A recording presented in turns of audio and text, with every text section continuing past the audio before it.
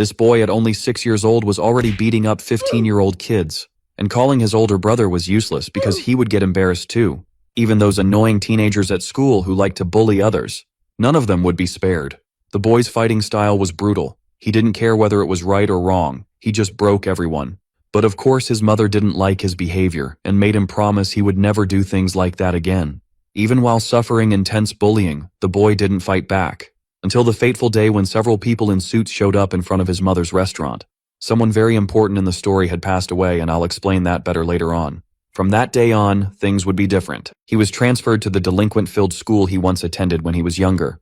The kids who bullied him immediately started laughing in his face. He was ordered to sit in the empty chair at the back, and so he did. The bullies quickly approached. They mocked him, started intimidating him. But unlike before, the boy didn't care. Quite the opposite. Our protagonist Seth Kang said he could never forget them. They got furious, and the fight was about to start. But Super Saiyan Goku beside him told everyone to shut up. He was furious that the guys weren't letting him sleep. Obviously, the bullies took off. They weren't willing to take a Kamehameha. Sometime later, Goku wakes up, notices Seth is sleeping like Sleeping Beauty, and leaves. This opens the way for the bullies to come back. Did Goku do that on purpose? They were all going to beat up the protagonist while he slept. But a girl stepped in front of him. She wasn't just the class representative, she was also the girl Seth had defended when they were younger. However, Seth wasn't going to hide behind a girl. He missed his little buddies from school. Seth warned that he didn't beat them up when he was younger because his mom told him to hold back. However, his dad told him to never let anyone kick his butt. And now the beating was about to start. Goku returned to the classroom, and Seth was already dozing off again. The girl was still stunned. Seth had beaten up the 3 bullies effortlessly and went back to sleep. That's what the broken-nosed guy was reporting to his boss, but he didn't mention the name of the guy who broke his nose. Obviously, the fat guy went to the classroom to confront him, but when he woke the boy up, memories flooded his mind. This boy in front of him was the one who had beaten him and his brother up when they were younger, and it seemed Seth remembered the wail. He started sweating nervously. He quickly left the classroom, and I think he went straight to the bathroom to clean his pants. He took the opportunity to call his brother and warn him about the situation. The next day, a new teacher walks into the classroom. Veins bulge on his head when he notices the boys sleeping in the back. Furious, the bulky, hairy-armed man comes up behind them. He grabs the boys by the ear and screams angrily at them not to sleep in his class. But after the girl says that Seth is the new student who was transferred yesterday, he nearly has a heart attack from rage. Sometime later, they are on the school running track. They have to run 3 laps around the track. Whoever finishes first will not be punished, but whoever finishes last will beg they had never been born. That will be the punishment for sleeping in his class. Seth is lazy and doesn't feel like running, but Goku starts jogging slowly. Suddenly he mumbles that it would be embarrassing to lose. This starts to make Goku furious, so he accelerates into a sprint. Seth catches up and gives a cheeky grin. Goku calls him an idiot and speeds up even more. Of course, it turns into a real fight. Both of them give everything they have to get first. They run faster than Usain Bolt. The teacher's jaw almost hits the floor. He would never have imagined the boy would run that hard. It made no sense. Elsewhere, a national wrestling tournament is taking place. A blonde man is set to fight a big, muscular guy. The blonde is easily defeated. His opponent is formidable. This man is called Brock. He is the brother of the big guy who ran out of the classroom to call his brother, and has just been told that Seth has returned to school. Brock will come back immediately. In the school council room, the teacher is scolding them. Neither of them may sleep in class anymore. The teacher even asks Victor when his next competition will be, but the boy just says he hasn't signed up yet. They're talking about the professional boxing league. Sometime later, both return to the classroom. Of course, both fall asleep. Brock has just arrived at the school. The news quickly spread to everyone's ear. There was no one at that school who knew him and didn't fear Brock. Even the student council panicked when they heard he had come. Seth was the only one who didn't care and dozed peacefully. Victor wasn't sleeping. He had just gone out to do cardio, until he ran into Brock on the way. The man asks where class 1 to 3 is, but Victor ignores him. This makes Brock furious, and he grabs him by the shirt. Victor, striking a majestic pose, turns and says that if Brock doesn't let him go, he'll kill him today. Brock starts to laugh, asking if he doesn't know who he was, but Victor admits he has no idea who he was and misirritates Brock. At that moment, Victor lands a punch on the chin to make him let go of his shirt. With that, he already strings together a series of punches against his opponent, but Brock stretches out his hand, going after his neck. Brock starts pressing Victor while holding him, asking if that was all he could do. He acknowledges that Victor had potential while holding him, but he introduces himself by saying he will finish him off unless someone reprimands him. As he turns around, he notices the PE teacher nearby and asks if he was fighting again. Stat sees the fight happening as he leaves and wonders what was going on at that school even without knowing it was because of him. Meanwhile, in the student council room, they are organizing a meeting. President Jason Chin starts by saying they know why they are gathered. He explains that Brock is back, and even though they don't know the reason, he will cause trouble. He introduces Brock as the national wrestling representative and Victor as the featherweight boxing champion. He goes on to say that the fight between the two is stopped by the PE teacher. One of the council members asks why Brock returned and imagines he just wants to cause more trouble.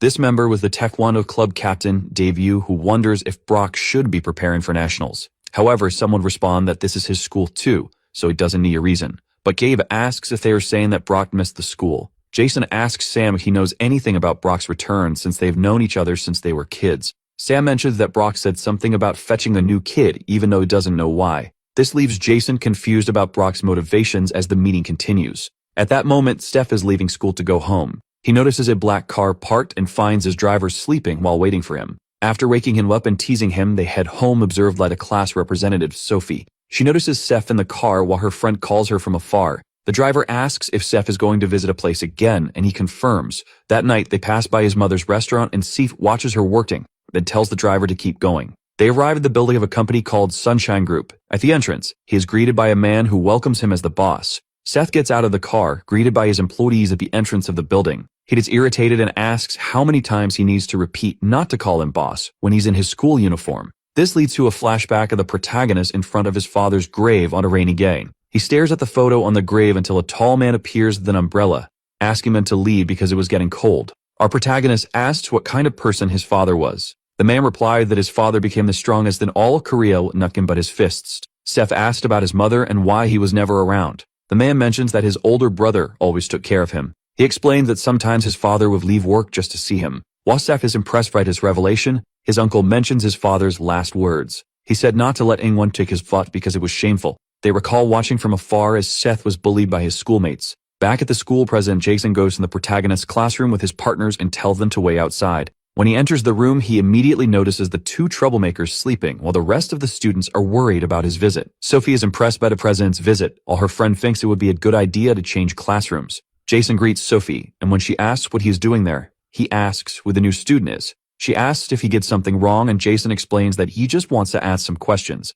At that moment, Seth looks at making a lot of noise, catching her attention. As soon as Seth faces the president, he is called to the student council room. But he asks who he is, making Sophie worried before explaining about Jason. Our protagonist thanks him for the visit and asks if they can talk right there. Jason begins to lose his patience with him and simply asks him to follow along with Victor before leaving the room. Sophie says the president is a nice guy and asks him to just do what he says. Right after, he nudges Victor to wake him up and explains what happened. Upon hearing this, Victor jumps up, knocking over his chair, wondering what was happening to everyone. He heads to the council room and Seth asks Victor to wait for him. Then he notices the class representative watching him. To calm her down, he uses a slight smile, saying he'd be right back while following Victor. In the council room, Victor drags the chair he brought. After arranging it, he sits down, asking why he was called to that room. Jason adjusts his glasses and gets straight to the point, asking if he knows who Brock Chang is. Both of them are confused until Victor starts to remember the fight with the guy from the previous day. Jason explains that until 2 years ago, this school was for athletes.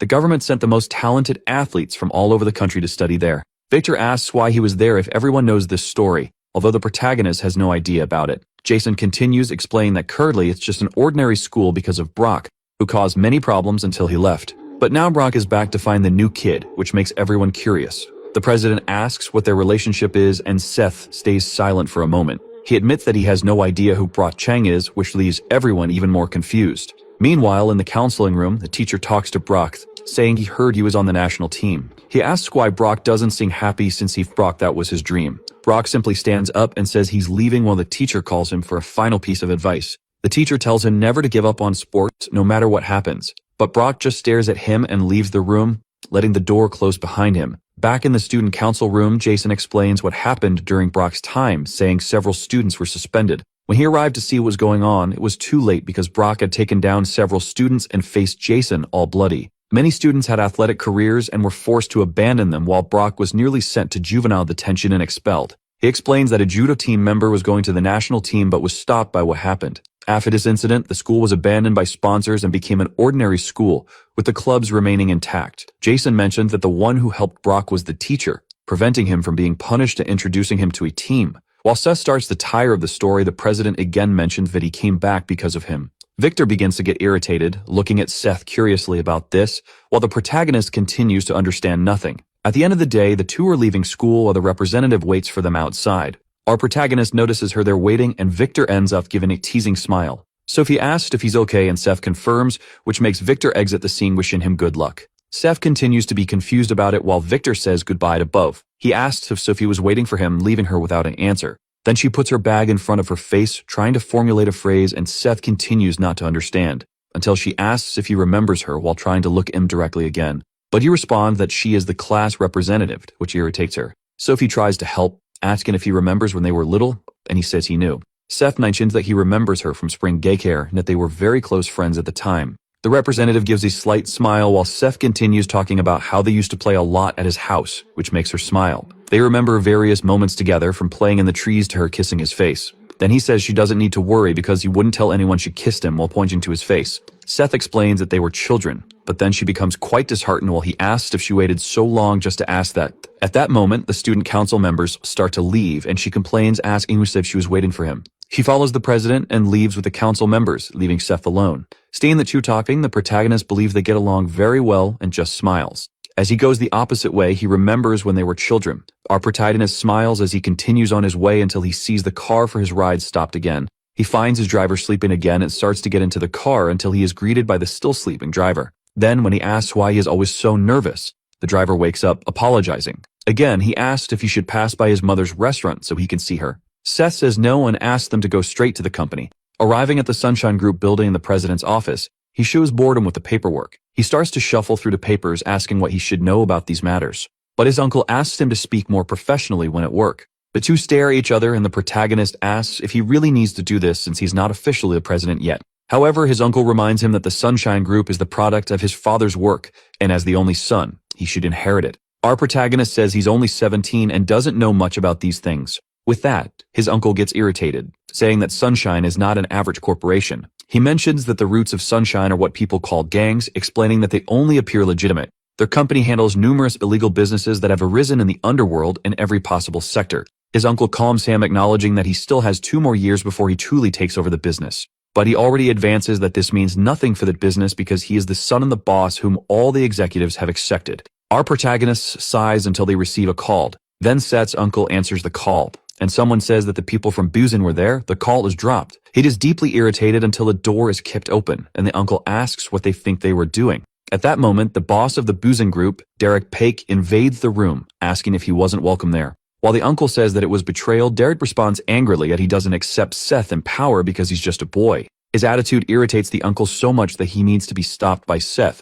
who intervenes in the conversation between the two. Our protagonist stares at him and asks how Derek's nose was with that. He replies that he was careless last time, and Seth asks if he would like a rematch. This excites the protagonist, saying it was the perfect time because he was in a very bad mood. He jumps on Derek. Derek can't react while the protagonist approaches him, and then a noise of something being crushed is heard. The next day back at school, Seth says goodbye to the driver while Jason watches him arriving at school. The two stare at each other and Seth enters through the gate while they remain alert to Brock. Meanwhile, Brock orders his brother to bring a protagonist by any means, and then Jason notices him from afar watching the entrance. In the council room, the president explains the situation and asks them to avoid fights with Brock. Dane gets irritated by this, asking who he thinks he is and why they should be careful with him. Sam explains that since Brock is a national representative, he has no reason to fight with them. But this only irritates Gade even more because the current situation of the school is his fault. The president puts an end to the discussion, saying they couldn't do anything about it. This phrase makes Gade lose his head, remembering that they all went there because it was an athlete's school that lost everything because of him. Everyone acknowledges that it was true, although they can't do much about it. Dade gets furious and kicks the chair, complaining that he needs to recover what Brock took from him and that he would do it at all costs. Meanwhile, Goblin goes to Seth's room and finds him sleeping again. Very carefully, he wakes him up, calling him to talk outside the room. Seth says he's sleepy and Goblin says it's important, which makes the protagonist agree and go with him. Our protagonist asks if he wants to talk outside, and he confirms while Victor watches the two leaving the room. As they leave through the corridors, Sophie worries about what will happen. Back in the schoolyard, Brock is bored after defeating all the students Gade called to help him. Brock asks if that was all they had, and Gade gets angry with him. The athlete delivers a kick against Brock, who blocks with his arm. But at that moment, Brock grabs his leg, saying he hopes he has said his prayers. Then he pulls Gabe by the leg and throws him hard against the ground. After defeating him, he still feels bored while observing his unconscious body on the ground. Then he says he will make sure he never walks again. However, he is stopped by the council president who appears to end the fight. Brock recognizes him and Jason asks why he was there since he had no grudge against the school. He explains that he indeed had no problems with the school and just wanted to talk to the new kid. Jason tells him not to cause any more disorder within the school area. With that, Brock says that although nothing can scare Jason because he comes from a wealthy family and is the council president, he is superior. The president stands firm, saying that he cannot let the entire school get into trouble because of him. Suddenly, our protagonist arrives, brought in by Goblin. At that moment, the two stare at each other and Seth realizes that he is the Brock they talk so much about. Remembering Goblin's brother's face, he gives a huge smile, saying he hasn't changed a bit. But then Brock is ready to face him and approaches the protagonist. Seth notices his intentions and starts to tremble his hands until he clenches them, preparing his fist, until Jason intervenes between the two, preventing Brock's advance. He warns Jason not to interfere if he doesn't want to regret it. However, the president remains firm in his decision, ordering them not to fight at school. Rot finally loses patience with the president and decides to attack him. With that, Seth asks Jason to get out of his way while pushing him aside. Our protagonist believes he came to see him while the two remain unresponsive to his attitude.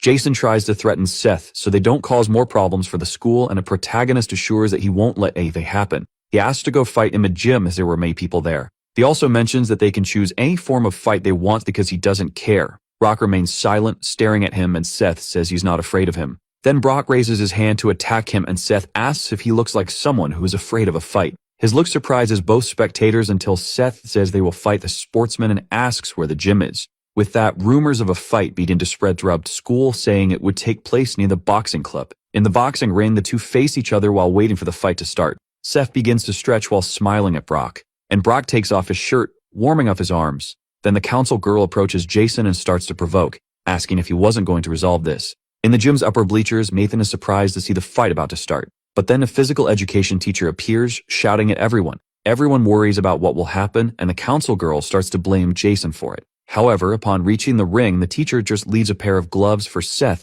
and says they need them for the fight. He mentions that he will be a referee and that they would fight under MMA rules with 3 rounds and 3 minutes per round. Seth observes the teacher and lets out a confident smile. Meanwhile, in the classroom, a boy bursts in shouting that they would be fighting in the boxing gym. At that moment, Sophie worries about it while Victor wakes up hearing Brock's name. Both stare at each other seriously until the teacher reminds them that this is a sport. Our protagonist decides to ask Brock if all this was because he was knocked down by him as a child and calls him a sore loser. But this only makes Brock even more impatient with him. Brock explains that was the only time he lost a fight and asks if that's reason enough for him. The teacher sounds the dawn, and with that, the fight begins. Brock tries to grab Seth's face, who dodges but notices something in that movement. Then Seth grabs Brock's arm, already preparing his strike. He lands a knee against Brock's belly while lowering him by holding his neck. After being knocked down, he tries to get up with much effort and difficulty breathing. But Seth doesn't hold back and lands a blow against his neck to knock him down again. All spectators are impressed with what they just saw while Seth remains standing after defeating Brock. Our protagonist turns to the teacher and asks if he isn't going to start the count. But he hears that there's no need to rush, which worries Seth. When he turns around, he sees Brock trying to get up and almost standing. Brock manages to stand up completely out of breath while staring at Seth. This makes the audience go crazy because the fight was just beginning. At that moment, the class representative arrives at the gym while Seth watches his opponent. The big guy charges at Seth, which just sighs, saying he should have stayed down.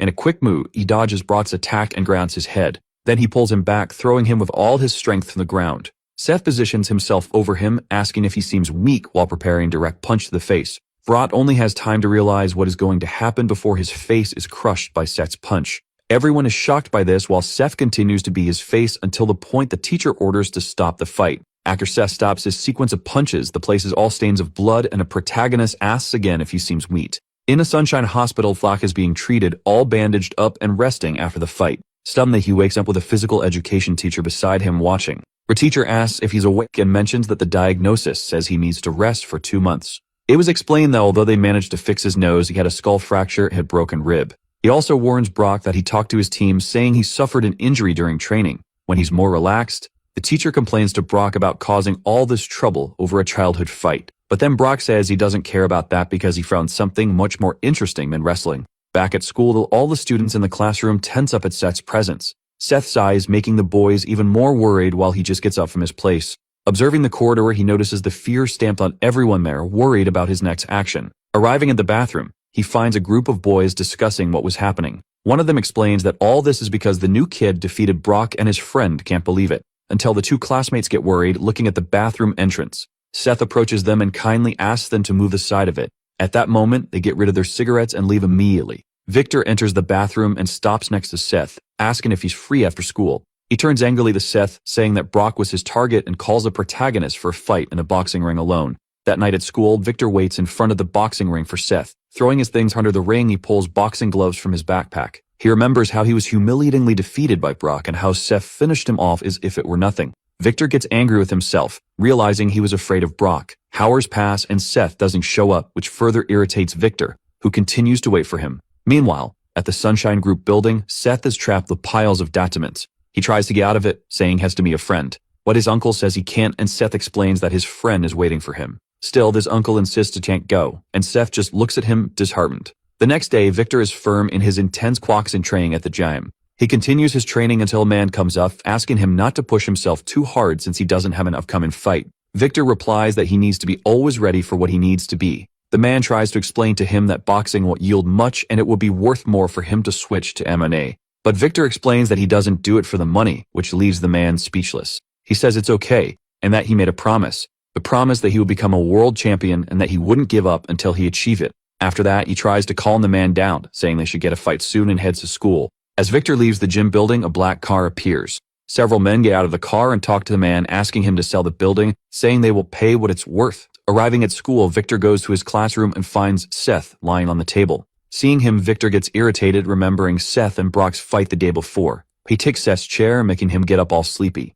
When he looks at the clock, he complains that it's not even 7 o'clock yet. Seth turns around and sees Victor behind him, complaining if he thought it was funny to have left him waiting. But he explains that he had a lot of work to do, and that's why he didn't show up. Victor is confused by this work story, and Seth just yawns from tiredness. He tries to threaten Seth in case he thinks of running away from him again that day. But then a protagonist gets excited as he stands up, asking why he thinks he arrives so early at school. Our protagonist explains that he's not the type of person who runs away when someone challenges him to a fight. This statement irritates Victor, who already cracks his knuckles in anger. With that, Victor charges at him and tries to land a punch on Seth's face. Our little monster doesn't move, letting the punch hit him in the face. Victor hears the protagonist say he doesn't feel bad about it and realizes what really happened. The protagonist caught Victor's punch with one hand, saying his punch is quite strong. But then he starts to squeeze his fist until he breaks one of the fingers. Even in pain, Victor continues to stare at him seriously, and Seth asks if he still intends to continue.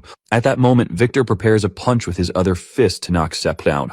All his punches are dodged until he corners himself against the wall. Victor charges at him, taking advantage of the situation, and prepares a direct punch to the protagonist's face. But Seth simply slaps his fist down, dropping Victor's arm, which impresses him. Trying to continue the attack, Victor prepares his other fist to strike. Our protagonist gets tired of being on the defensive and goes on the attack, until a boy arrives in the classroom and is shocked by what he sees. At that moment, Seth was almost being hit by Victor while he was about to land a punch on him. When Victor notices the student behind them, he decides it would be better to leave it for later. During classes, everyone looks at the two curiously about what happened earlier. The two live a sullen face throughout the class. Hours pass, and they continue trying to avoid looking at each other, until Sophie arrives calling Seth to go to lunch. At that moment, he feels excited, saying they can go together, which confuses her. Victor sits down and complains about him, saying they will soon find out who will win. But then he lowers his head and goes back to sleep on the table. When the two return, they see Victor sleeping and Seth lies down to sleep as well, while Sophie goes to her desk.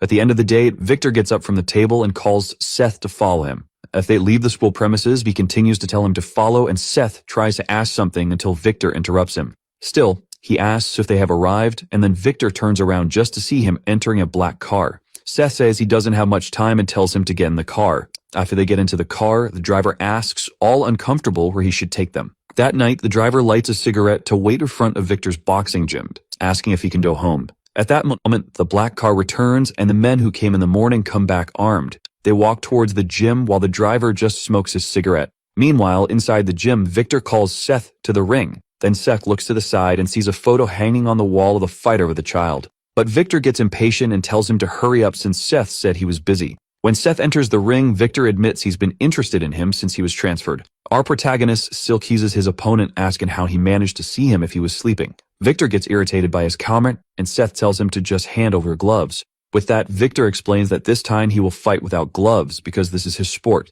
The two stare at each other seriously and Seth pulls his tie to take off his shirt. At that moment, Victor is impressed to see the number of scars on Seth's body. He continues to provoke Victor, asking if he was scared, which irritates him even more. The fight begins with Victor charging at him with his speed. The moment he intends to land a punch on Seth's face, someone yells out for him. His coach appears, panting at the door, and disrupts the two's fight. He asks who the people outside the gym are, which makes the two curious. When Seth goes out, he sees his driver subduing the vandals who wanted to invade the giant. He asks what happened, and the driver explains that they intended to attack. Our protagonist asks who they were and why they did it. The driver says he has no idea why, and Seth decides to take one of them to ask better. Back at the Sunshine Building, they hear that the gym has unpaid debts, and that's why they were going to settle accounts. He asks if the idea was to forcibly take over the gym building with that, but the man says they intended to buy the coach's gym. Seth asks his uncle what they should do, and he asks what the protagonist would like to be done. Back at school, the teacher says Victor hasn't arrived and asks if anyone would have any idea where he was.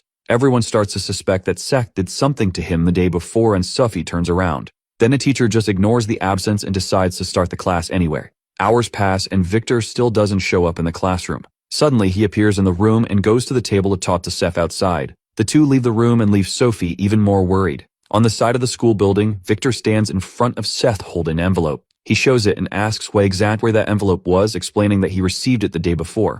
Victor comments that his and his father's debt were paid with interest, and Seth questions what he means. This irritates him and he asks if this was Seth's doing, but Seth asks what the problem would be with that. With that answer, Victor tells Seth not to meddle in his family's problems, but the protagonist asks if that's how he protects his pride. His phrase irritates Victor even more, who grabs his collar, but Seth tells him to return the money if he doesn't want the help. But Victor explains that the collectors disappeared and asks what he had done with those collectors. Seth frees himself, telling Victor to just focus on his boxing. He also reminds Victor of the promise he made to his father to become a world champion. Then Victor steps back when he realizes that Seth knew about it, and Seth warns that he can call him out for a fight whenever he wants. As Seth walks away, Victor can only watch him leave, which again disturbs him. Back in the classroom, Sophie stares at a door waiting for her beloved to return. But when he arrives, she gets startled, asking what she was doing. She tries to make up an excuse, saying she thought he had gone to fight again. Seth teases her, asking if she was worried about him. Then she blushes and comes up with a class representative speech, saying she feels responsible for them.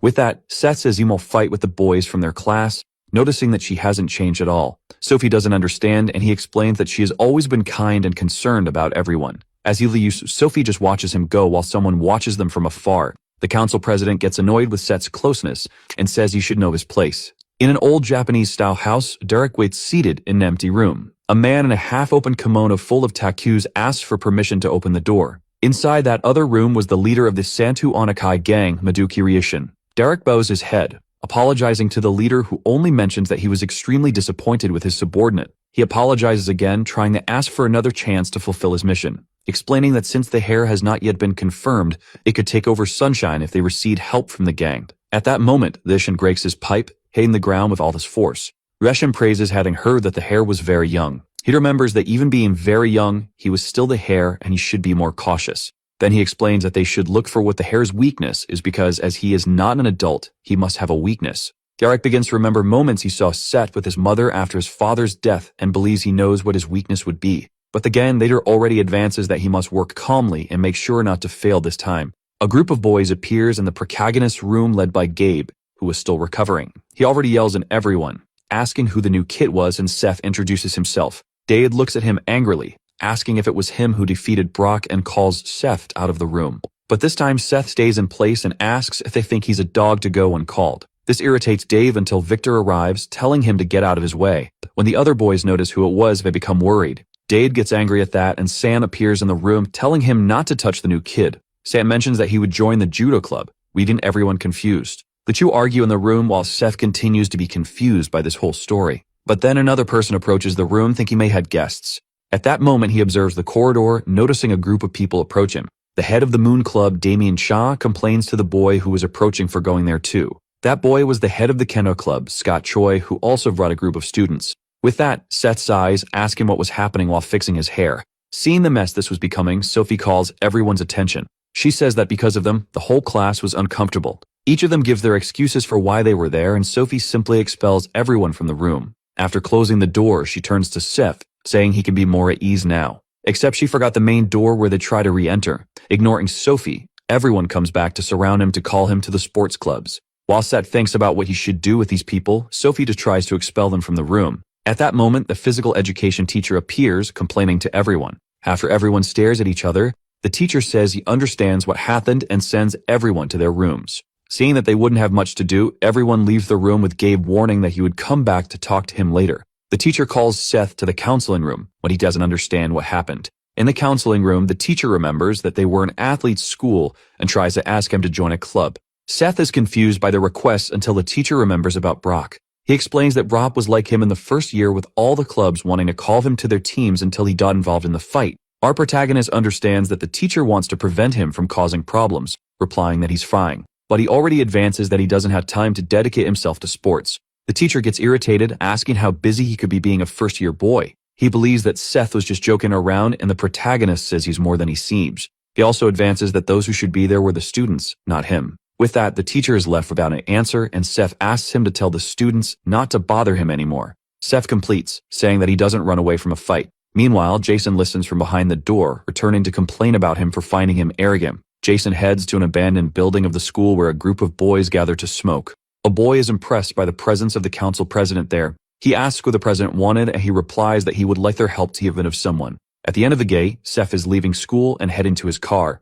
As he passes through a gap in a wall, a guy emerges from behind him with a piece of wood and hits him. Some time passes, and Seth begins to regain consciousness in front of the guy Jason was talking to. The boy smiles and starts talking to him while Seth stares at him with his injured head. When he manages to stand up, the boy with a piece of wood hits him in the back. Then Seth stares at him seriously and gets annoying with a protagonist's look. One of the boys from the classroom says he seemed very weak for someone who defeated Brock, and another boy tells him not to be rude. As he stands up, Seth says he's in an interesting situation. The group leader is impressed that he isn't scared of the current situation. At that moment, the boy with a piece of wood tries to hit him again. But this time, the protagonist is prepared and ducks aiming a punch in his hand. This blow returns the attack and disarms him, sending the wood flying into the air. With that, the group leader is impressed with the move while the boy screams in pain from the blow. His hand was completely destroyed, and Seth just says he was being too noisy. But then he lands 2 punches on him, knocking him down before asking who those people were. While the reader is speechless, Seth says he doesn't care much about who they were and just wants to resolve this quickly. The leader says he's arrogant and orders everyone to go after him, making the group surround the protagonist. Steph observes his adversaries well, and when the leader orders them to attack, they all charge at him. Our protagonist lets out a slight sigh, preparing to fight, and when he's ready, he starts knocking down his adversaries. One by one, they are knocked down by Seth's blows, while one of them tries to catch him off guard with a chain. Seth manages to free himself, hitting his face while another henchman tries to grab him from behind. But the protagonist pulls the chain boy, throwing him against his other sneaky adversary, knocking them both down. At that moment, he grabs the chain, saying it was fun while showing a sadistic smile. The leader gets angry again, ordering his henchmen to finish Seth off quickly. Then they go to get the bats to end the fight once and for all. As soon as they start trying to hit him, Seth dodges the first attack. With that, he strings together and blows on each of the aligned henchmen, getting rid of all those in his way, until he is caught by surprise, becoming immobilized while another boy approaches with the bat. As he prepares to hit the protagonist, he quickly lands a kick to his face while throwing the other against a wall. After freeing himself, the protagonist turns against the boy who immobilized him, landing a series of punches. Another boy tries to catch him off guard with a bat in hand to finish the fight. He manages to hit the protagonist's head, who stands up feeling the pain in the blow. When he sees his own blood, he simply loses his head as he turns to his adversaries. At that moment, he charges at the remaining boys from the group. Their leader is simply without reaction to what he just saw. His entire group was completely defeated by Seth, who remains standing. With that, he notices that the protagonist was the same boy who finished off his friends with a brick when they were younger. When he charges at the leader, he cowers in fear of the protagonist. Seth grabs him by the neck, asking him to tell who was the guide who sent them to do this. After settling things in the abandoned building, he returns to the school building. Meanwhile, in the council room, the president waits with 2 other members. Jason wonders why he hasn't received news from the group while Seth approaches the council room, until the protagonist opens the door of the room, leaving the president surprised. Seth approaches him slowly while Jason stands up, facing the protagonist. He asks what Seth was doing in that room, and the protagonist just smiles at him. At that moment, he grabs the president's neck and hits him against the table. Our protagonist asks why he was attacked on his order. But then Sylvie arrives in the room to talk to Jason and finds Seth interrogating him. Seth lifts the president back up, saying he was a lucky guy. After releasing him, he heads for the door while Sophie watches him frightened. He understands what the situation was and simply heads for the door, leaving Sophie behind. The next day, she sits disheartened at her desk. Still remembering what she saw the night before, it tries to turn to Seth. At that time, Seth's car arrives at the school with his uncle saying he wouldn't question what happened, but he says he would provide some bodyguards for him. Even with Seth insisting nothing happened, his uncle doesn't believe it because his face was cut from the blow he received. The two argue a bit about the situation until Seth puts an end to it, telling him not to do that. But his uncle reminds that they are having problems with the leaders of Busan and Poland. He only advances that it's better for Seth to be prepared while he asks only that they stay out of sight. When he arrives at the classroom, Sophie is startled to see him. Arriving at his desk, Victor kisses him, saying it was a shame while asking if they had beaten him up. Although Seth explains that it was 11 against 1, Victor just says it was nonsense. An announcement comes over the loudspeakers calling Seth to the principal's office, which makes Sophie and Victor curious. Victor asks if something happened with Jason because his uncle is the principal and his father is the real owner of a school.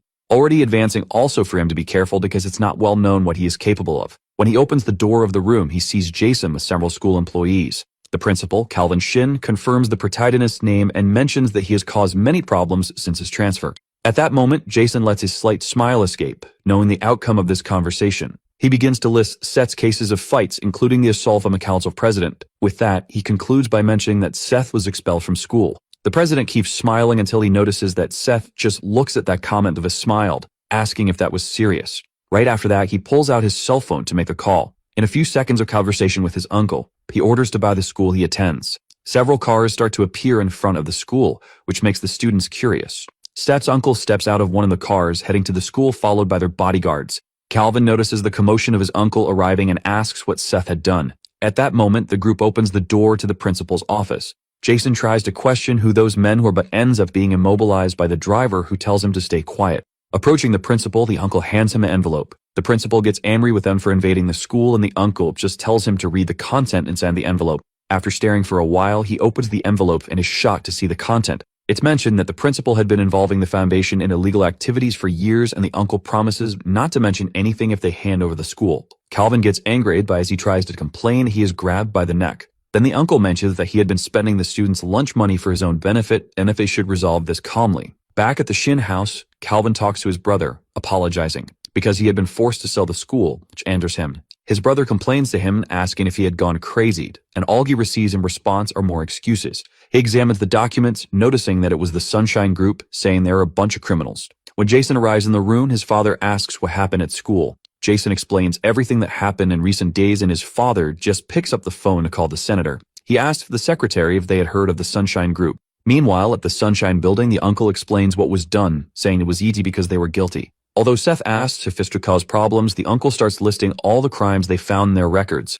Our protagonist is impressed with how much he discovered in one day, and the uncle remembers that since he went to that school, they were prepared. But then the uncle asks who will be the new director of the Youngjin Foundation because he believes Seth would choose the new director. However, although he believes Seth had someone in mind, he simply hadn't thought about it yet. The next day, Seth arrives at school, heading straight to his desk. As he sits down, Victor watches him curiously, who ends up noticing the look and starts watching him back. After staring at each other for a while, Victor gives up and turns his head down again. Sylvie watches Seth from afar and gathers the courage to approach him again. She asks if something happened because she didn't see him after he went to the principal's office. Seth asks if she was worried about him even after seeing him that way, and she says he's a classmate. Our protagonist gives a light laugh and smiles at her, saying she didn't need to worry. But at that moment, Jason arrives in the room, bursting through the door, calling for Seth. Everyone is impressed with the president's visit while waiting for him to say something. Jason asks if Seth believes she would be afraid of a pathetic criminal like him. But as soon as Seth stands up to go to him, Jason simply slams the door shut,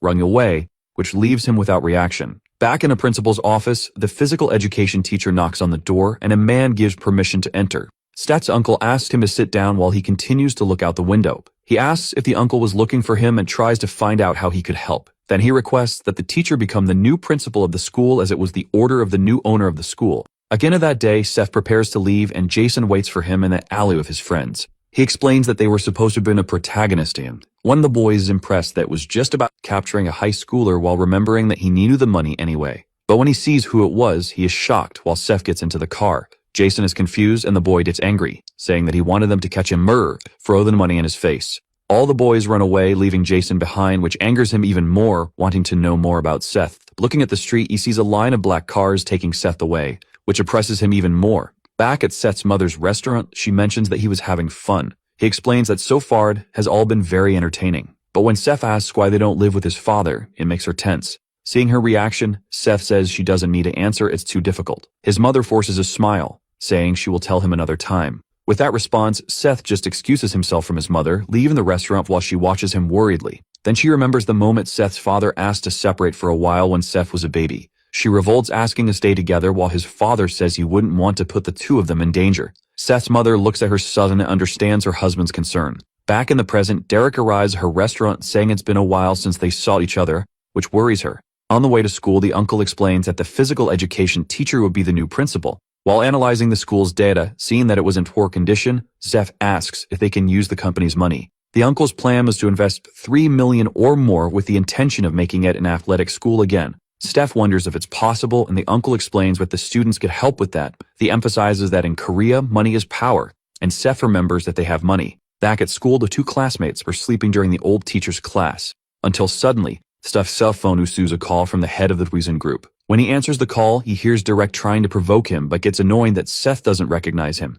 When he tries to explain the reason for calling, Seth warns that he was in class time and hangs up the call. Seeing that you would insist on calling back, Seth turns off his cell phone. Meanwhile, in a building under construction, Derek hears the notice that the foam is not available. This irritates him greatly while Seth's mother just sits in front of him. Derek orders his henchmen to go after him, thinking that this time he will finish Seth off. At that moment, the protagonist was dreaming about Victor's spiky hair, imagining he would get hurt trying to touch it. At the end of the day, Seth leaves school, finding a silver van stopping in front of the school. Derek's henchmen get out of the van, stopping in front of Seth. Our protagonist asks who those two were, and the henchmen ask him to follow them. At that moment, the driver arrives and asks what they thought they were doing. When the henchmen turn around, they recognize the driver Rod, who gets angry with them for trying to boss his boss around. Seth talks to them again, asking what they wanted, and then one of the henchmen pulls out his cell phone from his suit. They explain that it was a request from Derek, and Seth takes the cell phone from their hands. As soon as Seth looks at the cell phone, he is startled to see his mother sitting in a chair in a kind of captivity. The henchman asks him to follow them again until he notices Seth's furious expression. Using the hand with the cell phone, Seth lands a punch on one of the henchmen. When the second one thinks of retaliating, he throws at the cell phone to distract him and land a blow. Taking advantage of the punch, he pushes the henchman to the ground, still in fury, embedding 2 teeth in his fist. He holds the henchman's head and orders him to tell where they were keeping his mother. Upon finding out, all the bodyguards' cars follow to the location while Seth calls his uncle, who tries to keep him calm. Our protagonist yells, remembering that they kidnapped his mother, but his uncle tells him not to stoop to their level. Back in captivity, Derek is again trying to make a call with no success and doesn't understand why. He looks at Seth's mother, saying he has nothing against her, but he doesn't think it's right for a child to be running Sunshine. However, his mother says that Seth will do a better job than him, leaving Derek irritated. She says he's just a delinquent, and she stands up from her chair to tower over him. The protagonist's mother ends up losing her smile and stares at him with a serious and aggressive look. Then the uncle reveals something to Seth that leaves him completely surprised. The protagonist is inside the car,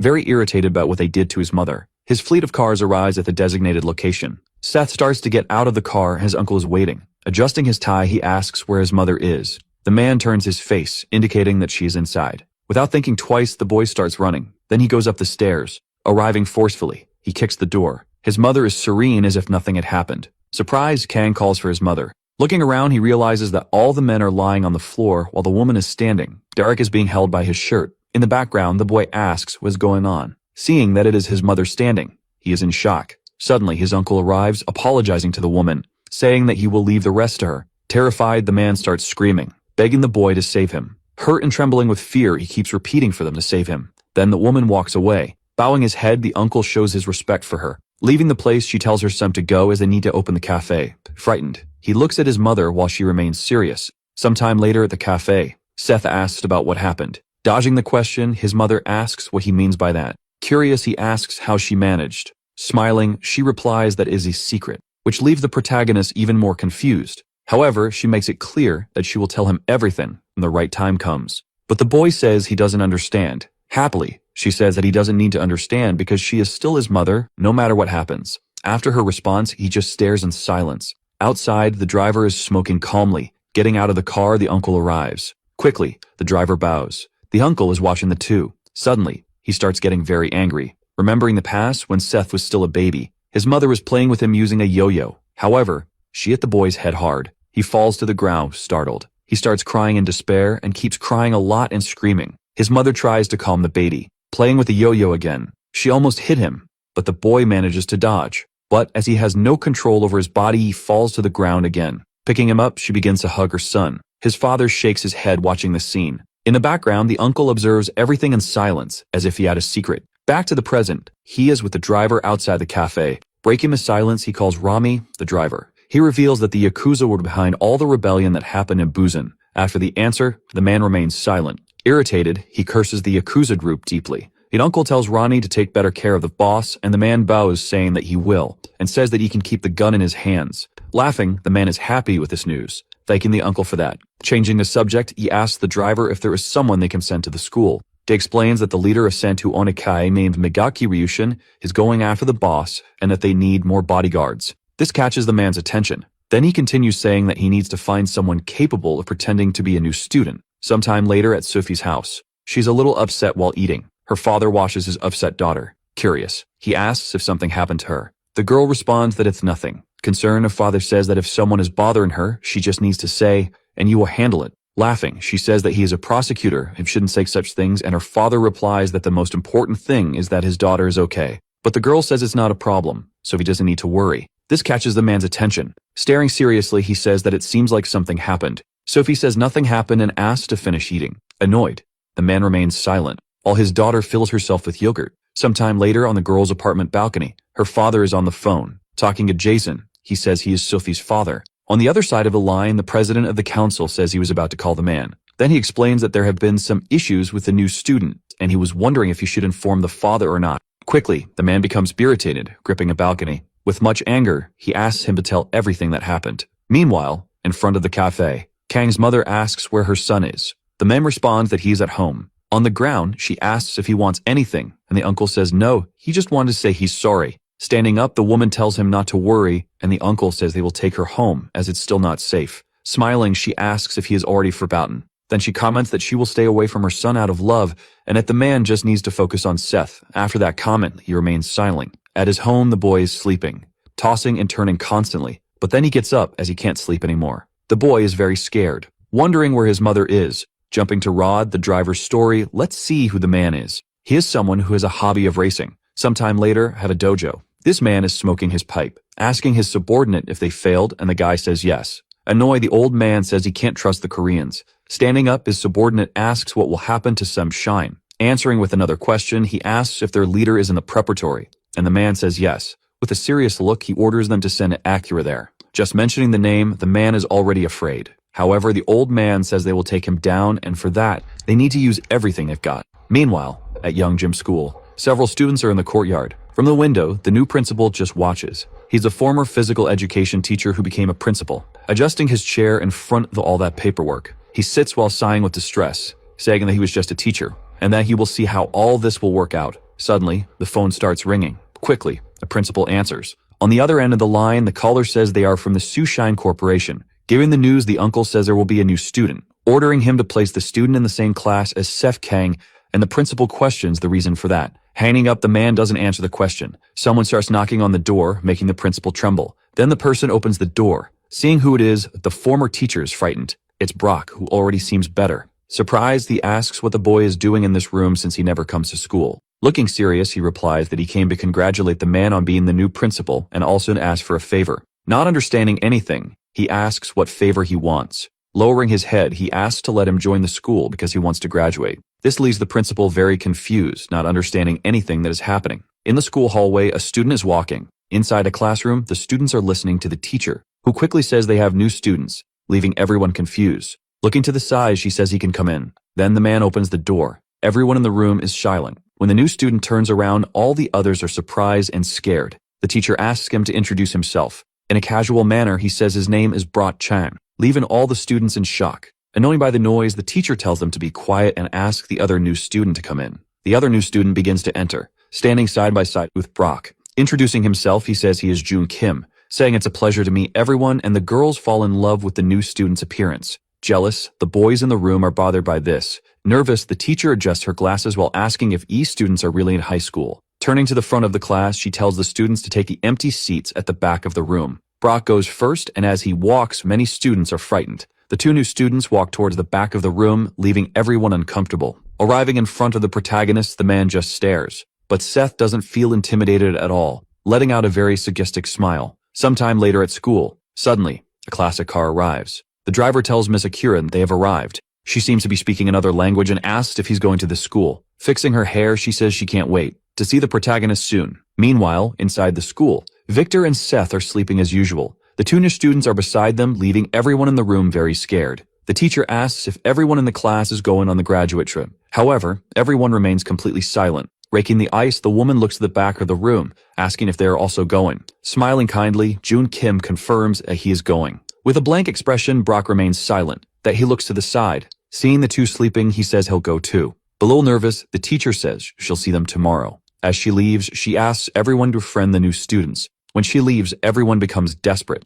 Suddenly, the two bullies wake up and stand. At that moment, Froth also stands, scaring the students in front of him. Looking at the big guy, Kim just watches. Then the bully approaches Victor and the protagonist. Seth remains silent, staring at him. But Brock does the same. Intervening, Victor says he'll let the two handle things, adjusting his backpack to leave. However, the big guy stops him with his arm. The size difference between them is huge. Irritated, Victor asks what he's doing. From his corner of the new student just watches the commotion. He smiles as it seems he's enjoying it. Sometime later in the school courtyard, with his hand in his pocket and irritated, Victor asks if he wants to fight. Replying, Brock supposes the teenager isn't stupid enough to do that. Reacting to this, Victor becomes very angry. Furious, he calls him a bastard and asks if now that Seth beat him up, he's an easy target. However, the big guy just stays quiet. Victor drops his bat on the ground. Remembering how his previous fight with this guy went, he had a big advantage, and if it worked for the teacher, he would have finished off the bully. Without thinking twice, he prepares for combat and calls Brock to attack.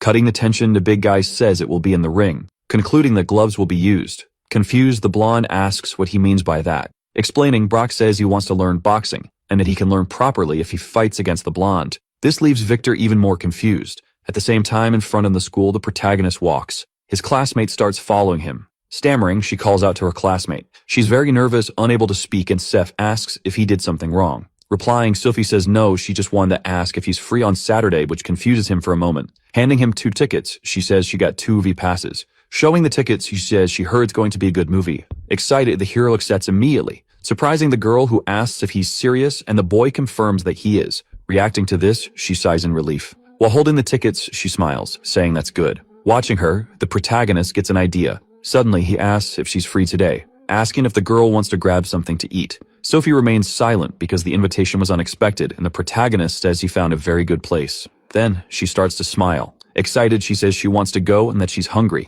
Seth asks if she likes spicy food, and laughing, the girl asks who doesn't, asking if that place is really good, and the two continue talking as the sun sets. The hero's car arrives in front of the school. Someone walks over to the car while the driver waits. Then they knock on the door to get his attention. Seeing who it is, the driver starts to roll down the window and asks what will happen if the boss finds out. But the mysterious man says not to worry. If the new student Jun Kim, who says their boss is going on a date. Totally confused, Rami doesn't understand what he means. Changing the subject, the student asks if he has a cigarette. I know he asks for a cigarette, saying pretending to be a student is suffocating. Irritated, the driver asks if he's crazy for wanting to smoke in a uniform. Looking down, he says the man is right. Laughing, Ronnie starts to light his cigarette, and Tin says he's really bad. While smoking, he asks how the school is going. Kyle Makim says they're just kids. However, the driver says nothing can happen to the boss, and the new student tells him not to worry about that. Showing a hidden blade in his sleeve, he says the driver already knows him. Later that night, in the boxing gym, Victor is fighting Brock. He punches while Brock defends,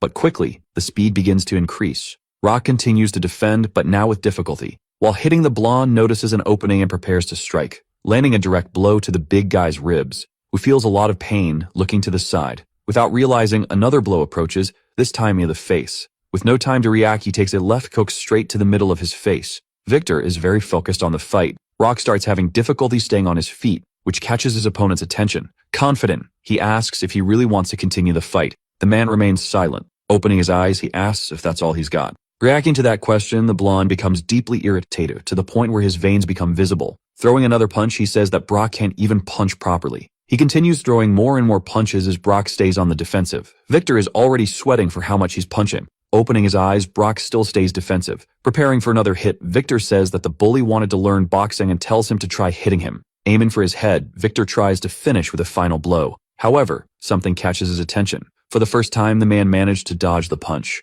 The two stare at each other, frozen. Trembling, Brock prepares to counterattack. He rushes forward with everything he's got. The punch approaches and Victor defends himself. After that, he steps back, walking until he hits the corner of the ring. He prepares himself as the big guy gets ready to attack. Rob tries to land another blow, but Victor dodges by ducking. Quickly, he lands a perfect uppercut. After the punch, he returns to his stance, and the man just keeps watching. Annoyed, the blonde wonders if the guy will ever manage to hit him even once. Interrupting his thoughts, Brock asks what he's doing and tells him to attack. Hearing this, Victor becomes deeply irritated and calls him a bastard. The two rush at each other with full force. Meanwhile, in the movie theater, the potential couple is watching what seems to be an action horror movie. Sophie is trembling with fear. She grabs onto the protagonist's jacket. Cleverly, he places his hand over hers. Noticing a physical contact, the girl looks down. In response, she pulls back shyly while the boy just laughs. Sometime later, the movie ends. Everyone starts leaving the fear. Seth and Sophie are leaving the room as well. He asks if the girl liked the movie, and she says yes. In turn, the protagonist says he liked it too. Smiling, she says she's glad to hear that, and if she's heading home, but interrupting her, the new student asks if she doesn't want to grab something to eat. After the question, she seems confused, and the boy asks if it's not normal to eat after a movie and if that's not how gates work. Stammering, Sophie asks if this is a gate. Suddenly, he grabs her hand.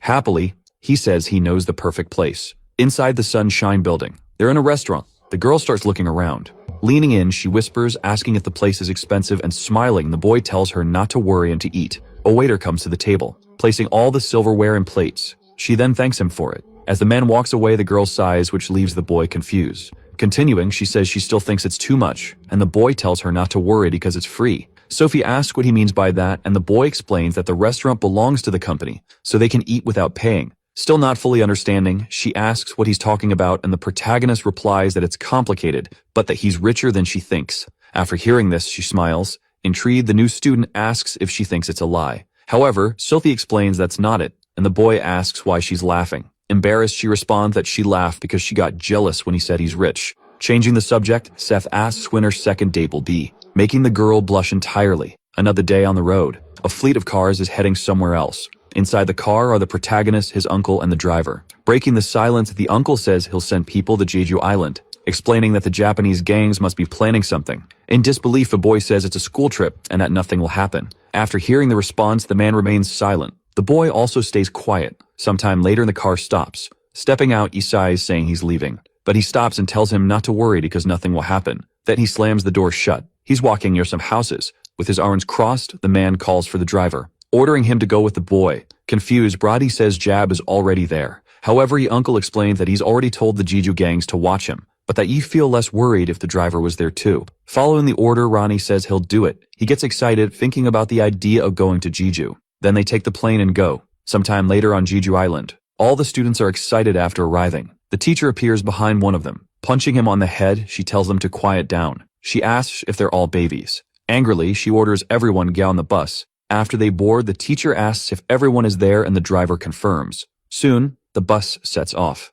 Some time passes, and they arrive at the Jeju Tours Hotel. They begin to get off the bus. Among those on the trip are Sophie, Brock, Victor, Kim, and Seth. After gathering everyone, the teacher asks if all the students have disembarked. Flipping through a sheet of paper, she mentions that the class is on the 8th floor and that their names are on the doors of their rooms, giving them 1 hour to unpack. After her explanation, the buses start to leave. Inside the hotel, the students begin searching for their rooms. The new student finds his room door. In the same room will be Seth, Victor, and Brock, and with that, the protagonist says that they make a great team. Walking down the hallway, Kim mentions that he'll be staying in the room next to the boys. Entering the room, the hero says it looks nice. Suddenly, he claims one of the beds. In the background, Victor calls out to Brock, questioning why he took the big bed, but Brock asks if he has a problem with that. The two stare at each other. An hour later at Choosing Jolly, all the students are gathered, talking among themselves. Inside the bus, a teacher tells the students to pay attention to the correct bus as there are other schools and instructs them to return by 3 p.m. At that, several students begin to board.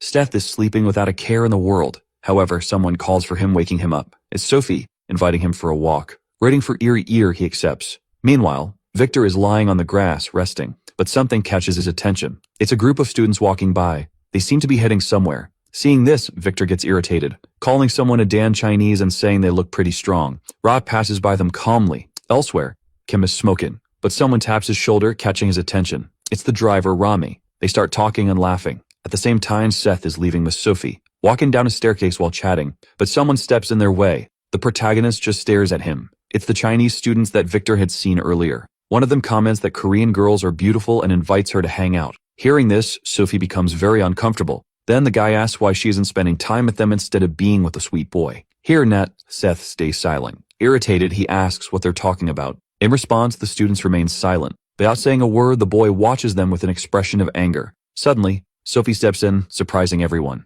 Speaking in Chinese, she asks what they want. This shocks the boy. Even the Chinese students are surprised to hear this. Continuing, she tells them not to give Koreans a bad impression of Chinese people because of their behavior. Smiling, one of them asks if she knows their language and the other asks if the skinny boy is her boyfriend. Ignoring them, Sophie just turns around. Placing her hand on the hero's arm, she asks him to leave. Calmly, he obeys. Then the two begin to climb the stairs. In the background, the three mock them, leaving the protagonist deeply irritated. They head to a park. Surprised by the news, the boy asks if she speaks Chinese. Responding, she says that when she was little, she lived in China for a few years because of her father, and that she continues to study it to avoid forgetting. Impressed, he says that's amazing. However, he asks what they said. She replies, telling him not to worry because those guys didn't say anything important. Standing up, the hero announces that he's going to the bathroom. With a frightening look, he says he'll be right back. Then, he starts walking toward the supposed bathroom. However, he arrives at that staircase from before. From the top, he calls out to the group, staring at them with a crazed look. Quickly, he jumps towards them with everything he's got. Sophie is sitting on the bench waiting. The boy returns, explaining that the bathroom was a bit far and she says it's okay, asking what they're going to do now. Pointing to another spot, he says the view is amazing nearby and invites her to go take a picture. Soon, they head there while laughing. A man arrives at the scene surprised. Seeing his colleagues lying on the ground, he asks what happened. Approaching one of them, he punches him in the head to wake him up, asking what really happened. Nervously, the guy says a Korean boy defeated the group. Irritated, their leader asks if he's not ashamed to lose to a Korean. He continues, saying they will catch this Korean now. Looking back, he orders his henchmen to split up and find him. Nearby, two students are walking together. Suddenly, something grabs their attention. Two Chinese students arrive, ticking and asking if they were the ones who attacked their friends. As one of them prepares to strike again, his colleague says it's obviously not them and tells him to keep looking. Wandering around, they find Victor sleeping. Confident in his find, the man says there's a Korean boy right here. The group begins to approach and surround the boy. Quickly, one of them kicks him. Waking up, Victor asks what they're looking for, but the man says it's probably not him. Standing up, irritated, he asks again what they're looking for. He questions who they think they're staring at. Smiling, he asks if they want to fight. Excited, the blonde begins to get up. However, the Chinese student tells him to sit back down. He keeps repeating it, but a fist approaches. He's cut off mid-sentence by a punch right to the face. Because of the punch, he crashes to the ground hard. His classmates surround him, and Victor asks what that guy just said. Elsewhere, Rock is sitting on the grass, looking at the scenery. Someone calls him, making him look back. It's a Chinese student asking if he was the one who beat his boys. Concluding that he looks pretty strong. Staring, Rock remains silent. Suddenly, the guy charges at him, throwing a punch, but the big guy blocks it. Still with his back turned, he blocks the punch by grabbing the opponent's hand. Trembling, the guy says nothing. Breaking the silence, Brock thanks him, saying he was starting to get bored. Gritting his teeth, the man calls him a kid. Preparing for another hit, he tells Brock to release his hand, but the big guy isn't phased at all. He blocked the man's punch again. Quickly, Brock spins around, grabbing a man from behind.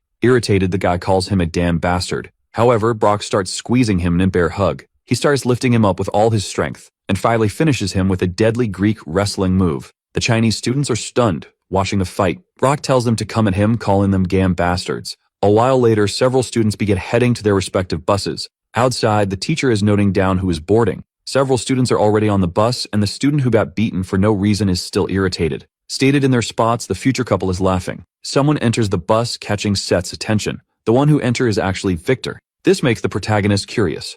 As he walks by, the blonde passes near their seat, then sits down behind the two. Brock also enters the bus. He starts walking, and a hero becomes confused as well. The two latecomers have arrived. Seeing them both, the protagonist stays quiet. Then it shows how Victor defeated his opponents. And the same happened when Brock faced them. Some time passes, and the couple continues chatting. Entering the bus, the teacher asks Sophie if everyone has arrived. Standing up and looking around, she checks. However, she says the new student, Kim, isn't there, and irritated, the teacher comments that she had warned everyone to return on time. Meanwhile, in that same place, Kim is smoking with the driver and the two are talking. Suddenly, a woman approaches, making the driver nervous. Turning his face, Kim gets ready. Quickly, he starts pulling a weapon from his sleeve. However, the one who arrives is the teacher, the killer Aura. With a vacant stare, she asks what the new student is doing in this place. Nervous, the man thinks he's screwed now. Later that night at the hotel, Rock is looking at himself in the window. Sif is lying on the bed listening to music. Victor is training, doing push-ups.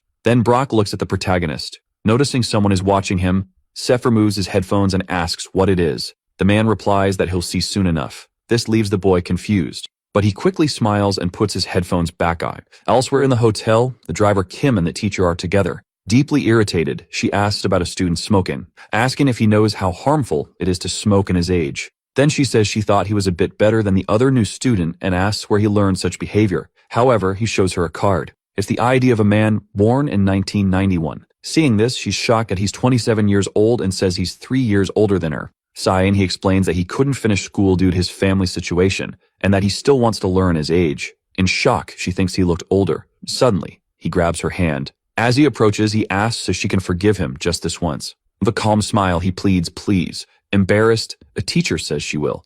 Outside, the driver is watching, wondering if everything is going well, while a child tells their mother that the man looks strange. Later that night, a place in Jeju. This is a karaoke minibar. A man is drinking and complaining that these Korean drinks are as weak as his henchmen. Nervous, the three say nothing. The leader is eating at a table in front of the trio. One of them says they underestimated those kids. After hearing that, he stops drinking. Irritated, he questions how they dare lose to the Koreans. Then he throws the bottle at the boy's head. Annoyed, he curses them, calling them bastards. Asking if they aren't ashamed, he orders them to bring the boy tomorrow. With his neck hurt and now bleeding from his head, the subordinate says nothing. With a possessed look, the leader asks if he remembers the uniform he's wearing. Sometime later in another location, Bob Ronnie, the driver, approaches a restaurant. He enters the establishment, catching the attention of another man. Raising his hand, he greets him and the tired driver says it's been a while. The man asks what happened to Jab and mentions he heard he was supposed to be year 2. From the Sunshine Group, this is Juju's branch chief, named Josh Young, also known as Joe Young. Nervous, the driver explains that Jab is still with their boss.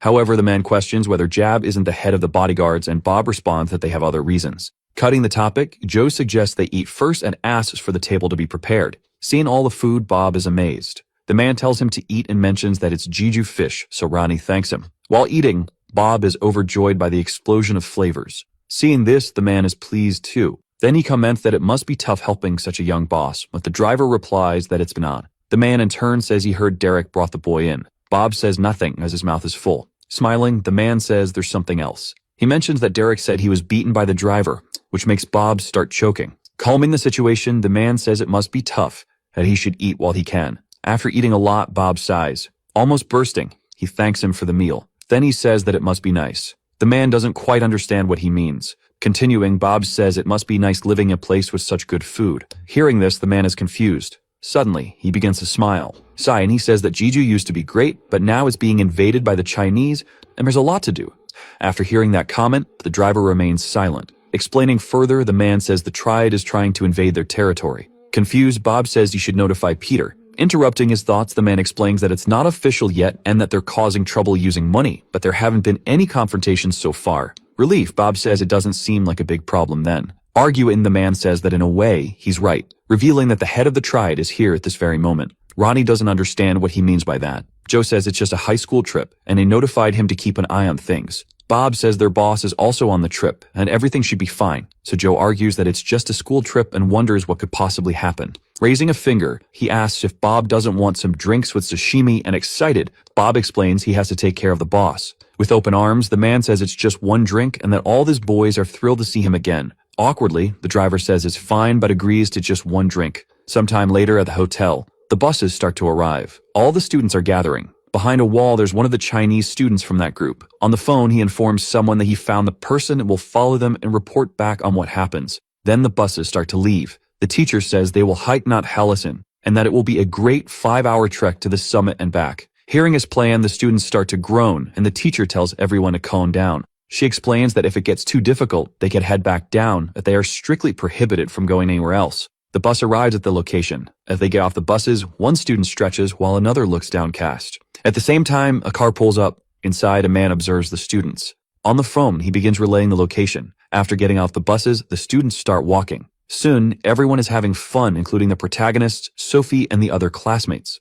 Among them, the Chinese students are also present. Victor and Brock are walking together. Suddenly, someone appears, catching their attention. It's a large group and one of them says they are here to get both of them. Seeing this, Victor becomes confused. Elsewhere on the trail, Seth and Sophie are walking and chatting. However, a man appears, catching the boy's attention. He says they need him to follow them. He explains that their boss is waiting for him. The man is with a large group as well. Annoying, Sophie asks what they want this time. The man responds that they aren't here for her and that she should stay quiet. Sophie starts to reply, but the protagonist places his hand on her shoulder, asking her to head back before him, leaving her confused. Meanwhile, the man just waits for a response. Glaring with anger, Seth says it looks like they're here for him. Speaking in Chinese, the man says he wants to get started.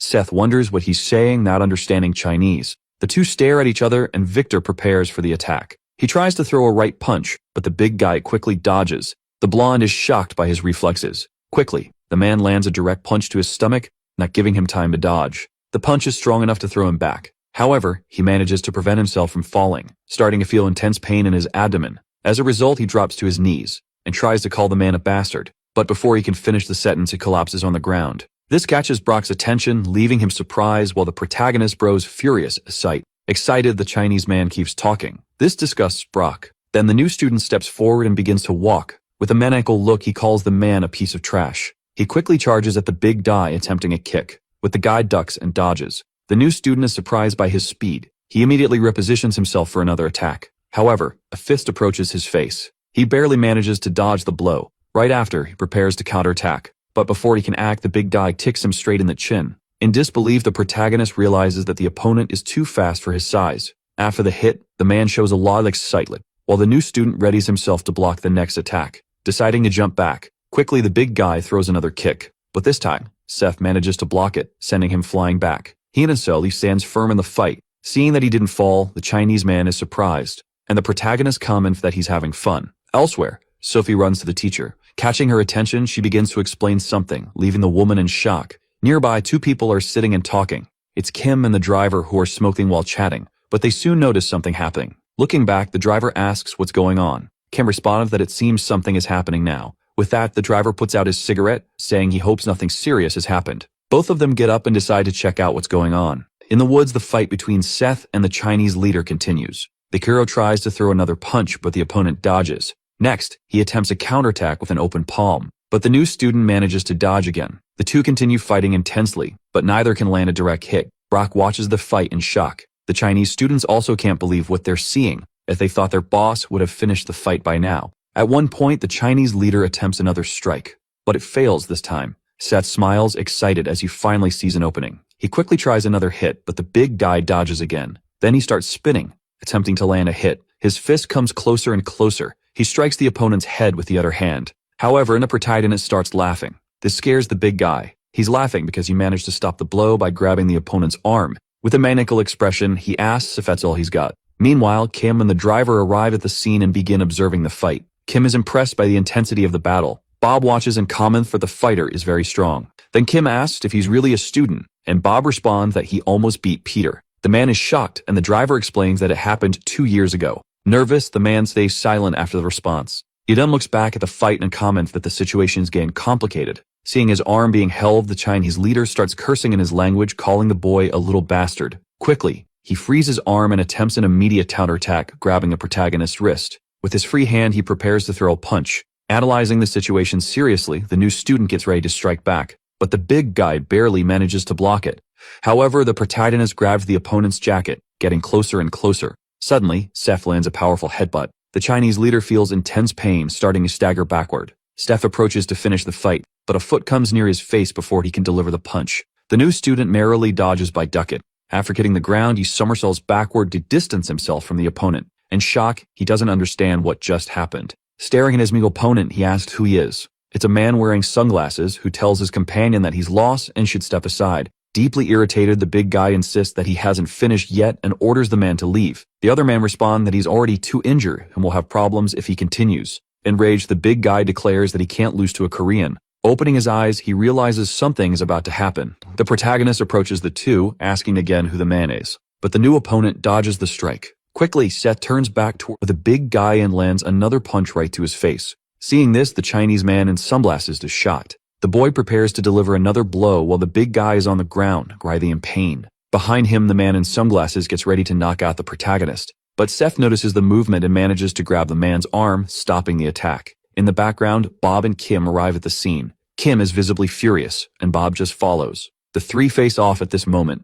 Then, the driver begins pulling something from inside his jacket. It's some kind of strange weapon. Kim also pulls a weapon from inside his sleeve as he walks toward the adversary. Confused, the man with sunglasses asks who they are. The trio is now ready for the fight. Suspicious, the new student remains silent and looks at Kim. The Chinese man with sunglasses also stays quiet. Breaking the silence, the boy says this is a mess. Annoyed, he says that the two are making it look like he lost to that bastard. Then looks at the Chinese man with hatred. The man in turn gets a bit nervous. Without hesitation, the boy charges at his new opponent, trying to land another punch. But the man narrowly dodges again. Quickly, the protagonist grabs his ponytail with his left hand, pulling his hair hard. Then with his free right hand, he prepares to strike, landing the punch squarely on the Chinese man's face. The blow is so strong that he starts bleeding profusely and is thrown back, crashing to the ground. After the punch, Seth stares at him. Sometime later at the Sunshine Group headquarters, the uncle and the protagonist are sitting in the room in silence. The man recalls the hero's statement about not causing any trouble, but the boy remains quiet listening.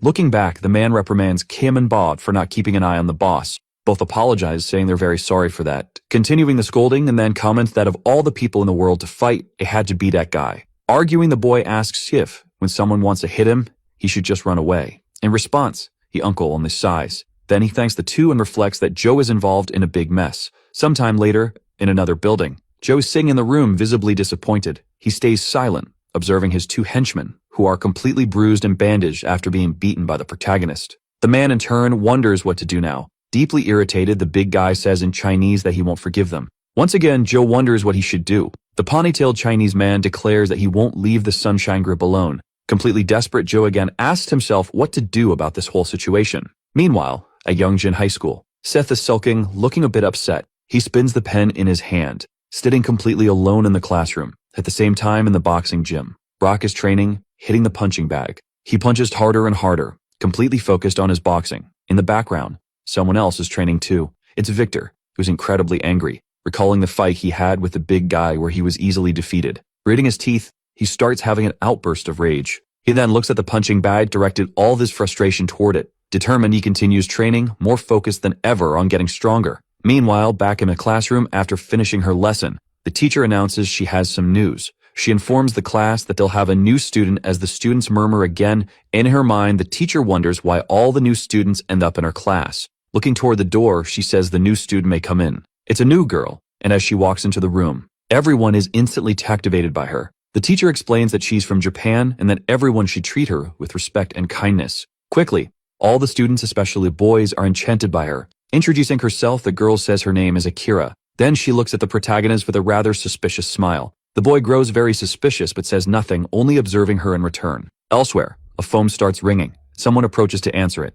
It's the leader of Santo Nikai, who, upon answering, asks how it went. The other line responds that the girl successfully entered the school. Happy, the man says to make sure she handles things quietly. You don't think that if the boy disappears, Korea will be all theirs. Meanwhile, at Youngjin High School, the girl is already seated at her desk and Sophie is just watching. She thinks that Akira is very beautiful and looks like a doll. The new girl is just watching something. Curious, Sophie begins to wonder what she's looking at. Then, tracing her line of sight, she realizes she's staring at the protagonist. Shocked, Sophie wonders if the new girl is already interested in Seth. Akira notices that she's being watched. Smiling sadistically, she looks back at Sophie. Sophie is incredibly uncomfortable with the situation. Quickly, she walks over to the protagonist's desk. Grabbing his arm, she asks if he wants to go to the cafeteria, explaining that they should go there and grab something delicious. This sudden suggestion confuses Seth. Then the two begin to leave the classroom. Calmly, the new girl just watches them. A car arrives at the school. Bob and Kim are sitting across from each other, smoking. The driver sighs, trying to make small talk. Disheartened, Kim says they don't have much choice. It recalls when Seth got very angry about having bodyguards placed in his classroom and ordered them to be removed. Sadly, he says at least Seth can stay with the driver. Laughing, the man says it's better than being alone. Soon, the two start laughing together. Changing the subject, Kim asks if Bob knows something. This piques Bob's curiosity. He then begins explaining why he wanted to go to school so badly. Meanwhile, in the school courtyard, Akira is walking toward the couple. This startles Sophie. Smiling, Akira asks where Sophie was, saying she's been looking for her. Greeting her, she says she heard Sophie, the class president, and admits she's not very used to Korea, asking if they can be friends. Sophie has him when they agrees. Looking at the boy, Akira asks if he's her boyfriend, and Sophie begins to stammer. Being completely direct, Seth says he's indeed her boyfriend. This shocks Sophie. Interested, Akira asks if that's really true. Standing up, the hero tells them to enjoy themselves and says he's leaving. However, suddenly, he stops walking. He looks back at the girl. Akira asks why he's leaving now. Seth responded that he has other things to take care of at the moment. He then starts walking away from them, blushing and incredibly happy. Sylvie thinks about what he said earlier regarding them being a couple. Later that night, at his mother's cafe, she asks what he was doing there since it's been a while since he last visited, and he responds that he was on a school trip. His mother says she already knew that. After a while, he finishes his coffee. Then Seth calls his mother over for a conversation. He mentions that today a transfer student from Japan arrived. Interested, his mother says the girl must be pretty and remarks that it's the first time he's been attracted to a girl, asking him to tell her who he's interested in. Dodging the question, the boy says that's mounted. He adds that there's something strange about the girl. Curious, his mother asks what that might be. Reluctantly, the new student begins to reveal that the girl gives off the same vibe as his mother. This leaves the woman both surprised and uncomfortable. The protagonist begins to question if it's just his imagination. Looking to the side, his mother remains silent, visibly irritated. Back at school, someone opens the door to the rooftop. It's Akira, who is there silently observing something. She begins to wonder how she should get rid of him. Sensing something strange, Seth looks up. However, he doesn't see anything at all. Realizing she could be spotted, Akira quickly runs, completely leaving the protagonist's line of sight. She smiles, thinking that he's not entirely useless. Lifting her skirt, she reveals several hidden weapons. Then she tosses 2 thigh straps to the ground. Approaching them, she begins to pull out a weapon. It's some sort of bizarre needle. With a terrifying look, she mutters that maybe she can explore a bit of Korea if she finishes this mission quickly. Suddenly, someone appears in the background saying the lineage continues, startling Akira. The woman says that if Akira leaves now, she'll pretend nothing happened. Seth's mother asks the girl what she thinks of that offer. Quickly, Akira turns around. She throws her needle toward the woman. The weapon slowly approaches her head. Without concern, the woman catches the needle, sighing, "It was too easy." Seeing this, Akira begins to sweat nervously. The woman says she'll also let this behavior slide. With a terrifying gaze, she says Akira looks quite young and asks what she plans to do. Very nervous, Akira asks who this woman is, reaching the conclusion that she needs to get out of here quickly. Her needle gets closer to her head. She barely dodges the object, but it still grazes her cheek, leaving a small cut. Looking to the side, Akira notices something coming her way. Seth's mother charges at her with full force. She's about to land a kick. The blow hits Akira, but it only grazes her hair, leaving the girl in shock. The woman says nothing, only observing. Akira, witnessing the immense power of the woman, is unsure what to do. At that moment, the woman reaches out her hand toward the girl's face. With a piercing look, she grabs Akira's cheek, asking if she's not good at listening, causing the girl to cry in fear. Meanwhile, back in the classroom, the teacher asks why so many students are absent. In the background, the student arrives just in time. It's Kim, scratching his head and apologizing for being late. The teacher, a bit embarrassed, tells him to take his seat. She continues addressing the class, saying they're going to have another fun day. Steph is surprised to see Kim. Quickly, he grows irritated as well. The two stand face to face in the school courtyard. The boy says he told his uncle he didn't want Tim coming back to the school, but Kim apologizes, explaining that he asked Seth's uncle for permission to return to school. This response leaves the boy confused. The man explains that he generally wants to attend school. As he begins to kneel, he says Seth's uncle asked him to seek permission from the boy, but Seth stops him from kneeling, telling him to just stay out of his way. This surprises his subordinate. Seth continues, explaining that he doesn't want a bodyguard, but a friend. Lowering his head, Kim says thank you.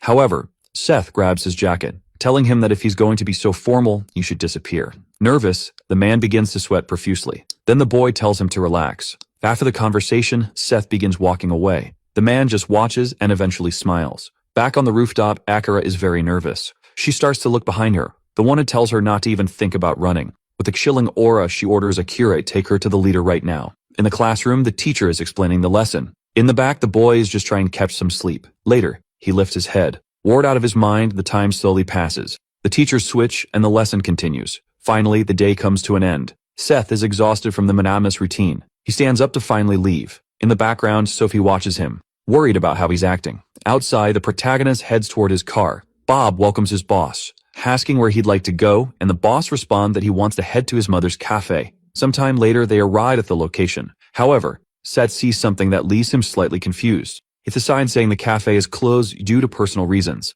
With that, he quickly grabs his phone. He decides to call his mother, but she doesn't answer, with a message saying the number cannot be reached at the moment. The boy thinks so something doesn't seem right. Back with the two, Akira is very nervous about the woman's presence. She then takes her to the place where her leader is. The lady tells her to stay here without thinking of escaping, and she simply obeys. Upon arriving, the woman begins to open the door. She sees 2 men in formal attire. One of them says this area is restricted, and she replies that she's here to see the boss. The bald man then asks which gang she belongs to. Annoyed, she says she can't waste time talking to him. Then she glares at them angrily. Both men are startled by her expression. The bald man begins to reach for something inside his jacket. However, there's no time as the lady quickly knocks both of them out. It both fall hard to the ground. After the blow, the bald man is badly hurt and irritated. He quickly pulls out a device from his jacket and presses a red button. The lady continues walking to meet the boss. She reaches a room and opens the door. Inside, she sees a man in a fully tattooed kimono, who asks who she is. The lady remains silent. Irritated, the man asks if she's going to answer. In response, he snaps his fingers to call his associates. Several men armed with blades appear. On either side, there are also several men, but this time with firearms. He questions what a woman is doing alone in a place like this. Reacting to his comment, the lady just sighs. With a murderous aura, she says that anyone who attacks her with those weapons better be prepared to die. Just that response leaves the man completely terrified. The conversation continues and she reveals who she really is. She tells him to pay close attention because they're after her son. The tattooed man stays silent, listening. Frustrated, the lady starts adjusting her tie, asking if they're ready to begin. Sometime later at the boxing gym, Victor and Brock are training. Both seem tired from the workout. Moving in, the big guy prepares to throw a punch. He tries to land a right hook. The blonde dodges. He readies his counterattack with a left punch. The big guy manages to block it as well. However, quickly the blonde's right arm moves toward his head. He lands a punch on his face, but Brock also manages to hit the blonde's face. It feels like a tie. Victor steps back after the hit. Both stare at each other, wondering what to do next.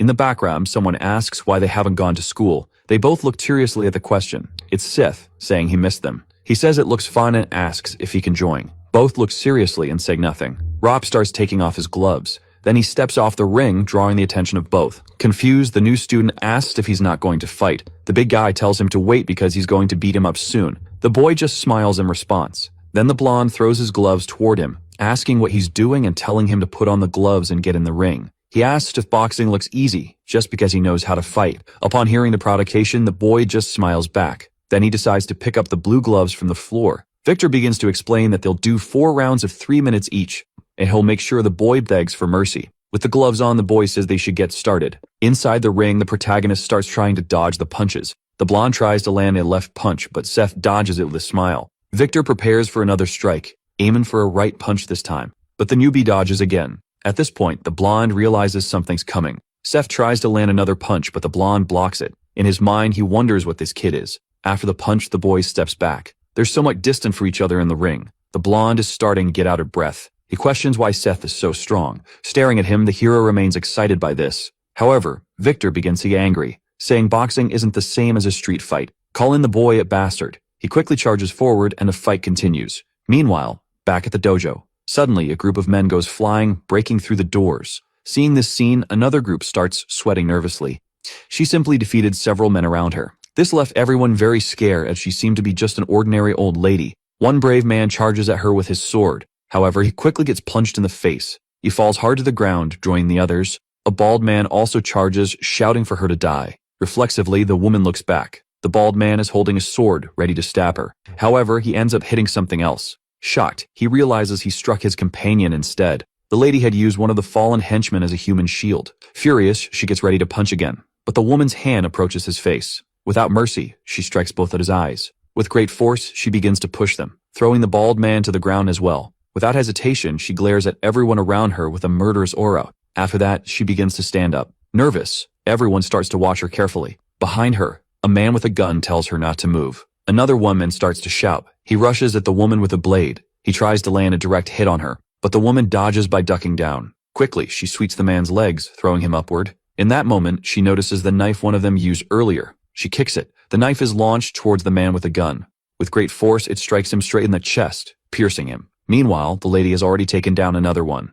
With one hand, she grabs his sword, delivering the fatal blow to another opponent, or defeating them with just one sword strike. She is now covered in blood but still doesn't say a word. Looking down at the body of the man she just defeated. After all this humiliation, she finally speaks. Just by opening her mouth, everyone around her becomes terrified. With a murderous aura, she says she will slit the throat of anyone who tries to stop her. Elsewhere, 2 men are talking. The blonde man questions why they aren't having a drink. In response, the other says the ambassador has no reason to drink with the prosecutor. However, the man says they've been friends since university, and that good friends can share a drink. But the other tells him not to say nonsense and asks what the real reason for the visit is. Then he asks if Sophie hasn't told him. He explains that it's about his school as he placed his brother in charge, and the thieves took it from him. However, the man responds that there's nothing illegal about that. Irritated, the blonde man asks if he's saying they should leave things as they are. However, his friend asks what he wants. In a fit of rage, the blonde man says he wants everyone to know who they mess with. The prosecutor responds that there's nothing illegal about the Sunshine Company,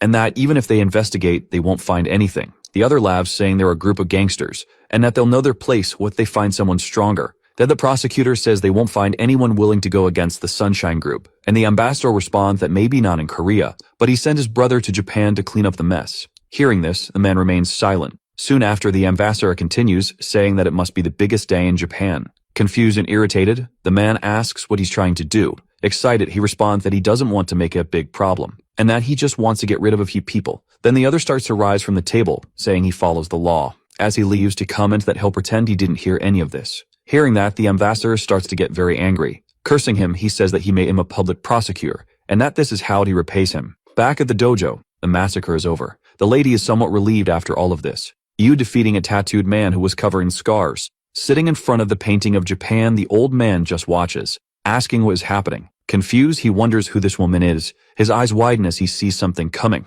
It's the lady who noticed the man's movement. She charges with a sword. Then she strikes directly at the painting of Japan. The old man is terrified, realizing he was merely hit by the sword. With a frightening aura, the woman says that if he ever touches her son again, she will surely kill him. Sometime later at the protagonist's school, with crossed arms, he looks upset about something. Sophie is very worried, looking at him.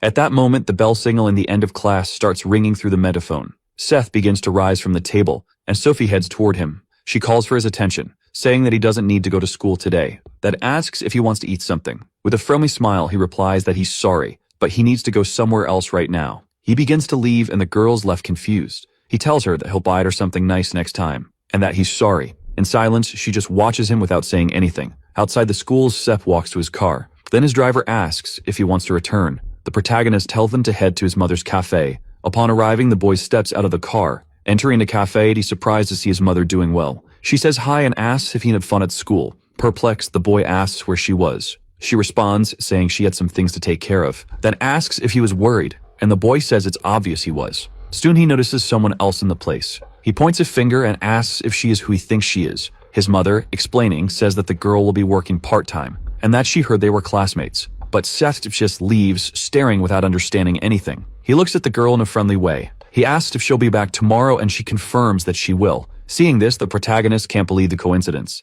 At the same time, somewhere else in the city, a scarred man asks what he's saying. This is the boss of the great three-headed phantom, Miduki Ryonosuke. The man arrives with a briefcase. He places it on the table, then opens it, revealing a large amount of money. The boss stays silent, looking at the money. He responds that it won't be easy to get rid of Sunshine. Then the blonde man asks what he means by that. He explains that they follow rules and are on the same side. Confused, the blonde doesn't understand anything he said. Continuing, the Dati says that's not the important part, and asks what they can do for his group. The man replies that their boss said he would help them do business in Korea. Observing, the boss says that opening businesses is something they can do too. At that moment, the blonde man asks what he wants, and the leader says he wants something that makes a lot of money. For example, helping to transport goods to Korea, and if they do that, he'll handle the rest. This response leaves the man shocked.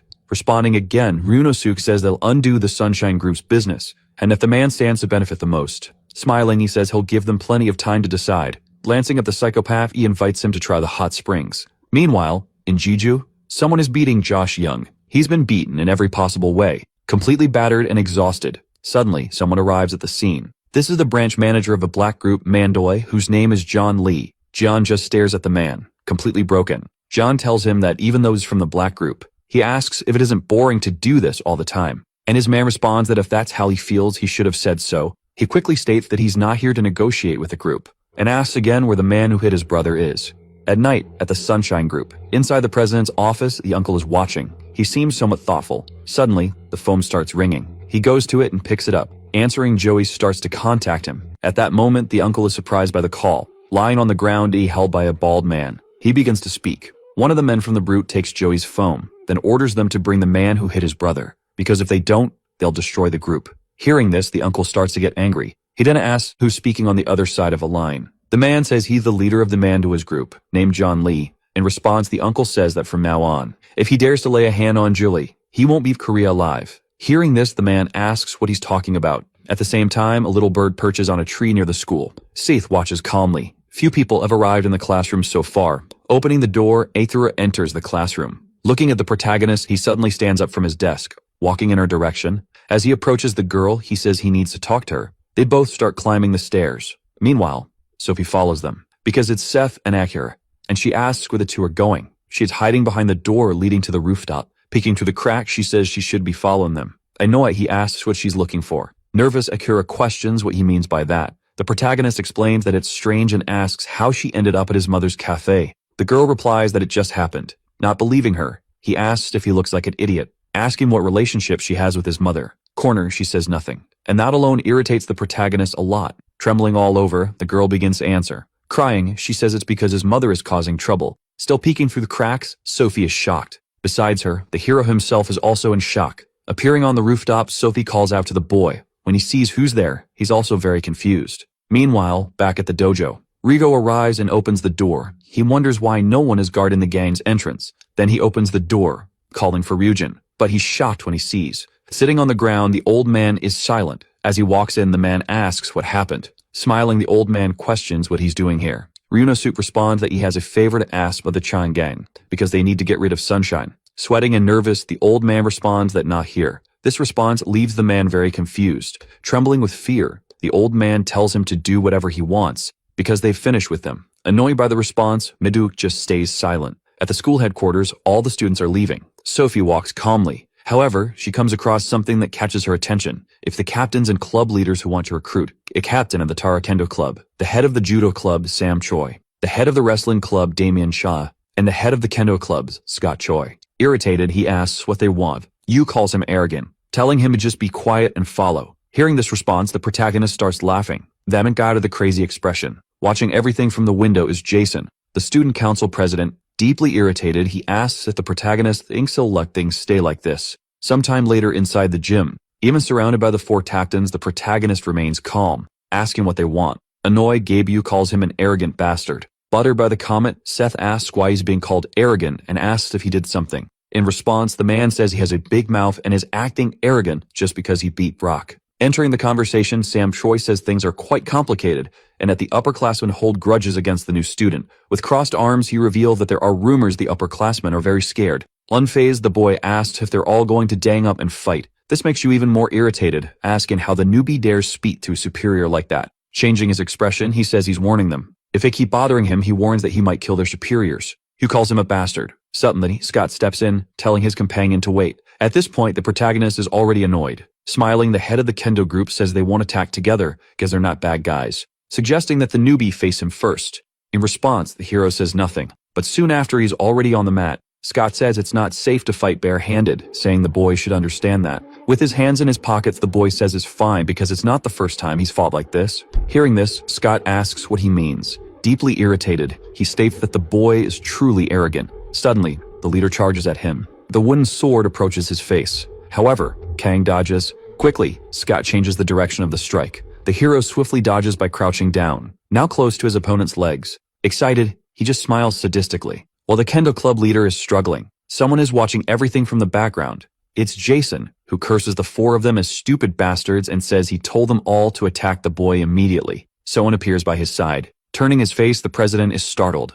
Looking at Kim, he asks who he is. With arms crossed, Bob says this is the June where the boss was, and that scares Jason. Continuing the conversation, Kim says that fights are always fun to watch. Confused, Jason starts to get even more irritated. Back to the previous fight. Kang manages to land a solid punch on his opponent, strong enough to break the wooden sword. After the hit, the opponent begins to fall. At that moment, the newbie senses someone coming. It's Yu from Taekwondo arriving with a flying kick. However, the boy easily dodges. Then he bumps his back into someone. It's Damien Shaw, the head of the wrestling club, who grabs him forcefully, saying if they didn't call him here to play sports. Looking back, Kang gets irritated. Dave approaches, saying you're going to mess him up badly. Excited, the boy says that sounds good. Quickly, he headbutts Damien's nose with the back on his head, grouting the blonde by his jacket. Surprisingly, he throws in towards Yu, who reflexively dodges his companion's body. Yana put in a lot of effort to avoid it. Suddenly, he realizes the hero's coming. Seth moves in to deliver a powerful punch, letting a punch right in the middle of Gabe's face. It's a punch so strong it knocks the man down to the floor. After his hit, he stares at the remaining two. Seeing this, the head of the judo club and the head of the kendo club become frightened.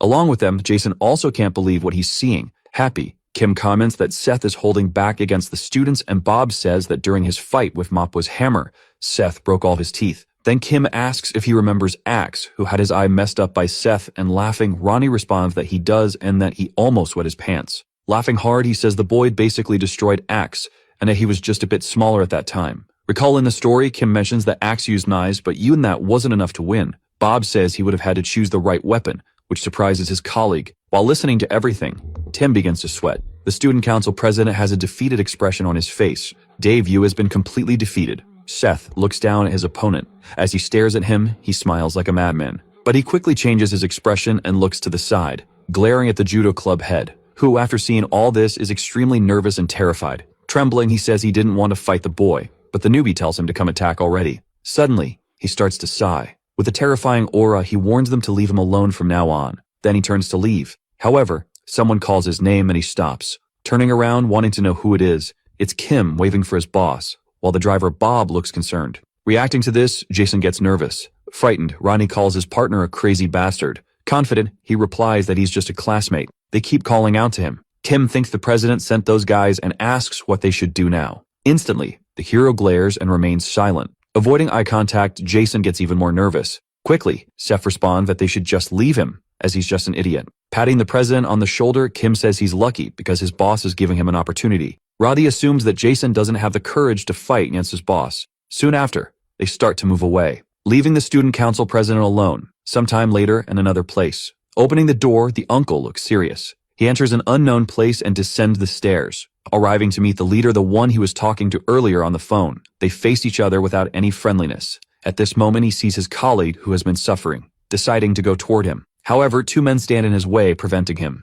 Annoyed, the uncle orders them to step aside. In silence, the bald men do nothing. Staring at the leader, he asks if he came alone. Responding, he tells the two men to move now if they don't want to die. At that moment, the leader orders the bald men to step aside, clearing the way for the uncle to continue his path. Kneeling in front of his partner, he asks if he's okay. Battered, he smiles, saying he can manage, but asks him to keep it a secret because the situation is embarrassing. In response, the uncle remains silent. From afar, the leader asks why he's complicating things so much over a mere student. Still kneeling, he replies that the reason is that he's not just any student and warns that he'll let the leader live since he didn't hurt Joe any further. Hearing this, the leader becomes extremely angry. As he stands up, the uncle says that his courtesy toward the Black Mandoa's group ends right here. In turn, the man says that Sunshine is big in Korea, but it's a small company compared to the rest of the world. At that moment, the uncle asks if he got permission from his boss and if he knows what kind of company Sunshine is. Very irritated, the man responds that this is a personal matter. However, the uncle tells him to ask his boss and says that if he wants a war, then he will get one with pleasure.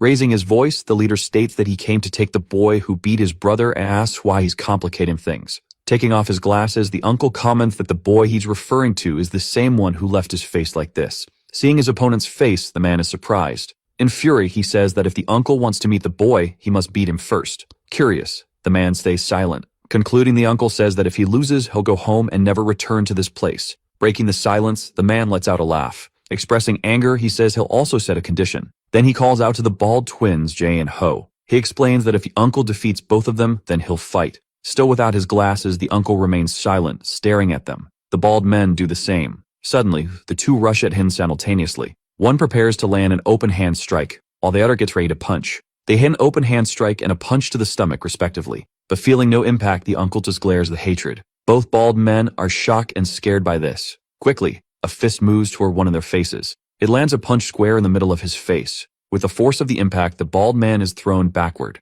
Agilely, the uncle shifts direction, grabbing the other bald man by the neck. With impressive strength, he lifts the muscular man by his throat, squeezing tightly. This terrifies the leader, who doesn't understand what's happening. With an expression of indignation, the uncle stares at the bald man until the end. However, he decides not to finish him off, throwing the man forcefully into the drawers. The leader then claps, saying the uncle is strong, asking if that boy really beat him. Standing up from the couch, he walks toward the uncle. The two stare at each other. With a fearless look, the uncle mentions the term in a you chum, asking if the man knows what that means. Steaking with rage, the uncle remains silent. Losing it, the leader shouts that it means there's always someone better than the best. Suddenly, he charges at his opponent, delivering an elbow strike, strong enough to push the large man backward. Pleased with the result, the leader laughs. However, he quickly realizes something is wrong. Seeing that his opponent is still standing, mocking, the uncle asks if that's all he's got. Surprised, the man wonders how the hit didn't even hurt. Then the uncle questions the saying better than the best, saying that's what they call frog in a well. Suddenly, someone yells for them to stop. Both fall into complete silence.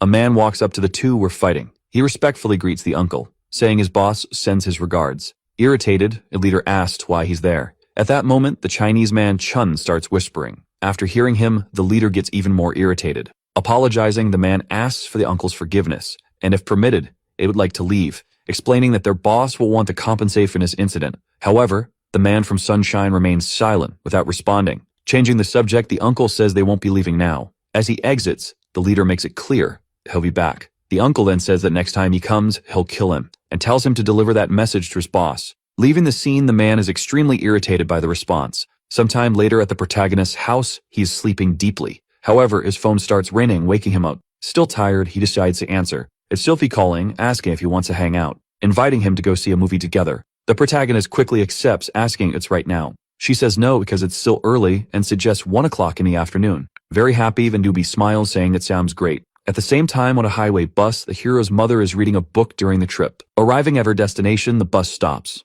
Looking back, she tells Kira to hurry up, and the woman comes carrying a suitcase. The girl is still trembling and very nervous. The two women begin to climb a hill, with Kira still carrying her rolling suitcase. Then she sees a snake and gets very scared. The old woman sighs, clearly exhausted. They continue walking through this kind of forest. However, they start to see something. After finishing their climb, they come across a dojo. Tira is exhausted from carrying her suitcase throughout the entire walk. Upon arriving at the place, the older woman begins to open the door. An old man is sitting and looks surprised. Bowing, she addresses him as master, and he asks what brings her here now. Peeking around, the girl asks who this old man is. However, as she looks to the side, she notices that the driver Bob is also there, spying. Surprised, the old woman looks at him, commenting that he's grown a lot and calls him little brother. This leaves the man a bit confused. Then she turns to the girl, grabbing her attention as well, telling her to wait there and do nothing. Nervous, Kira quickly agrees. Back to the protagonist, he arrives at the cinema for his gate. Embarrassed, he asks her if he made her wait too long. But Sophie assures him that he didn't and asks if he slept well. Changing the subject, the hero asks his friend if there's something she wants to watch.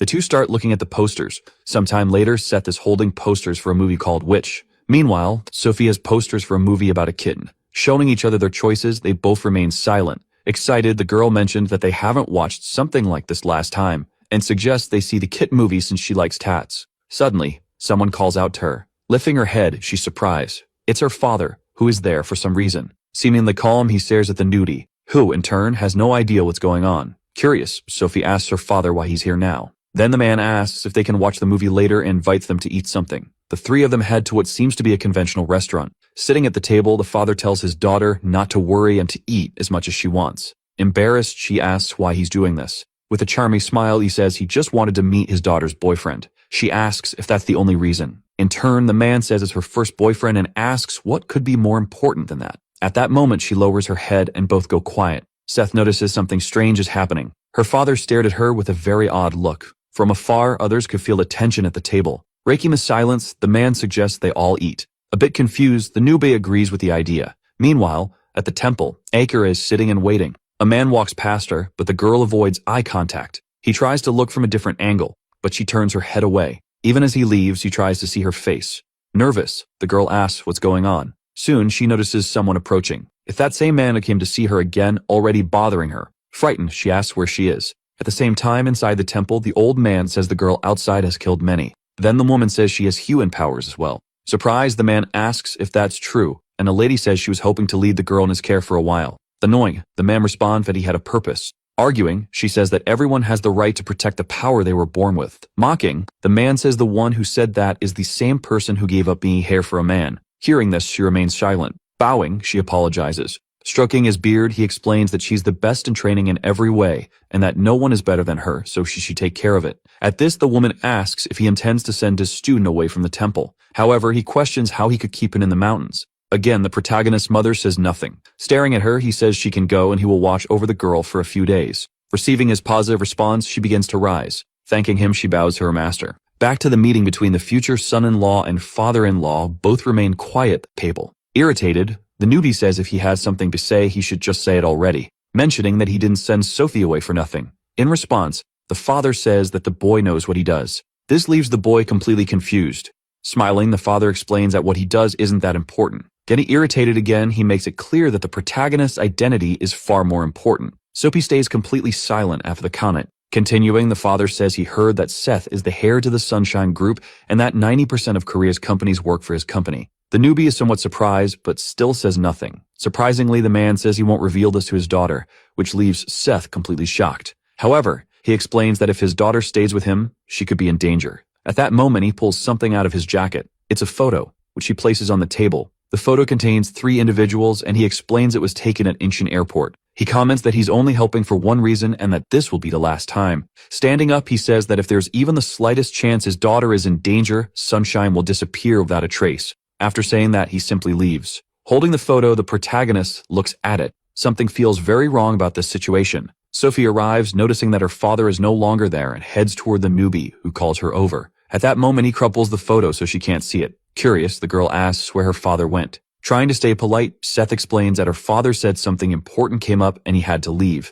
Saying this, he hides the photo in his pocket. Completely irritated, she questions why her father embarrassed her, and then left, as now they can't watch the movie. Quickly, Seth suggests they go watch it now. Delighted by the comment, she asks if they really can, and the boy replies yes. Taking her hand, Sophie tells him to hurry. Both are very happy with the date. However, the protagonist still feels something is off. After the movie, they're walking and she asks if the film wasn't wonderful, to which Seth responds that it was good. At that moment, she blushes and starts to laugh. Then she says she can go home alone from here. Feeling very happy, she thanks him for watching the movie together. In response, the boy says he had fun too. Sophie says goodbye, telling him she'll see him tomorrow. They wave at each other. Soon, she heads home. Quickly, his ride arrives. Trembling, the boy grabs his phone. He decides to call his uncle. At the hospital, his uncle is watching over Joey, unaware of his phone ringing. He's staring at his companion, who is severely injured. However, it's impossible to see his reaction because of his sunglasses. The call goes unanswered. Frustrated, the boy calls for his driver. Throwing the crumpled photo to him, he asks him to identify who the people are.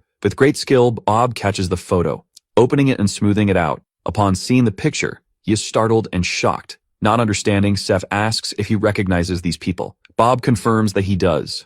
Very irritated, the newbie questions who they are. Beginning to explain, Bob says they are part of one of the biggest gangs in Japan, called the Three-Headed Phantom Gang, and that the people in the photo are the worst of the 3 heads, including the leader of the main gang. His name is Meduki Ryunosuke. At the same time, elsewhere, an old man is deep in thought. Those 2 Chinese leaders are completely defeated. Turning around, the elder explained that he had already told them not to be reckless. This is the head of the Black Group, part of the Mandu gang. His name is Manhwa. This leader is in fact his son. He explains that his brother was humiliated. Retorting, Manhwa says that this stupid incident isn't enough for him to attack Sunshine. Confused, his son asks if this is just a stupid incident. Suddenly, his father yells, calling him an idiot, which leaves him completely startled. He asks if he doesn't know why the gang has left Korea alone all this time. Perplexed, the man asks if the Sunshine Group is really that big. His father then explains that the Sunshine Group isn't the real problem. The problem is that she is there. Returning to the past, he begins to explain. He has gathered around many people. As he stares at another man, likely his opponent, suddenly, someone appears atop the shipping container. Looking up, the man becomes very nervous. Then a woman arrives along with his opponent on a night with a full moon. She has a very strong presence along with a dangerous look. Just remembering this makes the old man tremble nervously as he runs his hand over a scar, which was likely caused by her. After that, he begins pacing around the room, placing a hand on his son's shoulder, who was previously irritated. With a serious look, Mumlai suggests that his son avoid stepping foot in Korea for now. This suggestion leaves his son very confused. After that, Mumlai begins to leave the room. At the school, the big guy apologizes to his brother, saying it's his fault. But his brother reassures him that it's not his fault at all. Still feeling beaten and regretful, the big guy expresses his anger and says he'll do whatever it takes to get revenge, telling him to trust in him. The next day at school, Seth seems a bit troubled by something. He's sitting on the couch talking to someone. In his mind, he recalls his father-in-law's words. If there's even the slightest chance she's in danger, Sunshine will disappear without a trace. Remembering that phrase makes him extremely irritated. Selm is outside that room, just observing. It's the person who's been deep in thought. In a flashback, Bob tells Kim that some guys are following the boss and Jake isn't answering, asking Kim to keep an eye on Seth until Jake returns. Fidgeting with his weapon, the man thinks about this. Quickly, he gives a strange smile. Casually, he says he always does this. Back in the present, he continues watching his boss. However, the boy seems to have improved and noticed. Looking out the window, Seth comments that the weather is really nice today. Outside the school, 2 men are walking. Victor asks if he's alright and says he can handle it if he can't. Rock remains silent. Both have very serious expressions as they walk. Inside the school in the principal's office, he doesn't seem to be doing anything. Suddenly, someone starts mouthing on the door, startling him and snapping him out of his trance. Opening the door, it's Brock and Victor, The former teacher, now the principal, is surprised by their arrival. The big guy gets straight to the point, saying they're here to ask for a favor. Back in the protagonist's room, the principal is calling to a phone. Hearing this, Seth is extremely confused. The same goes for Sophie, who also doesn't understand anything. Continuing the call, the principal tells him to come to the gym before lunch ends. Hearing this, the protagonist feels uneasy, suspecting something is up. He quickly gets up from his desk as the girl watches. She seems very worried about what might happen. However, the newbie keeps moving forward. With a murderous aura, he's deeply irritated, walking past Kim without saying a word. His subordinate, however, continues watching in silence. Ethangia and the principal is also there and sees Kim arrive.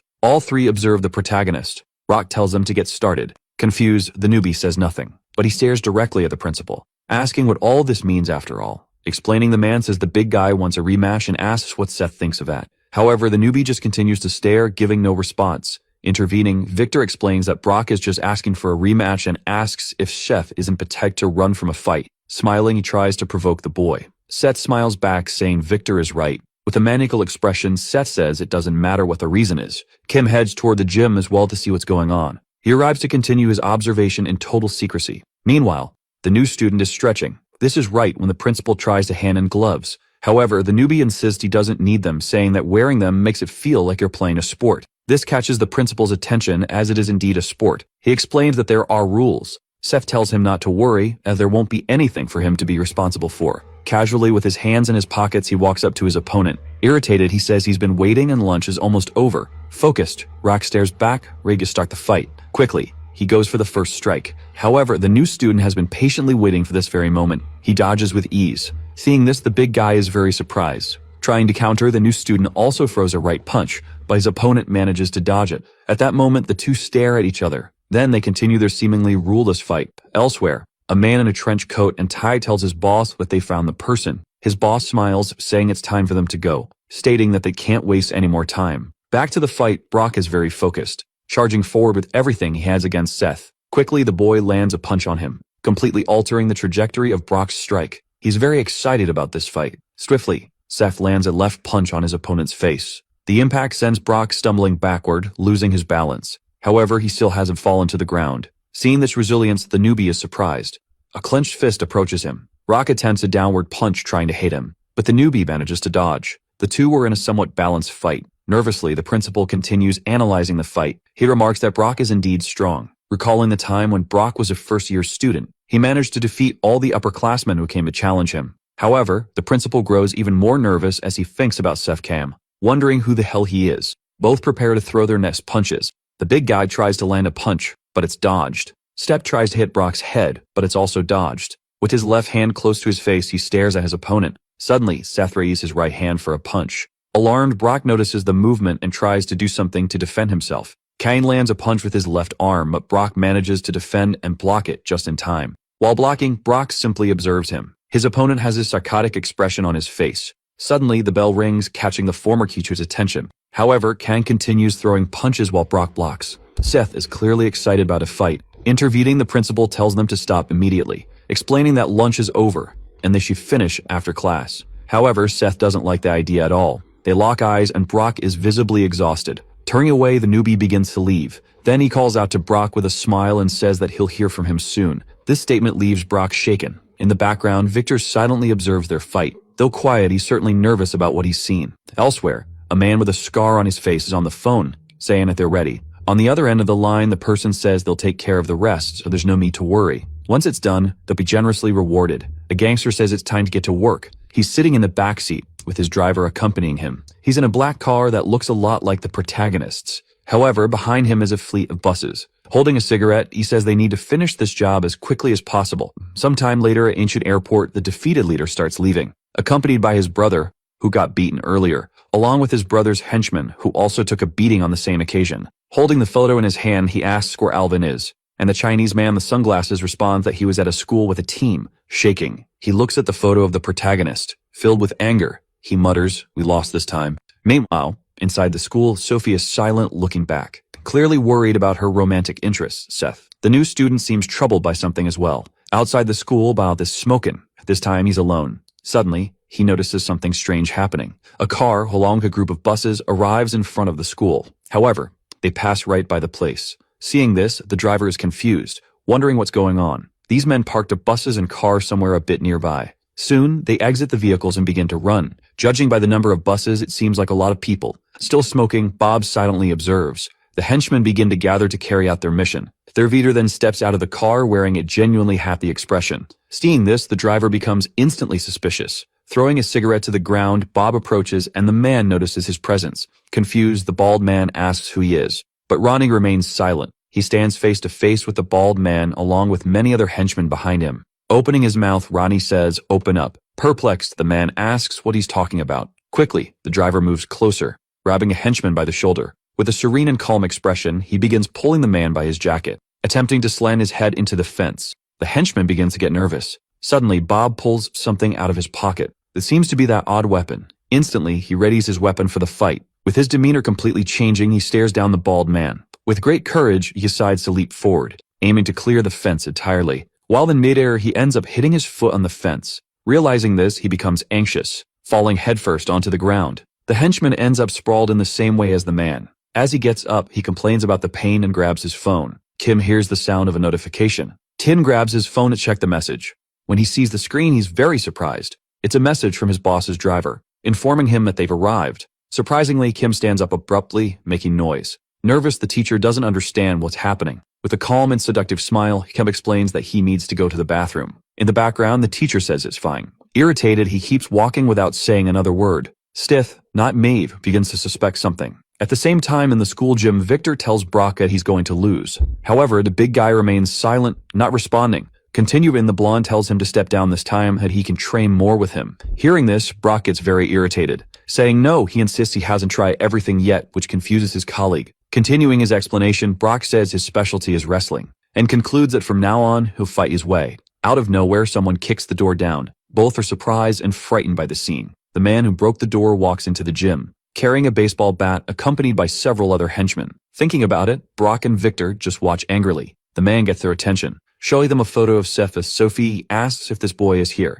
The man next to him says that obviously Seth isn't here and suggests they search elsewhere, and offers a reward of 10,000 for whoever finds him. The man agrees and they start to leave. However, one of the students calls out. Turning around, a man asks what they want. Brock asks why they're looking for that boy. Confused, the man with the Vegeta-like hairstyle doesn't understand the question either. Looking to pick a fight, Victor and Brock move toward the men. The henchmen are searching all over the school for the newbie. Many of them are gathering on the first floor. They begin splitting into smaller groups to make the search more efficient. One of the groups starts heading toward a staircase. However, someone shows up to block their path. It's Kim, the now loyal subordinate and friend. Annoyed, he asks what the three-headed Phantom Dang is doing here. One of the bald men asks who he is. Without hesitation, he replies that he's from Sunshine. Suddenly, Kim leaps into the air. Clearing all the steps in one bound, he lands in front of the henchmen. They're standing very close to each other. Kim comments that he could get expelled from school for this. Quickly, he stabs one of the bald men in the stomach with a knife. Then he gets ready to strike again. Without any mercy, he lands multiple stabs with his weapon.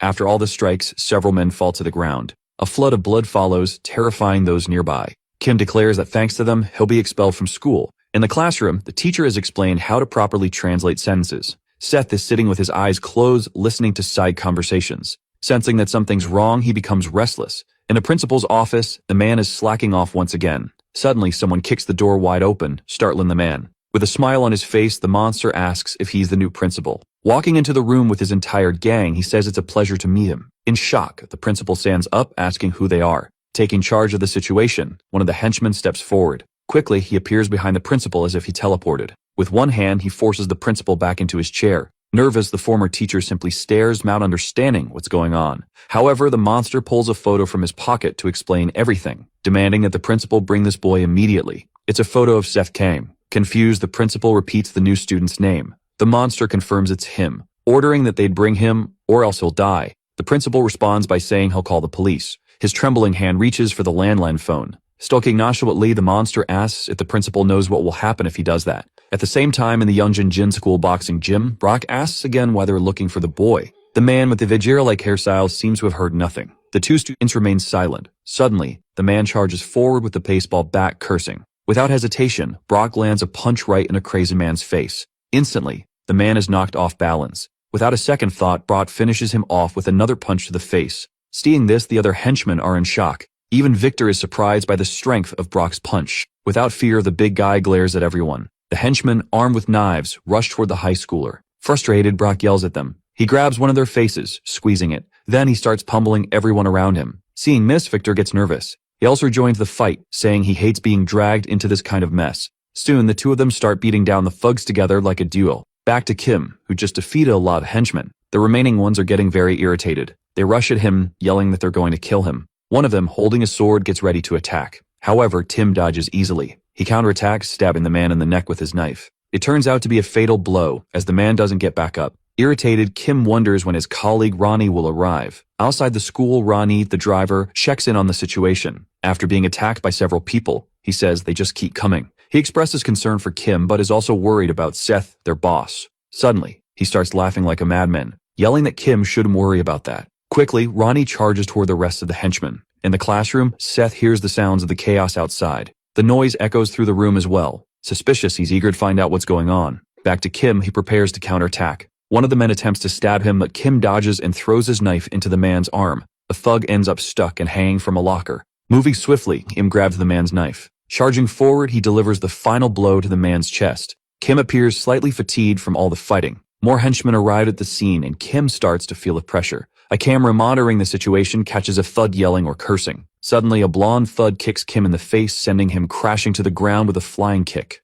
In the classroom, Seth stands up, confusing his teacher. Sophie looks at the protagonist, curious about what's happening. As he heads for the door, he says nothing. Looking at the teacher, he tells her not to let anyone leave the room. With his hands in his pockets, he descends the stairs. Soon, he spots something. Someone is lying on the ground, defeated, and he realizes there's a fight going on. A group of men is surrounding his subordinate, Kim. Sweating, Tim is left with only a knife to defend himself. The newbie silently observes. However, as he glances to the side, he notices something useful. It's a fire extinguisher. The thugs are closing in on Kim with their weapons, but something catches Kim's attention. His boss is approaching from behind the thugs. Seth hits one of them with the fire extinguisher. The impact is so strong that it makes a loud noise. The thug slams his head into the lockers. After the hit, Seth seems thrilled. Nervous, the leader orders the henchmen to get the boy. Excited, they all charge toward the young man. Without a hint of fear, Seth faces the situation with a psychotic smile. Quickly, he opens the extinguisher, spraying it directly at the thugs coming at him. As they can't see anything, he takes advantage of the situation,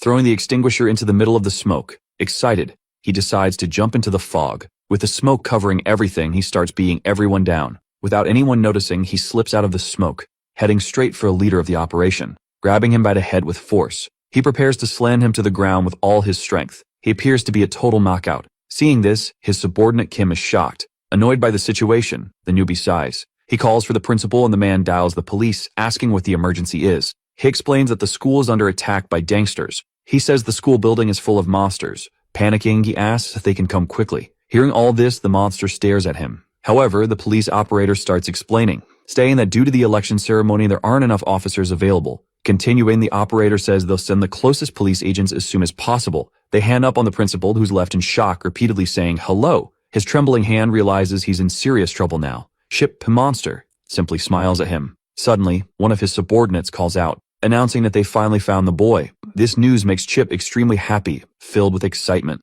Meanwhile, Seth has just defeated most of the henchmen. However, a few still remain. These remaining ones are nervous, but ready to fight. Wanting to get out of this situation, the newbie asks if they have contacted his uncle yet. His subordinate responds that he hasn't answered yet but left a message. Hearing this, Seth becomes extremely nervous. Afraid, his subordinate apologizes profusely. However, Seth says that whatever happens, this seems to have gone way too far. The subordinate responds that his safety is the top priority of the moment. Hearing this, Seth remains silent for a moment. Changing the subject, he tells them to take this fight outside, and his subordinate agrees. Outside the school, Bob is handling things in his own way. A man approaches him from behind to attack. Without even needing to turn around, Bob strikes him. The man goes limp and falls to the ground as Bob says, "Time to go on a roaming run." He smashes another henchman's face, sending him flying as if he were a baseball. It seems like Bob has already defeated everyone with little effort. Opening his eyes, he notices something unusual. His boss, Seth, and Kidam are fighting other henchmen along the way. Seeing this, the driver is shocked and surprised.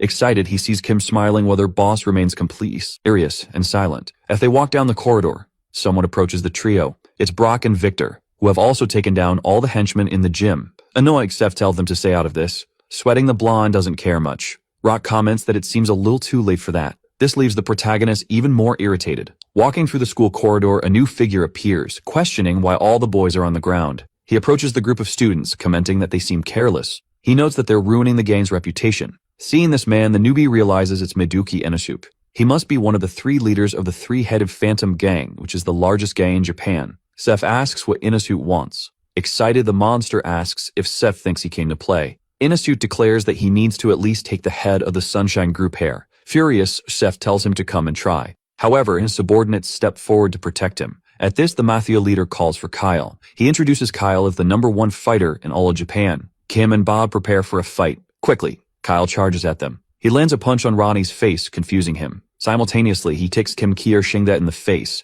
He manages to execute these moves with incredible speed, even surprising Seth Kang himself. In front of Yonjinjin School, a police car approaches. It parks in front of the school. A police officer exits to assess the situation. He notes that nothing seems out of the ordinary and suggests they inform the station that everything is fine. He suggests they take a break. However, his partner notices something strange. He asks what it is. Surprised, his colleague asks what's happening. Quickly, he sees a bald henchman lying near the fence. Seeing this, he's taken aback. Sweating, he looks around. Soon he sees multiple men lying on the ground. He's shocked while his partner asks again what's going on. Grabbing the police radio, he reports that they are at Yonjinjin High School. However, he stops reporting when he hears a noise. Looking behind him, he notices something strange. A black plane has just arrived at the scene. The back door opens. 3 men emerge, with the one in the middle being the leader of the Enium branch of the Sunshine Group. His name is Gated Lee, also known as White. Quickly, several vans arrive at the scene as well. Many people exit the vehicles, heading toward the officers. The 2 police officers become increasingly nervous. The man asks if they arrived first. Stuttering, the officer asks who he is. White doesn't respond, only staring at him. But more cars arrive, apparently to provide support. A man gets out of one of the cars and approaches. This is the leader of the Sumnum branch, also from the Sunshine Group. His name is Jonas Youngjin. He comments that White has already arrived. Smiling, he flashes his gold teeth. White says it's the first time the big brother has called them in years. Jonas adjusts his tie. With a murderous look, he glares at the police officers without saying a word. On the other end of the police radio, someone asks what's going on. They ask if backup is needed. It's too many people for just a few officers at this point. White asks his partner if he should go in first. The partner responds that they should contact the big brother first. One of them notes that almost everyone is already at the scene. The Sunshine Group's diverse members are ready to fight. On the phone, White is speaking with the big brother. He informs him that most of the team is already there and asks if they can proceed. This big brother is Uncle Jake, who tells them to wait as he's on his way. Uncle Jake is aboard a helicopter en route to the school. Back at the fight, where the driver and Kim took a beating, the best fighter in Japan approaches Seth. The 2 lock eyes. In the background, Seth's subordinates call the guy a bastard. The fighter looks back, giving him his attention. Irritated, they ask him who he thinks he is. However, their boss shouts their names. Startled by his shouting, they quiet down. Smiling, Seth tells them not to interfere. He's going to deal with this fighter now. The half-bald man prepares to fight. Excited, the newbie tells him to come at him. Quickly, the fighter's hand moves towards Seth without him even realizing. It's close, but Seth manages to dodge, only grazing his cheek. Realizing how fast he is, Seth's expression becomes serious as he repositions himself, preparing for the next strike. The fighter tries another attack, but Seth dodges again. Despite trying various attacks, the fighter doesn't give up. Meanwhile, Seth continues to dodge, but with great difficulty. Surprised, Victor comments on how fast the man is. He wonders how Seth can avoid all those strikes. Rock watches the fight silently. Kim and Rodney, though beaten, aren't nervous because they trust the boss. In the classroom, the students watch the fight unfold. The teacher tells them to stop and get back to work. One student is recording everything while another says that the police are also on the scene. Annoyed, the teacher thinks these punks are a real handful. Suddenly, Sophie approaches the teacher, asking if she can join the group outside because she's worried about Seth. Confused, the teacher agrees. In the fight, Seth finally grabs his opponent's wrist, preparing for a counterstrike. His hand moves toward the fighter's face. Amazingly, the fighter dodges in a Matrix-style move, as if referencing the iconic scene. Both of them back away at that moment. Seth touches his cheek, shocked by how close the hit was. He says, "This is going to be fun." The 2 stare at each other, preparing for another round.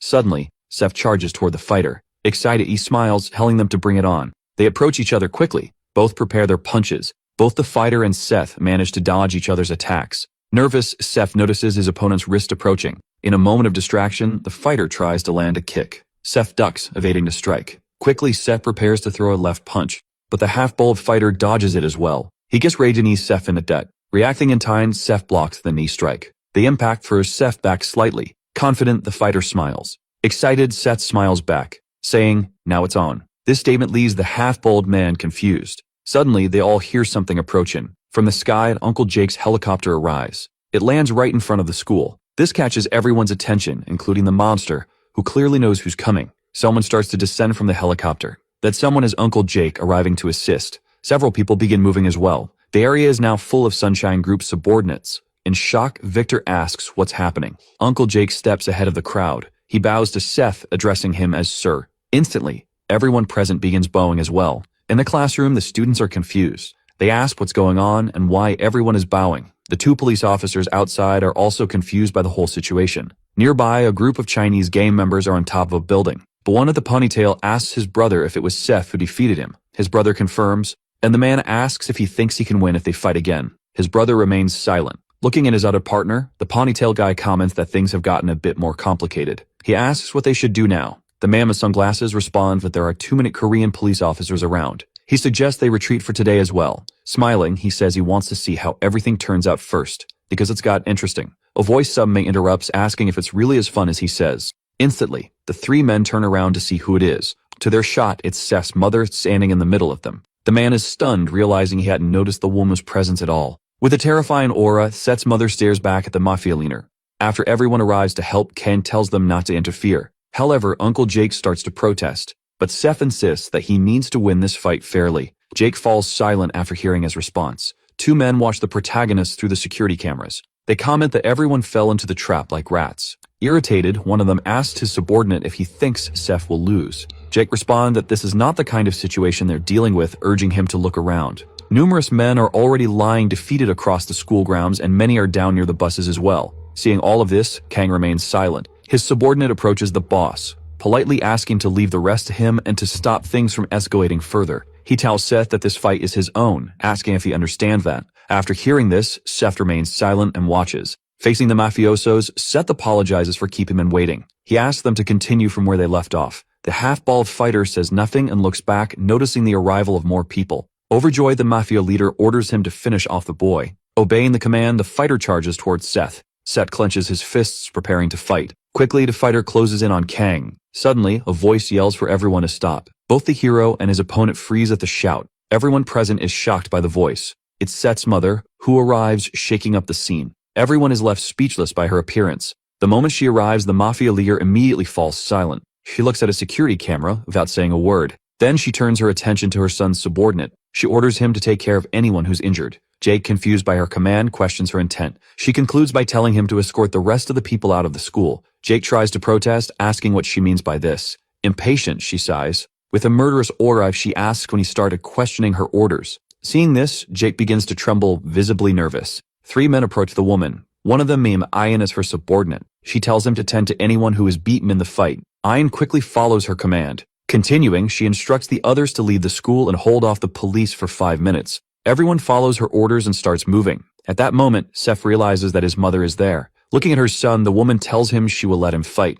However, there's something she needs to say. Listening carefully, the protagonist pays full attention. His mother tells him that his position isn't something that ends with him alone. She explains that being a leader means carrying the burden of every fight, and then he cannot fight solely with his emotions. Hearing this, Seth is left in shock. Everyone begins leaving the area, following the woman's orders. As the half-bald fighter passes by her, she certainly says that Jacker hasn't caused any harm to her son, and for now, she'll let him go. Terrified, the man doesn't understand what she means. Suddenly, the mafia leader and his henchmen approached, demanding to know who she thinks she is. He yelled that he won't let some random person interfere in their business. He insults her. Knowing the man's full name, she gives him two options. The first is to gather all his people, get on the bus, and leave in silence. Hearing the first option, he immediately starts cursing at her. Without hesitation, she slices a part of his neck, while stepping on his henchmen with extreme ease. Seeing this, the man is in complete shock. The woman warns that if they interrupt her again, she will kill him. She asks if he understood. Everyone is stunned and frightened by her words. The mafia leader is deeply irritated but stays silent, clearly afraid.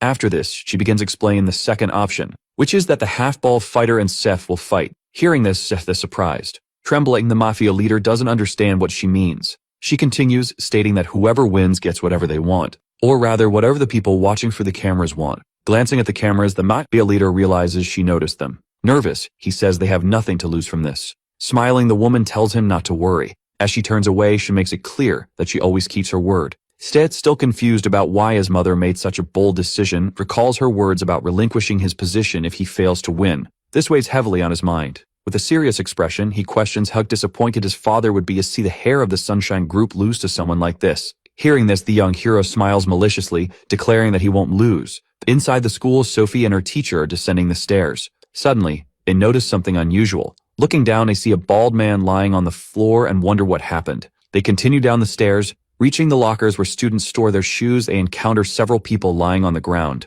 Both become extremely nervous about the situation. Sophie pulls out her phone from her pocket. In an attempt to do something, she dials the police. However, the teacher explains that they already called the police and she returned to class. But someone answers the call. Sophie recognizes the voice and asks if it's her father. He responds asking why his daughter is calling at this time. She explains that something happened at the school that the police haven't arrived. She mentions that some gangsters invaded the school, which makes her father very worried. Instantly, he responds, "Daddy's coming." Nervous, the teacher suggests they hurry back to class. At that moment, several people enter the school. Sophie notices the arrival of some men. One of them, who belongs to the Sunshine Group, notices her as well. They approach the two girls. Frightened, the teacher asks who he is. Confused, the man doesn't respond. He kneels near a body and checks for a pulse. Suddenly, he opens his jacket, revealing several medical tools stored inside. Taking out a scalpel, he says the person is still breathing. Nervous, Sophie can only think about her boss, Seth. Meanwhile, outside the school, the Sunshine Group subordinates are securing the perimeter. Kang and his opponent stand face to face. All other fellow fighters watch intently. From a distance, the mafia leader yells Kaido's name, startling the half-bald man, who turns around. The leader orders him to destroy the boy. Kaido begins pulling something from his jacket pocket. It's a dagger, which he clearly intends to use in the fight. Seeing his opponent armed with a blade, Seth becomes furious. This also catches the attention of his mother, but she remains silent, merely watching. Kaido starts twirling the dagger in his hand. With a maniacal grin, he suggests they begin. Bob arrives at the scene, eager to speak with his boss. Handing over his strange weapon, Seth looks extremely excited. But Seth yells that you won't need that kind of thing. On the rooftop, the Chinese game member asks his brother what they should do. The brother responds that for today, they don't stand a chance of doing anything. Watching the fight below, they both think about the Sunshine Group's power. Both fighters, Seth and Kaido, are ready and excited. They prepare for a direct clash. Seth is unarmed, while his opponent wields a dagger. Sometime later at the school's assembly, the principal is addressing the entire student body. He welcomes the new students to the Youngjin Public Athletic School.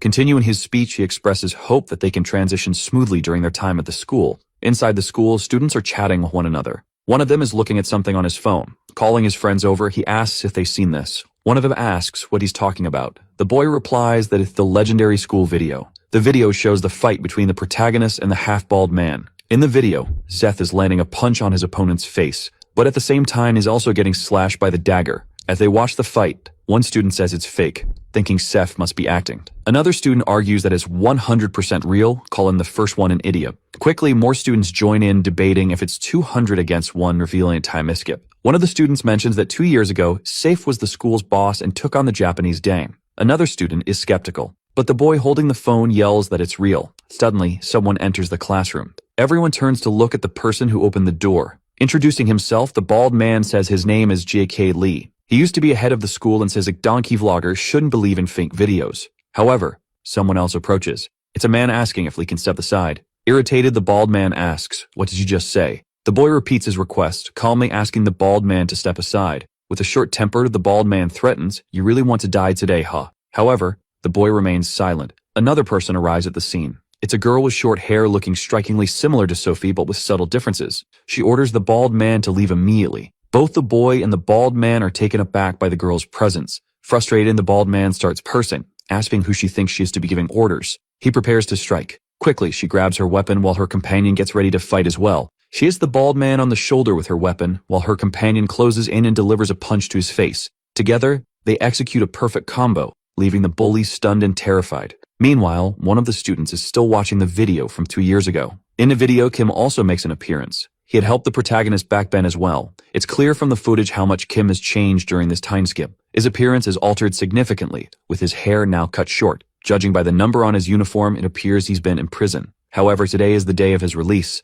Feeling relieved to finally be free, he notices a car waiting for him. It's his colleague Bob, the driver, smiling warmly. Bob calls him a bastard and gestures for him to come over. Kim walks toward the car, ready to leave. As the back door opens, Kim is shocked to see who's inside. It's the protagonist, now much older. Bowing respectfully, Kim's subordinate says, "The boss really came." Smiling, the protagonist replies that he came to pick up his precious friend and thanks him for everything he has done. Kim brushes it off, saying it was nothing, and thanks the boss in return. The protagonist asks if Kim still wants to go to school. Back at Youngjin's school. Walking toward the school, the protagonist comments, "So, this is the place." He heads inside, remarking that the school seems fun. Meanwhile, in a distant location, a small bird flies through the forest, heading toward a dojo on the mountain. Inside the dojo, an old man kneels, holding some balls in his hands. Suddenly, he calls for Jim, who is sleeping while sitting upright. Hearing his name shouted repeatedly, Jim wakes up. The old man, already on his fourth yell, finally gets Jim's attention. Jim moves toward the elderly man, waiting for instructions. However, within seconds, Jim falls asleep while standing. At that moment, the sensei gets up and smacks Jin on the head with a wooden stick, calling him a brat. Reeling from the blow, Jin asks why the old man hit him. The elder responds, "Because I'm hungry." He continues calling Jin a brat and tries to hit him again. Confused, Jim doesn't understand why he's being punished, as he already finished chopping wood and filled the water buckets. Crossing his arms, Jin asks why he's being scolded when all his chores are done. The old man falls silent but glares at him with a menacing look. Turning his back, the sensei tells Jin to pack his things. Shocked, Jin asks what he means. The old man reiterates that he should pack his things immediately. Still confused, Jin asks if he's being expelled. The sensei responds with another question, asking when Jim finished middle school. Counting on his fingers, Jim estimates it was about 3 years ago. The sensei says that Jim should at least try to finish high school. This revelation leaves Jim completely stunned. He asks for clarification, and the sensei explains that not only should Jim take the exam to skip ahead in high school, but you should also attend school. Jin, now speechless, remains silent.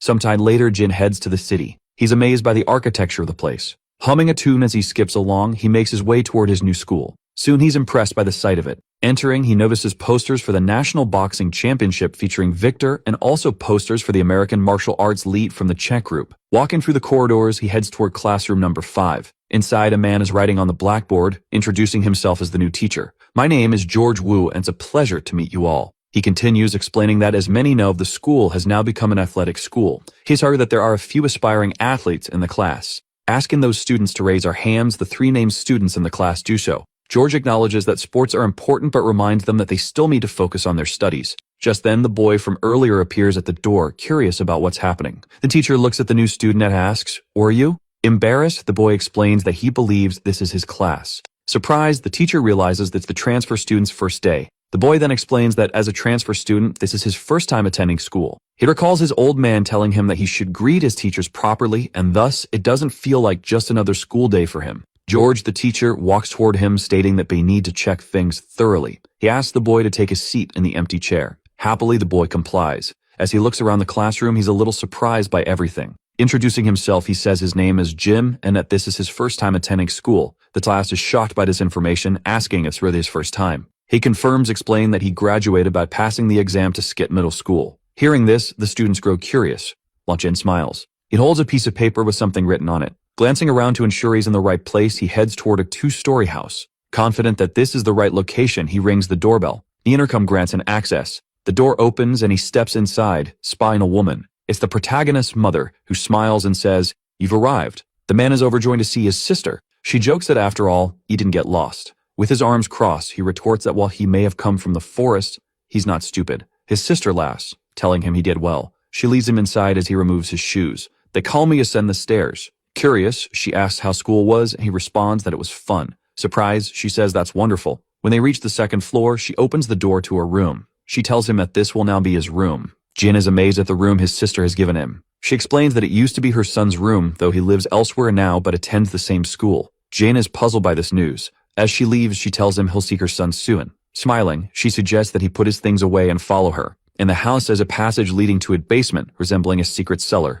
As they walk down, it's quite dark, so she carries a candle for light. When they reach the bottom of the stairs, she asks him to wait. She lights additional candles to illuminate the area better. Seeing the room clearly, Jin is surprised. The basement is filled with various weapons. With a mischievous smile, his sister asks why they haven't tested her little brother's abilities yet. He doesn't understand what she means. Continuing, she asks him which weapon he'd like to use. Ignoring her question, Jim warns her that she'll hurt herself this way. Shocked, she stares at him. Jim explains that as the successor of their clan, he was taught from a young age never to lose. They lock eyes after this revelation. She responds with a laugh, saying that it looks like she won't be going easy on him. Meanwhile, back at school in a study room, the students are gathered around a large table. One student is missing. His close friend, Sophie Kim, who is now the student council president, is worried, feeling his absence. She explains to the gathered club leaders that she's called them together for one reason. Mike Ham, the new captain of the Taekwondo club, says he's exhausted from training and suggests speeding things up. Paul Kwok, now the captain of the judo club, agrees, adding that the boxing and martial arts club captains aren't present either because they're busy with competitions.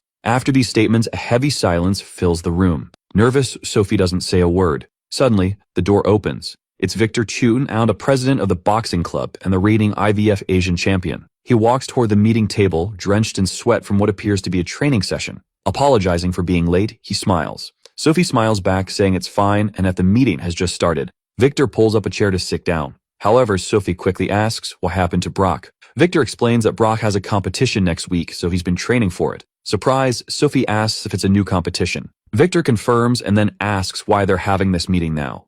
Sophie reminds him it's about recruiting freshmen who aren't involved in sports, questioning if he forgot about the freshman recruitment next week. Victor, a bit shocked, admits he did forget. Interrupting the conversation, Mike Ham, the president of the Taekwondo club, yells out. Annoyed, he demands they stop chatting and get to the main topic. Seeing his outburst, Victor stays quiet. Sophie, the student council president, apologizes and says they'll begin now. She explains that the main point is that the principal asked for a favor, which is why they are all gathered. Before starting, she makes it clear that clubs are strictly forbidden from forcing freshmen to join. The second rule is that all clubs should avoid entering unnecessary competitions. Furthermore, if there are any tests or extremely intense training, it must be carefully considered. However, Sophie doesn't fully explain the third rule and the meeting ends shortly after. She tells everyone it's all for today. As she finishes packing up her materials, Victor remains seated silently at the table. Noticing his presence, Sophie asks if he's going to exercise. Victor replies that he is, but there's something he needs to ask first. He inquires that she's received any messages from that boy. Hearing the question,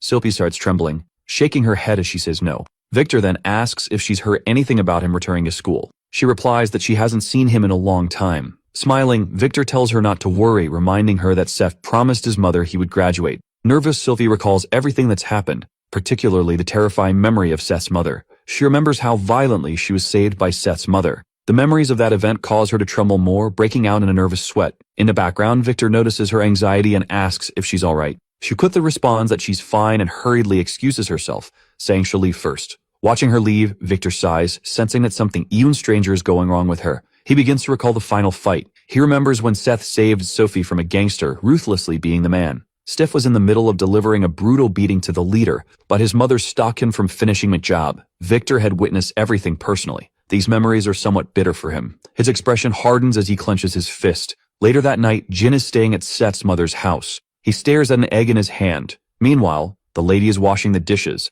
Looking at her brother, she asks if he didn't like the food. Rubbing the egg on his head, she responds that it's not that. Curious, she asks why he isn't eating, and he explains that this is the first time anyone has ever cooked for him. Hearing this, she smiles. She tells him to get used to it because he no longer lives in the forest. Laughing, Jin agrees and thanks her for the meal. He takes some rice and seems to enjoy it a lot. Smiling, Seth's mother tells him to eat and grow stronger so they can fight again. However, Jin's reaction isn't entirely positive. He starts trembling. Amused, she asks if he doesn't want to. With a mouthful of food, he says he does, but there's a catch. He asks if she's okay with that. At this moment, she glances at the bruise on her arm, likely caused by their previous sparring session. Trembling slightly, she says she doesn't know how long it's been since she used her full strength. Jin falls silent after hearing this. Meanwhile, at Sophie's house, she arrives home from school and announces her return. Her father is sitting reading the newspaper and greets her. She comments on him being home early this time. Her father explains that it's election season and her company needs to behave appropriately during this time. Sophie then asks if he's had dinner. He replies that he has, as the maid prepared it for him. Sophie asks if he'd like some tea, and he says yes. Curious, her father asks how school is going, if it's been difficult. As she prepares the tea, Sophie says school is the same as always. Her father asks if she's decided what she wants to do in the future. Sophie admits that she's still unsure. Bother, he asks if she's not interested in law anymore. Sophie respectfully replies that while she admires his work, she doesn't want to be busy all the time. Hearing this, her father begins to reflect. He apologizes for not taking better care of her. Sophie tries to clarify her earlier statement to her father, saying that she doesn't mean to upset him but wants to find something more enjoyable to do.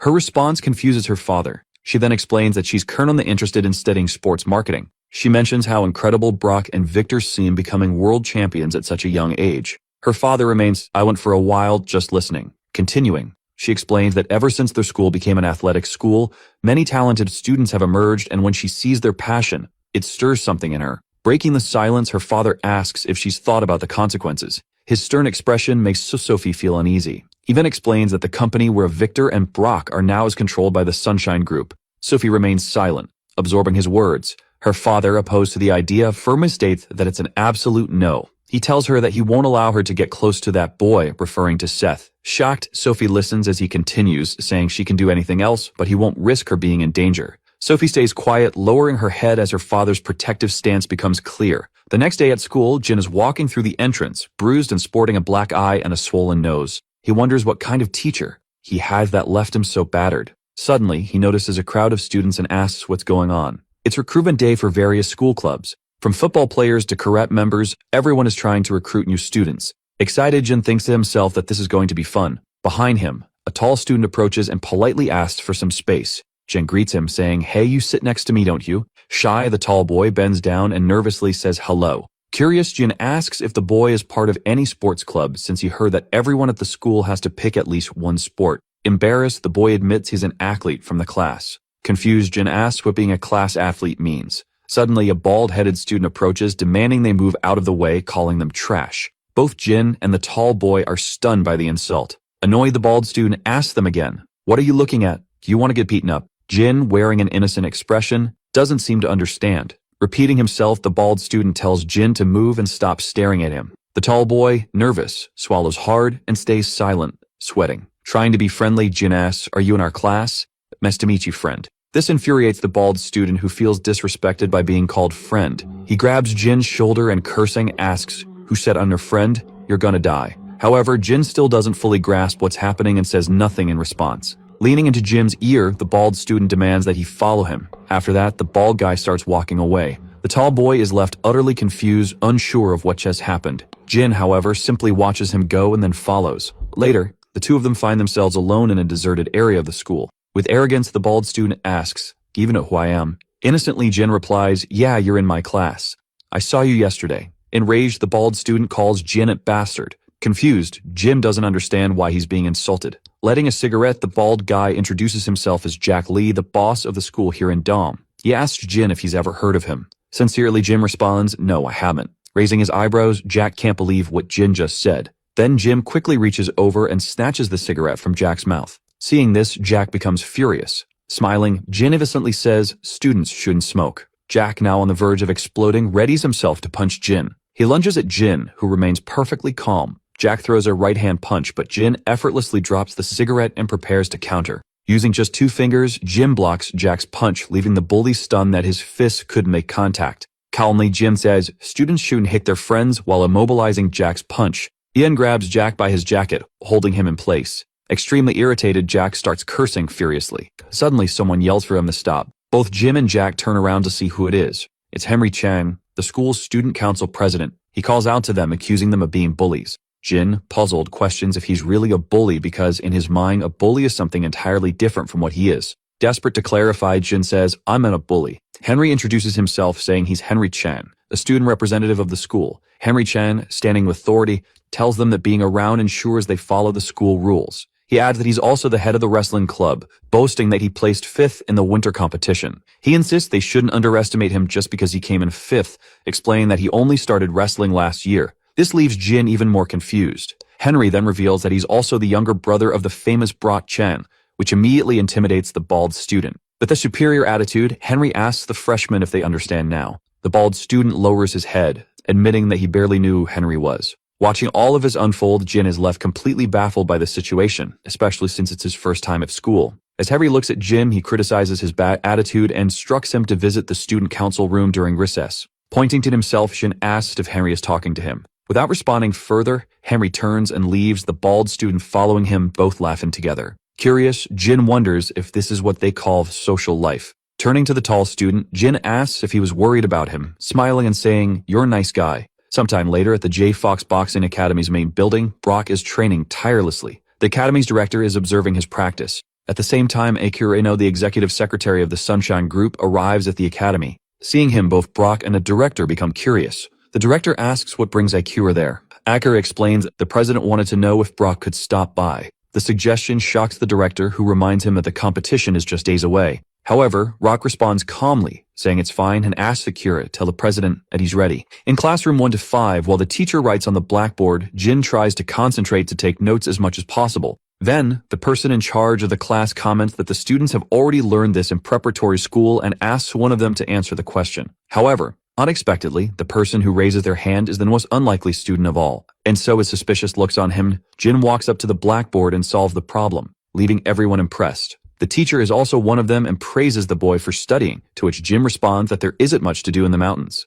Obviously, this topic of the mountains sparks curiosity, but the boy simply comments that he studied in advance to finish high school, all laughing a little. Later, another class begins and the teacher asks if someone will stand up to present as usual. However, once again, Jim raises his hand before anyone else, and so he introduces himself, saying he has lived in the mountains his childhood with his wonderful master. In this case, some look at him strangely, but the teacher finds it interesting. At lunchtime, a group of people surround the boy's table, saying that he is very smart, like some kind of nerd. However, Jim remains humble, surprising everyone, and then the biggest student approaches and asks if the boy is going to the student council room. Then Jin looks at the wall clock and panics, realizing that he is late, which makes him run like never before, simply disappearing from the room. 10 minutes later, the student ran to the student council room, but he still didn't know where it was. However, at a certain moment, a door noise was heard, and as he turned around, the boy noticed that it was a very beautiful woman. Striking up a conversation, the girl asks why a freshman is there. Soon he realizes that, coincidentally, this is the student council room. In this case, she informs her of what he needs, and the girl directs him to the last room. Then the boy thanks her, and since he had just entered the school,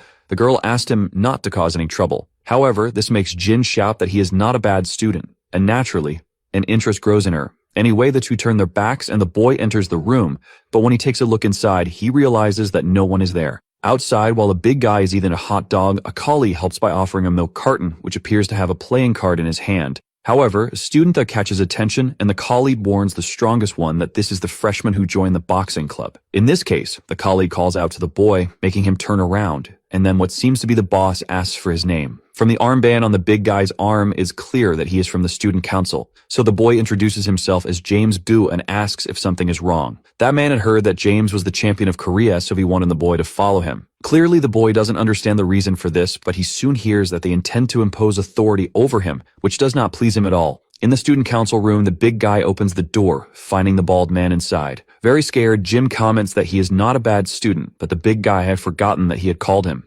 Anyway, he comments that it's good that he is there and soon tells both of them to sit near the blackboard. Although the two show different expressions regarding the order, they comply with the request. Then the council member asks the newcomers to listen carefully because this school has strict rules regarding violence. And as soon as this topic is brought up, the boys begin to take it seriously, as both have probably heard about the incident 2 years ago. Since then, the council has approved a new rule together with the administration. Therefore, today, if they want to fight, they need the student council and the athletic captain to approve a match in the ring. And it turns out that the person in front of them have the authority to approve these fights. That is, if the reason for fighting is legitimate, but before he can finish, James interrupts the council member's speech. And while trying to understand the situation, the boys suggest that the big guy fight him because he hates it when people talk too much. Obviously, everyone is surprised and the boss's friend comments that James is being very rude. In this case, the boy asks if the meddler wants to fight in the leader's place, which makes him furious. Anyway, the boy doesn't care, but the council member makes a point of saying that he has brought Chang's brother. However, James clearly doesn't care and simply asks if the younger brother will approve a fight with the older one. Upon hearing this, the assistant shouts, questioning whether the newcomer doesn't know who Henry's brother is. But James is aware and states that he came to this school specifically to defeat Brock and Victor, which leaves the two very surprised. Thus, the boy stands up since he has nothing more to say and turns to leave, leaving a bad taste in the representative's mouth. Moreover, he walks past Jin without even making eye contact. With that, the assistant states that they need to teach this newcomer a lesson, and Henry suggests reporting it to Victor. However, since the two were not alone in the room, Jin asked if he could also leave. Then the assistant stated that if he told anyone about this, he already knew what would happen. And he made it even clearer by warning that it would be worse than death, but Jin was not intimidated by that. Anyway, the boy tells the newcomer to disappear from there, and he does, but to the assistant's surprise. Before leaving, he asks how to request this so-called fight in the ring. Later, in the classroom, the boy enters and walks peacefully to his desk. However, it is evident that the atmosphere between the three major figures of the moment is not so friendly. Among the students, a bald guy starts staring at Jin, and it seems he is acting under the assistant's orders, who calls him over. Thus, the two begin to talk and secretly plan a lesson for the newcomer. Later in the gym, the young Jin, the boy everyone is talking about, is training in boxing as usual. But while he is pushing himself, his companion appears to report everything that happened, which inevitably leaves him in disbelief. The report was about a freshman joining his boxing club, and that freshman was James, who, while walking, heard his name being called. When he turned around, he noticed the intimidating presence of the club leader, who asked if he knew him. Since James seemed at a loss for words, the boxer commented that if the boy had come as an athletic student, he should attend training, but the newcomer remained silent. In any case, the leader didn't mind if the boy left as long as he didn't say he was in the club to cause trouble, especially since he was the representative and against school violence. Thus, he turned to leave, but James finally broke the silence, asking for permission. That was because he decided to reveal his true intention by asking if he could face him in the gym. Then the leader got excited, stating that as long as they were in the ring, they could always fight. And since James seemed excited about this, the boxer commented that he was easy to read and, in any case, invited him to train the next day. After this tense moment, James noticed other people nearby, and among them, the bald guy asked if the boy was going home, because the idea was to invite him to relax a little from school together. However, Jim was also nearby and managed to see the whole scene unfold. At the same moment,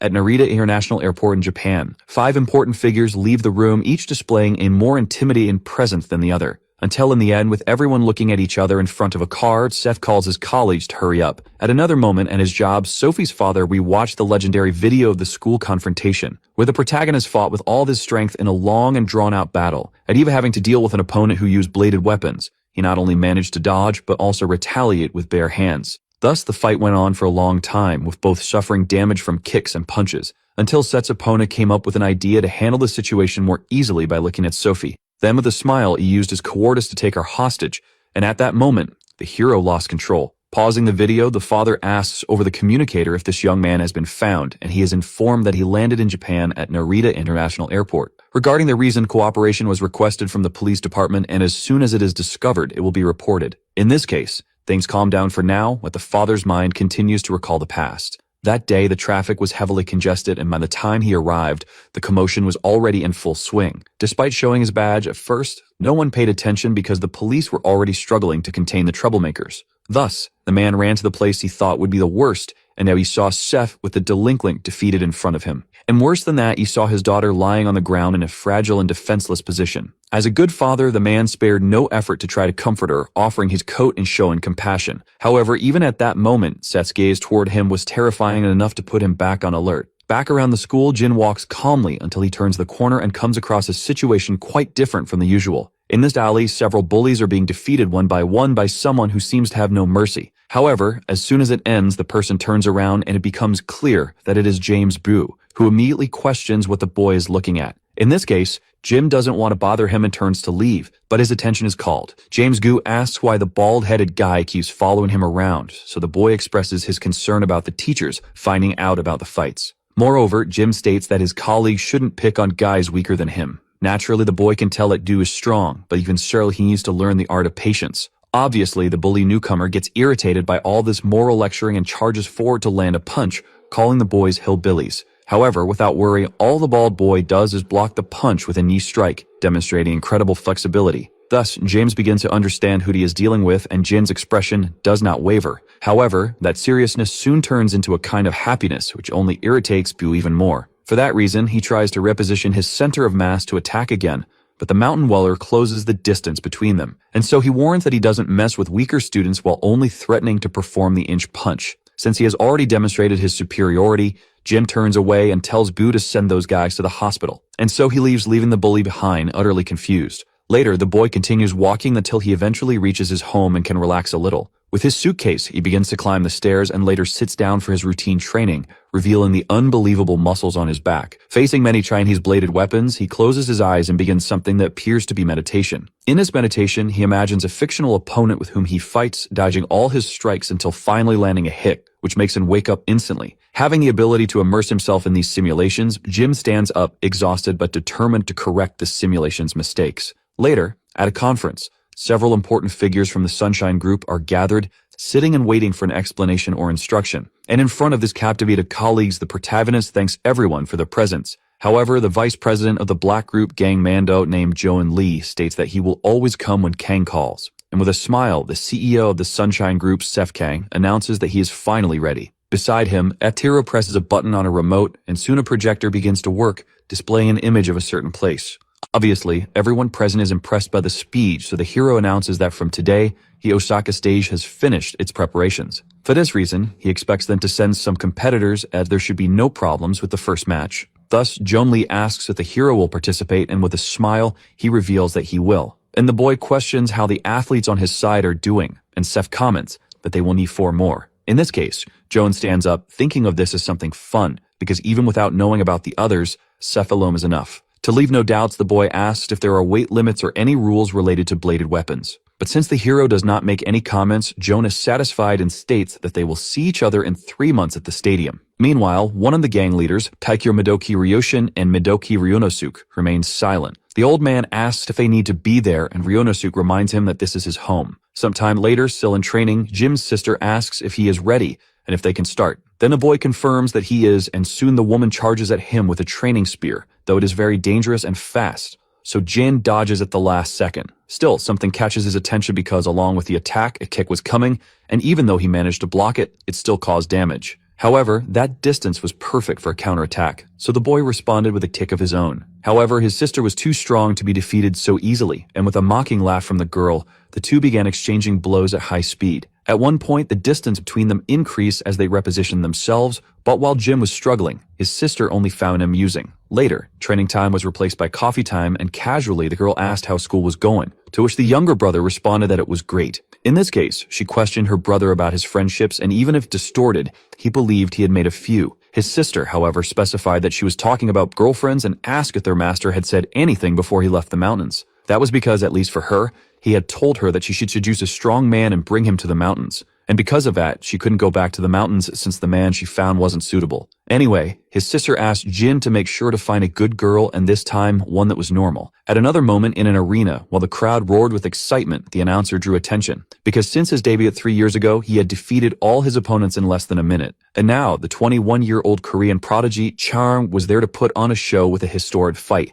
However, his opponent for the night was ranked 7th in the featherweight division with 25 fights minus 20 wins and 5 losses. John Krischer introduced himself. Since this was the first time that Korean was facing someone in the top 10, his coach advised him not to get nervous. However, the boy was sure that no one was stronger than Seth, and so as he put in his mouth guard, he stated that he had no reason to be nervous. The two stared each other down, and as the gong sounded, the blonde fighter confidently rushed forward only to immediately stagger after taking the low kick from his opponent. The low kick created an opening for another strike, and with his head unprotected, Brock seized the chance to land an uppercut. Then with another downward punch, he slammed John Krischer into the ring floor with ease. Naturally, the crowd went wild, and to further humiliate the blonde fighter, Brock spat next to him before walking away. Then, as his final request, the boy asked his coach to move him up in weight class because the fights were too easy. This entire fight was being broadcasted on a TV in the protagonist's hall, so Seth called Akira over and with a satisfied smile, asked for the boy to be added to the list. At Yeonju Public Athletic School in the same classroom 1 to 5, a few boys were talking about Brock's fight from yesterday. Everyone had seen it and agreed that it was insane. But anyway, the boy was going to knock out the champion soon. Suddenly, Chuli appeared in the room with an injury, sending chills down the students' spines. Then, very irritated, he asked why he was being stared at and quickly dispersed everyone. Along with him, other important students entered the room and passed by the bald guy, heading to their seats without any trouble. However, another person entered and was someone Jade Lee didn't really want to face. Even so, he decided to look, but when he noticed Prue standing behind him, he trembled with fear and the boy ordered the bald guy to leave him alone. The events of the previous day were still burned into his mind, so he didn't have the courage to respond to the intimidation. Thus, Jin appeared once again, telling James Boo to stop picking on weaker people. The remark caught both of their attention even though the boy had said it innocently. Either way, who was already very irritated with these moral lessons and clenched his fist, leaving Jin confused. But a girl quickly caught on to the situation. Since nothing happened, Jin cheerfully commented that his new friend wasn't a bully. However, the girl from earlier walked up to James and the boy immediately asked what she wanted. After analyzing him for a bit, the girl mockingly asked if Pooh had been beaten up by the bald-headed guy. To her, everything pointed to that, but Koo warned her to watch her tongue. At that moment, the girl became sure of her assumption. While James tried to intimidate her, she simply told him to look at his hands. Because despite his serious expression, the boy was trembling intensely. However, instead of continuing to mock him for that, the girl understood and decided to take care of Jin. Later in the cafeteria, as everyone gathered at the tables, Jin eagerly prepared to eat. However, his classmates stood beside him with an absurd amount of rice, leaving him stunned. Anyway, the two start eating as if they were competing, and within a few seconds, they finish everything, even making Jin's stomach puff out. However, to his surprise, his friend gets up and goes to the cook to get more food. In this case, Jin admits that he lost, but at that moment, the girl from before joined the table, saying hi. Obviously, the boy is confused, so the girl gets straight to the point, saying that it looks like he's pretty good. Jin, in turn, asks what she means, and a girl comments about James' defeat. However, the martial artist still doesn't know what she's talking about, and the girl invites him to go to the rooftop. Once again, Jin asks why, but with a smile, she just replies by asking if there's something wrong with him. Then she gets up, saying that they will meet after class. Without wasting time, the boy asks his friend if he knows what it's about, and soon the big guy suggests that maybe it's for a fight. Anyway, it's obvious that friends shouldn't fight, and Jin knows that very well. After some time back in the classroom, the boy starts paying attention to the girl. And even during class, he doesn't let his guard down, trying to analyze what she's thinking. Meanwhile, a car drives up to the school entrance and stops in front of the parking lot. Naturally, Akira is the first to step out, and with courtesy, she opens the door as she is serving someone more important. And so the protagonist steps out of the car, eager to return to this nostalgic environment. In the principal's office is the protagonist's uncle, and suddenly he hears some sounds at his door. With that, Akira enters alongside the hero, making the man stand up immediately, as he knows that the seat he is sitting in belongs to Seth. In this case, the boy asks what his uncle thinks of it and if he's enjoying his new job. Being a man of few words, he doesn't respond, so the boy asks about his mother, and the man informs him that she got a student a few days ago. Once again, the two stare at each other for a while until the boy questions the paperwork. However, the uncle doesn't care, and this attitude surprises Seth quite a bit, but in any case, he tells him to keep it that way. Thus, the protagonist starts changing into his new clothes, adjusting everything carefully. However, since this is the same uniform he used to wear,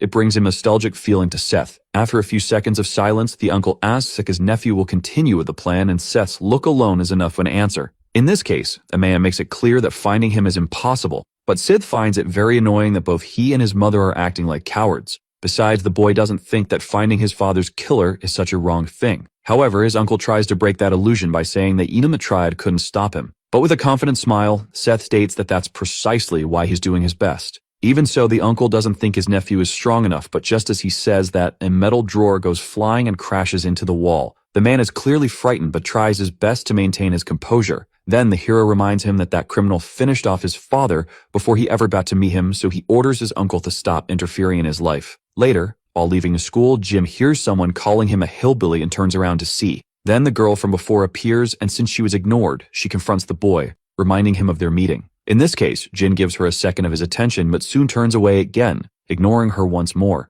Extremely frustrated, the girl can't stand his game of disinterest anymore and reveals her sword by removing the bandages. Then she charges at him without caring about being cowardly, but the boy senses the attack coming and dodges it easily. Moreover, he gets into a combat stance and more that he doesn't usually go easy on girls. However, luckily for her, someone else appeared to interrupt the fight. With a smile, a girl whom the bald-headed boy recognized as Akira asked if he was studying there too. Upon saying yes, Jin asks the same about her, and the girl replies that she's a senior. In this case, the boy finds it strange since the teacher didn't mention anything, but in any case, he invites her to his house to eat together. Clearly, Akira doesn't seem comfortable with this proximity, but soon she sees the protagonist. And so she bids farewell, saying they will see each other tomorrow since she will be staying for a month. Then, leaving the boy talking to himself, she walks toward the car where Seth is, and seeing this, Jin's expression changes to a more serious one. Naturally, the car drives away with the two inside, and the girl from before, sensing this tense atmosphere, asks if the boy is done. However, he doesn't respond and continues staring at the man who left with Akira. Changing the subject, the girl asks if the bald-headed boy knows that person, which makes him confused. Without thinking much, she says she is a friend, but the girl was talking about the guy.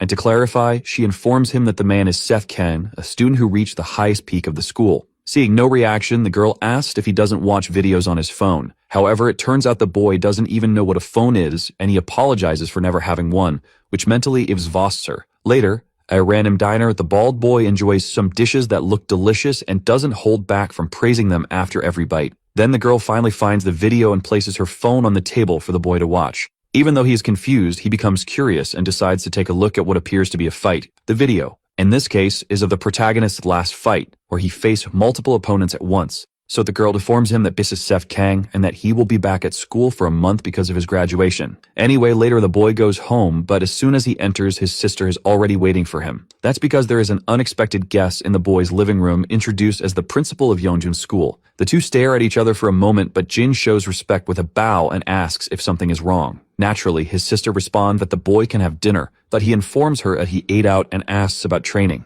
In this case, The girl says she will take a break for now, but the younger brother still decides to make a comment. At first he mentions that he met Akira today, and right after he also encountered her son, which surprises her quite a bit. Being very direct, Jin asks if he was brought down from the mountains because of his sister's son. However, after a deafening silence takes over the room for a few seconds, the older sister says it's nothing he should worry about. Thus, the boy accepts and prepares to leave, but states that he will always be ready to help whenever needed. Then he starts climbing the stairs until his sister calls him, and even though she is somewhat reluctant, she asks that if Jim meets her son again, he should tell him to come home. So the boy asks what he should do as Seth refuses, and without thinking much, his sister asks him to convince him. Currently, her son doesn't listen to her, but that is enough for the boy to agree to do something. Later, at the Sunshine Group headquarters, 3 of the protagonist's allies stand before him. As he waits, each one seems more prepared than the other, wielding undoubtedly powerful bladed weapons. Then, without a hint of fear, the boy provokes his partners, telling them to attack already. Since it was an order from the boss, the warriors waste no time,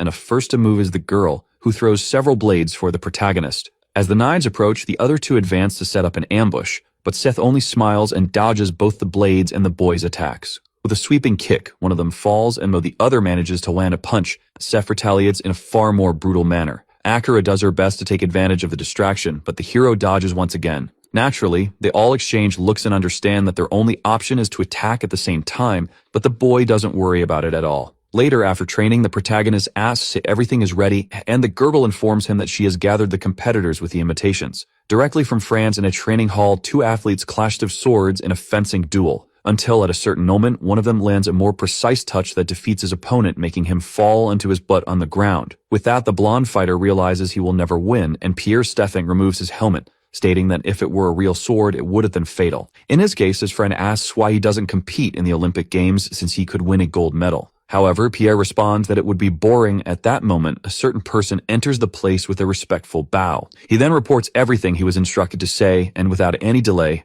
hands over the imitation letter. After holding it in his hands, the boy becomes quite excited. Meanwhile, in the United States, a man seems to be having a bad day as he has just been knocked out by a kick from Brock. After that, the fighter appears a bit unmotivated, and soon his coach hears his phone ringing. Upon answering, everything is explained over the phone, even without the physical presence of the imitation. In this case, after hanging up, the coach informs Brock that the boss wants him to return, and without much thought, the fighter understands. At the same moment in Japan, the messenger from the Sunshine Group also arrives there. He quickly enters a dojo, reading Master Oscar, as it has been a long time since they last saw each other. Back at school, as the students walk toward their classrooms, a luxurious car drives by, making noise and startling some students with its roaring engine. Clearly, they are annoyed at someone so inconsiderate passing through. However, when the car door opens, it turns out to be none other than Seth Kang himself, and in response to this unexpected opportunity, someone suddenly appears. With a serious expression, Jin simply asks to talk with the protagonist for a moment. Clearly, this request makes Seth a bit thoughtful, and soon all the people around them show some concern. For that reason, the hero doesn't respond right away, so Akira shouts in concern, questioning what Jin is trying to do. Additionally, she explains who this boy is to satisfy everyone's curiosity, which only leaves Seth even more surprised. As the two stare at each other, a crowd gathers around them, and Seth asks if the boy is a student of his mother. Jin informs him that she sent him there to take him home, but then turns away, simply advising the hero to listen to his teacher for now. In this case, before the bald boy leaves, Seth shouts, catching his attention, and questions how he dares to cross the line. Akira, in turn, tries to calm her boss down because many people are watching, and the boy realizes that a real commotion has gathered around them. Thus, Seth simply asks what the bald-headed boy will do if he doesn't want to go home. Then Jim responds that he intended to hold back for the sake of his master, but he couldn't anymore. And without the slightest fear, he states that he will have to teach the boy a lesson for his sensei. Suddenly, Sophie arrives at the scene, shouting the protagonist's name and panting from exhaustion. Then as he looks at the girl carefully, a protagonist calms down a little. However, the bald boy doesn't back down and calls out to him because he heard that this school has a rule about fighting whoever you want. Thus, with great confidence, Jim tells the protagonist to prepare himself. However, instead of being afraid, Seth shouts that his mother's apprentice is indeed very interesting. Sometime later in classroom 8 of the 3rd year, some people murmur about what happened.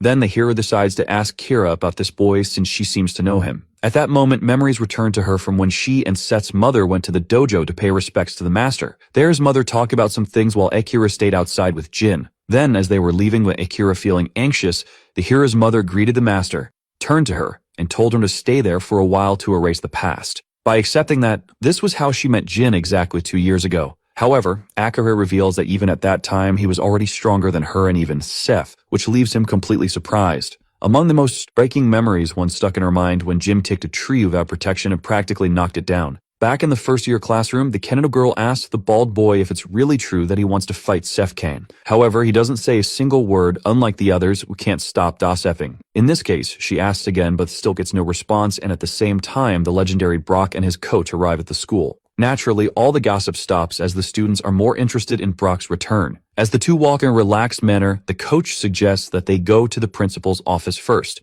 However, the boy refuses because he needs to relax a bit before thinking about that kind of thing. Without wasting time, Brock heads to the training hall and slowly, they begin to approach the ring.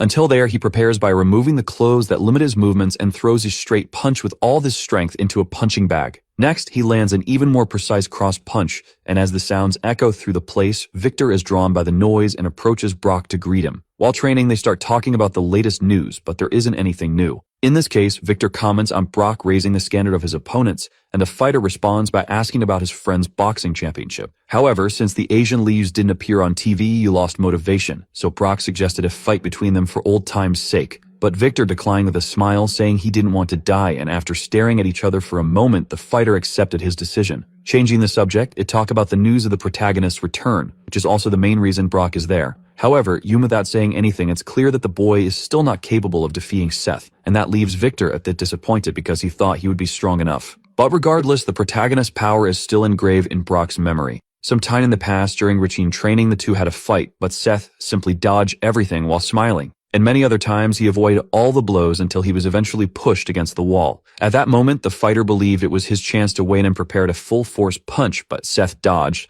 making him hit the wall instead. And he only threatened to counterattack, stopping at the last moment to avoid causing damage. With his usual confident smile, he wished Brock good luck in his competition. Keeping that in mind, the fighter knows that if he himself is a monster, the protagonist is something much worse. In this case, Victor suddenly remembers something worth mentioning because the protagonist got involved with a strange guy. So he says they will fight soon, and then it's a freshman, which naturally piques Brock's interest. Later in the first-year classroom, some students talk about going to a cyber cafe. However, one of them asks and his friend didn't hear that the mysterious guy from their class is going to fight the boss, which despite seeming unreal is actually happening. At that moment, before the confrontation, an unexpected person enters the classroom, causing surprise among the students. Wasting no time, Brock walks up to Jin and asks if he is the one who will fight Seth. After staring at each other for a moment, the fighter places a hand on Jin's head as a way to provoke him. Then the boy asks why the big guy is touching him without his permission. Rock is trying to teach the boy a lesson in humility before he faces Seth. However, suddenly his arm is easily pulled by someone, leaving him very surprised. And then the bald boy's friend tries to explain that fights are not allowed there. Given this, Brock asks who the student in front of him is, which only makes him even more nervous.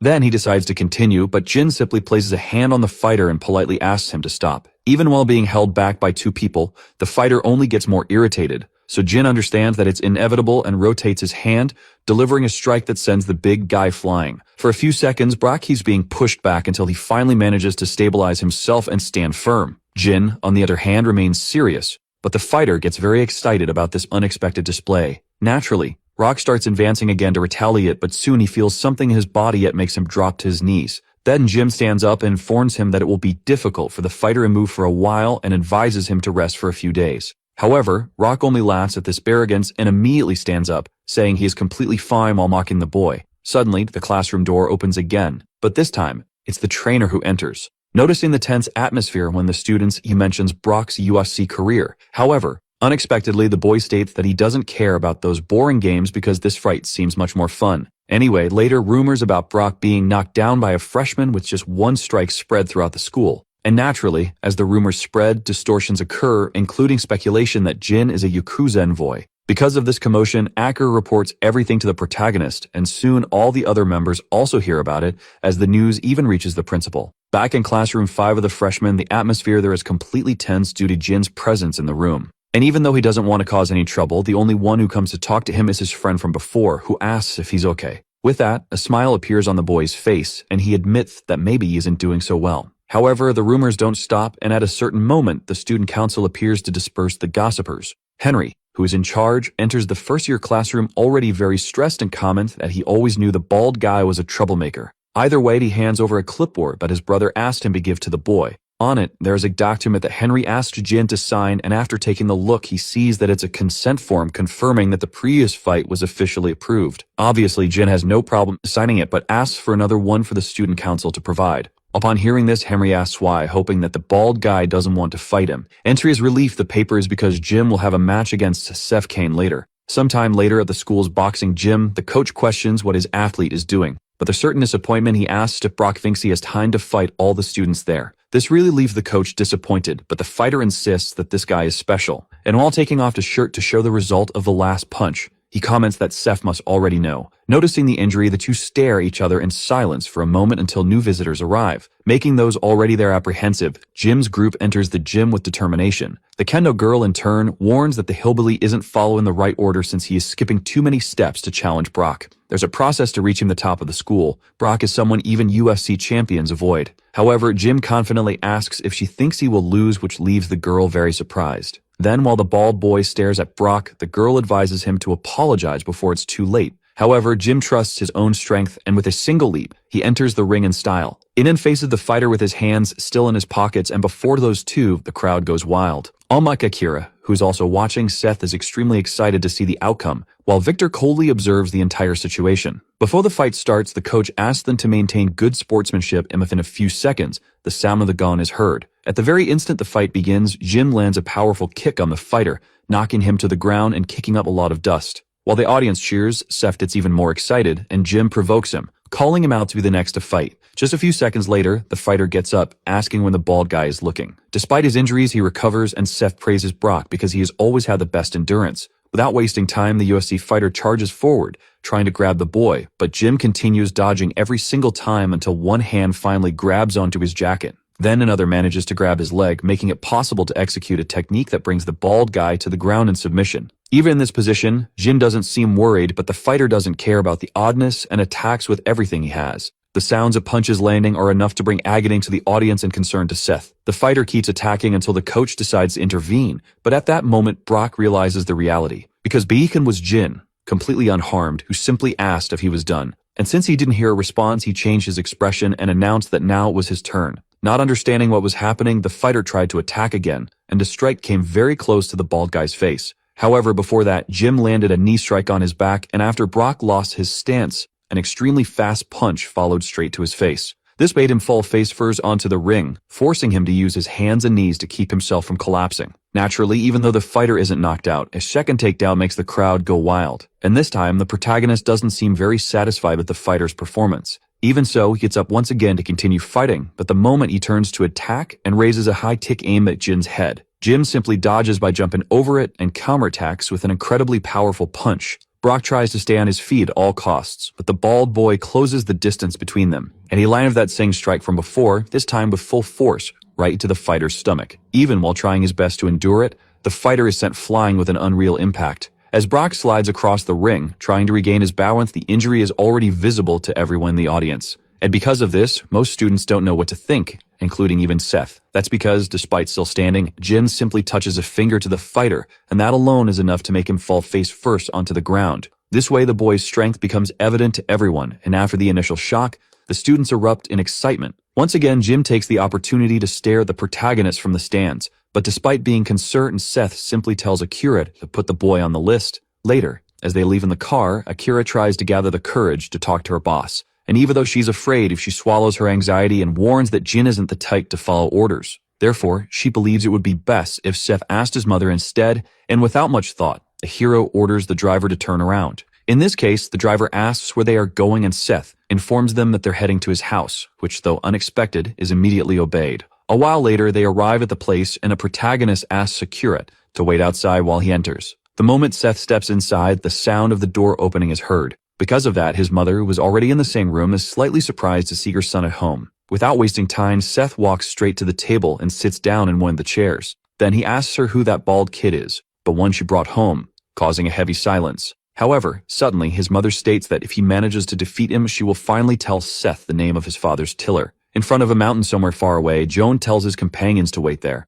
Then he begins passing through a festival happening on the mountain, and after making his way through, he reaches his stunning location at the top where the dojo is. However, the boy doesn't seem very confident about being there, and the reason becomes clear as he approaches his master. Joan bows deeply, offering the proper respects to Master Wan, and introduces himself as a member of the Black Group. Upon turning around, just the master's gaze is enough to send chills down his spine, and Wai asks if the warning wasn't given, and if the boy's father didn't tell him what would happen if he ever appeared before him again. In this case, fearing for his life, Jom tries his best to apologize as respectfully as possible. However, there was something he needed to say, so the master thought for a moment and stated that this information would decide whether Joan would live or die today. Shaking in fear, the boy announces that they are organizing a competition where many strong people will participate, betting their lives on him. But the master starts approaching and strikes the boy's throat with an unreal force. Just the mere fact of being included in a competition among weaklings sounds like an insult, and all that power was delivered with just 2 fingers. In this case, Joan quickly informs him that one of the competitors is the successor of the Sunshine Group, and now this is valuable enough information for the master to let go of the boy.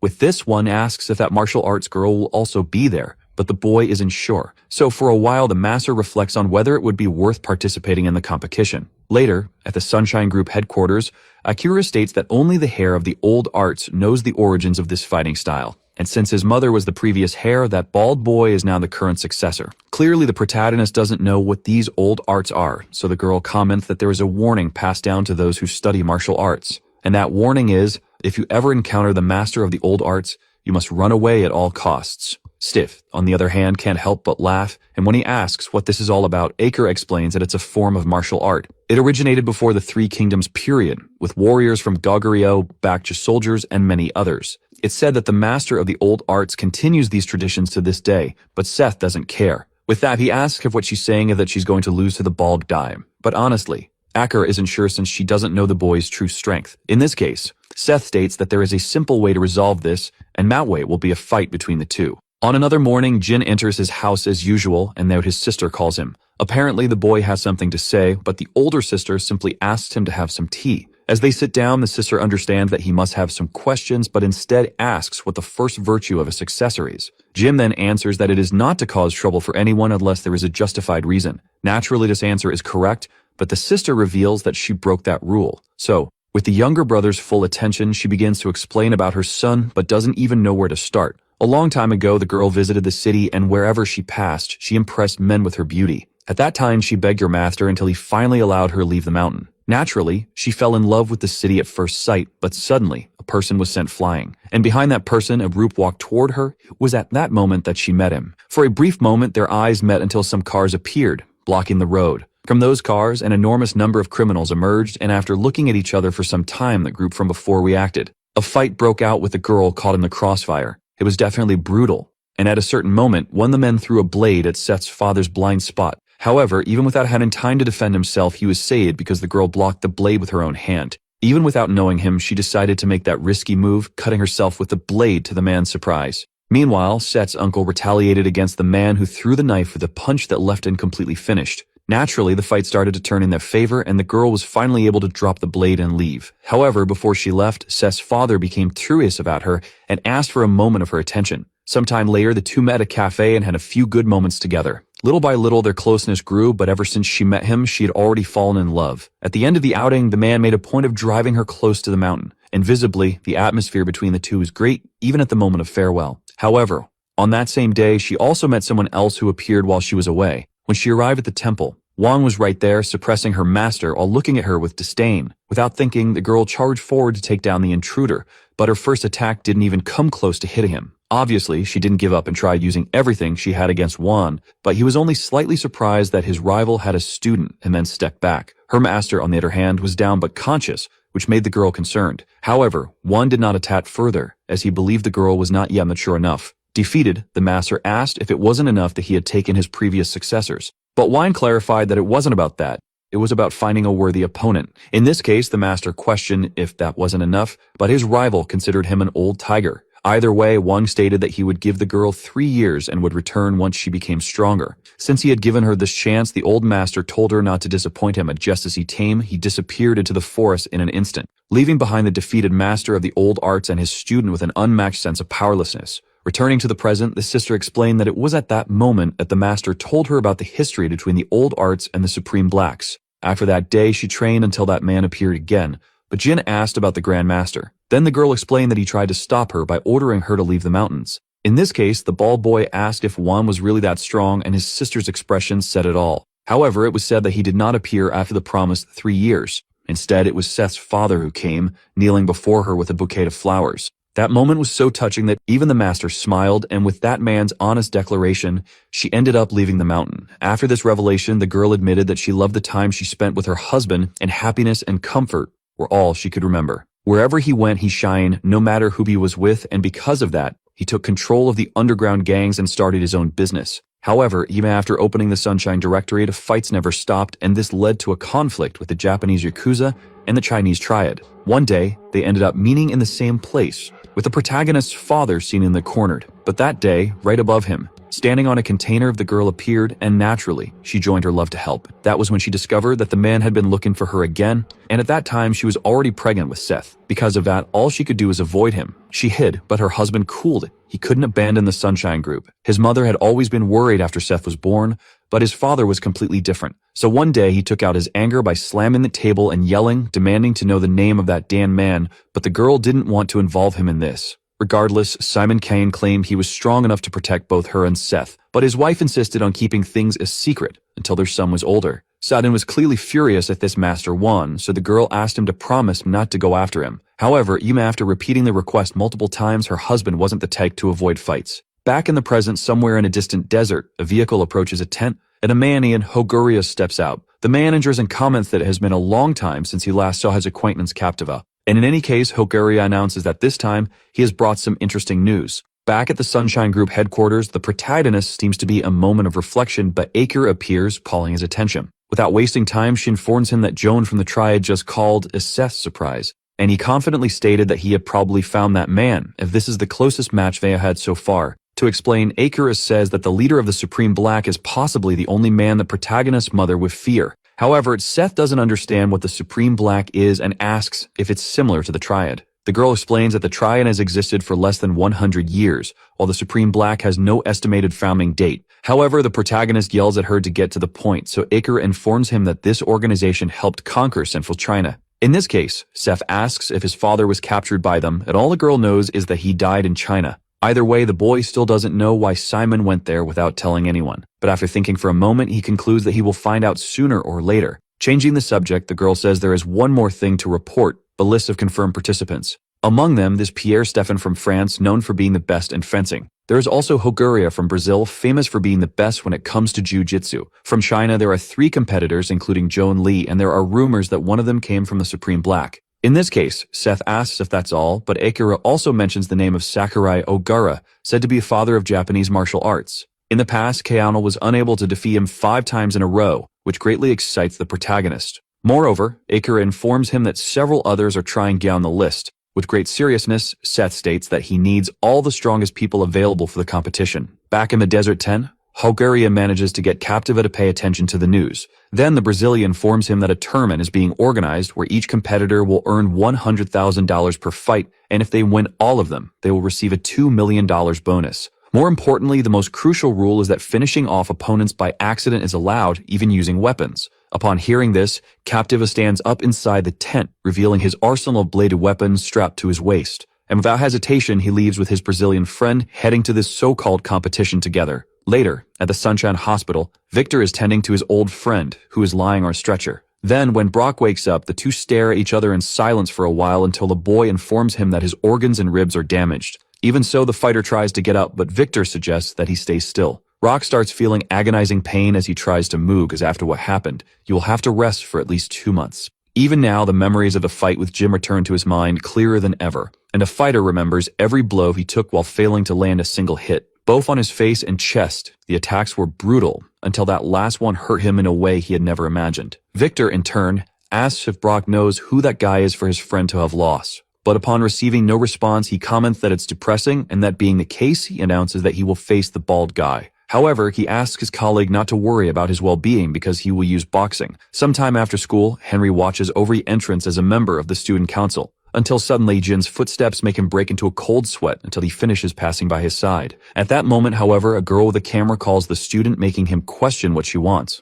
Then she comments that she prefers a smile and introduces herself as Kathy Yoon, a reporter for Daily Sports. Wasting no time, she states that she heard about Jin's victory over Brock and therefore wanted an interview. However, Jim claims he has nothing to say, simply leaving the girl behind with a feeling of defeat until suddenly, Victor appears by her side and she shifts her focus to him. Yet again, the reporter is ignored by the boys, but upon looking more closely, she realizes that the two are talking. And naturally, knowing what's going on could lead to a better story. Back at the boxing club, punches upon punches are thrown at the punching bag alongside precise dodges, until James notices he is no longer alone and stops for a moment because Victor has just arrived. With a certain level of respect, he greets the club leader, but is startled to see that the boxer has brought a guest, none other than Jin. Within seconds, Victor locks the place and hands a pair of gloves to the bald guy. However, Jin asks what is going on because he was called to talk, but Victor claims that men talk with their fists, and although it irritates Jim, that was not the boxer's intention, so he stated that he just wanted to check the difference between them.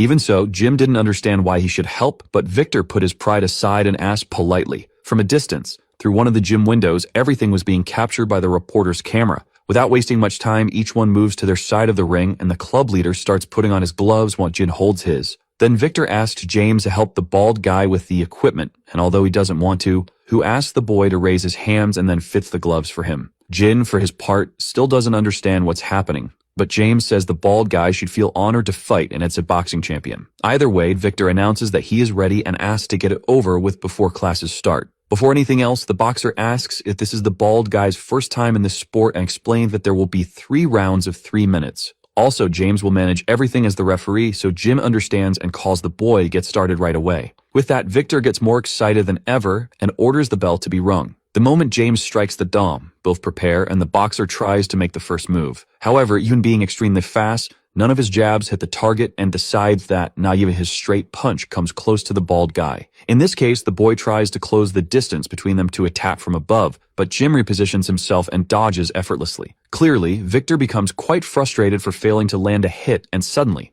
a tick approaches. However, Jim stops at the last second and apologizes upon remembering that boxing is a sport that only uses hands for the fighter's luck. Outside, the journalist continues capturing every moment with her camera and soon pulls out her phone as well to get more footage. Even so, she doesn't know who that boy is to be resisting so much, and with less than 10 seconds remaining, Victor gives it his all. However, nothing changes because Jin keeps dodging everything as if it were nothing. Then, with 5 seconds left, Victor tries to land a powerful straight punch, but the bald guy manages to grab his hand. And so by throwing it aside and opening his creator for a direct hit to the boxer's face. However, before the punch can do any damage to Victor, the gong rings indicating the end of the round. So Jin stops his fist at the last second. And even though that 1-minute break felt like a miracle for the boxer, everyone was more terrified than relieved by the rookie's power. Sometime later, the protagonist's car heads to the school and from inside, Seth steps out alongside Acura, his expression clearly determined. Back at the boxing club in the second round, Victor tries a different strategy by using his footwork. However, even prioritizing technique, his blows don't land and Jim's presence in front of him only makes his fear grow. Sensing his aura, the boxer doesn't think twice before stepping back, and for a moment, the two just stare at each other. Once again, outside the gym,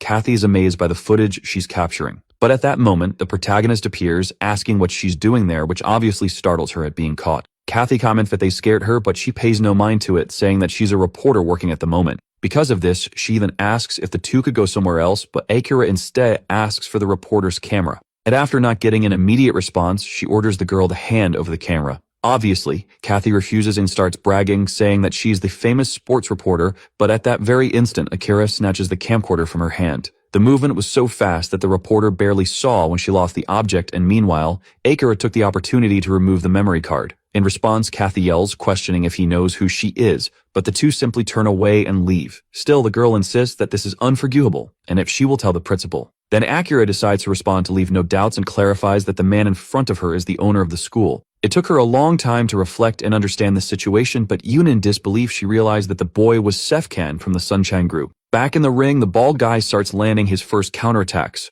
though still without much effort. Even so, Victor has to give his all just to stay on his feet, and suddenly, a strike that seems more powerful than the others approaches. Despite keeping his guard high, a straight punch, using techniques from the old arts, breaks through the boxer's defense and sends him flying. However, even with Victor trapped against the ropes and disoriented, Jim's just getting started as he closed the distance to unleash a powerful uppercut. But James, who had been witnessing everything, signaled for them to stop fighting, explaining to the boxer about his competition next month. So if he suffered too many injuries, everything would be over, and Jin naturally understood the situation. Victor, on the other hand, so couldn't believe he had lost a fair and clean fight in his own discipline. Meanwhile, Jim starts taking off his gloves, so not completely relaxed in the environment, until suddenly, he spots the figures of two people outside the gym, and among them is Chef, who locks eyes with Jim the moment they see each other. With emotions running high, the protagonist tells Akira to open the door. Though reluctant, she forces herself to do it, despite her height not helping much, and holds it open for Chef to enter. Then the protagonist walks in with short steps,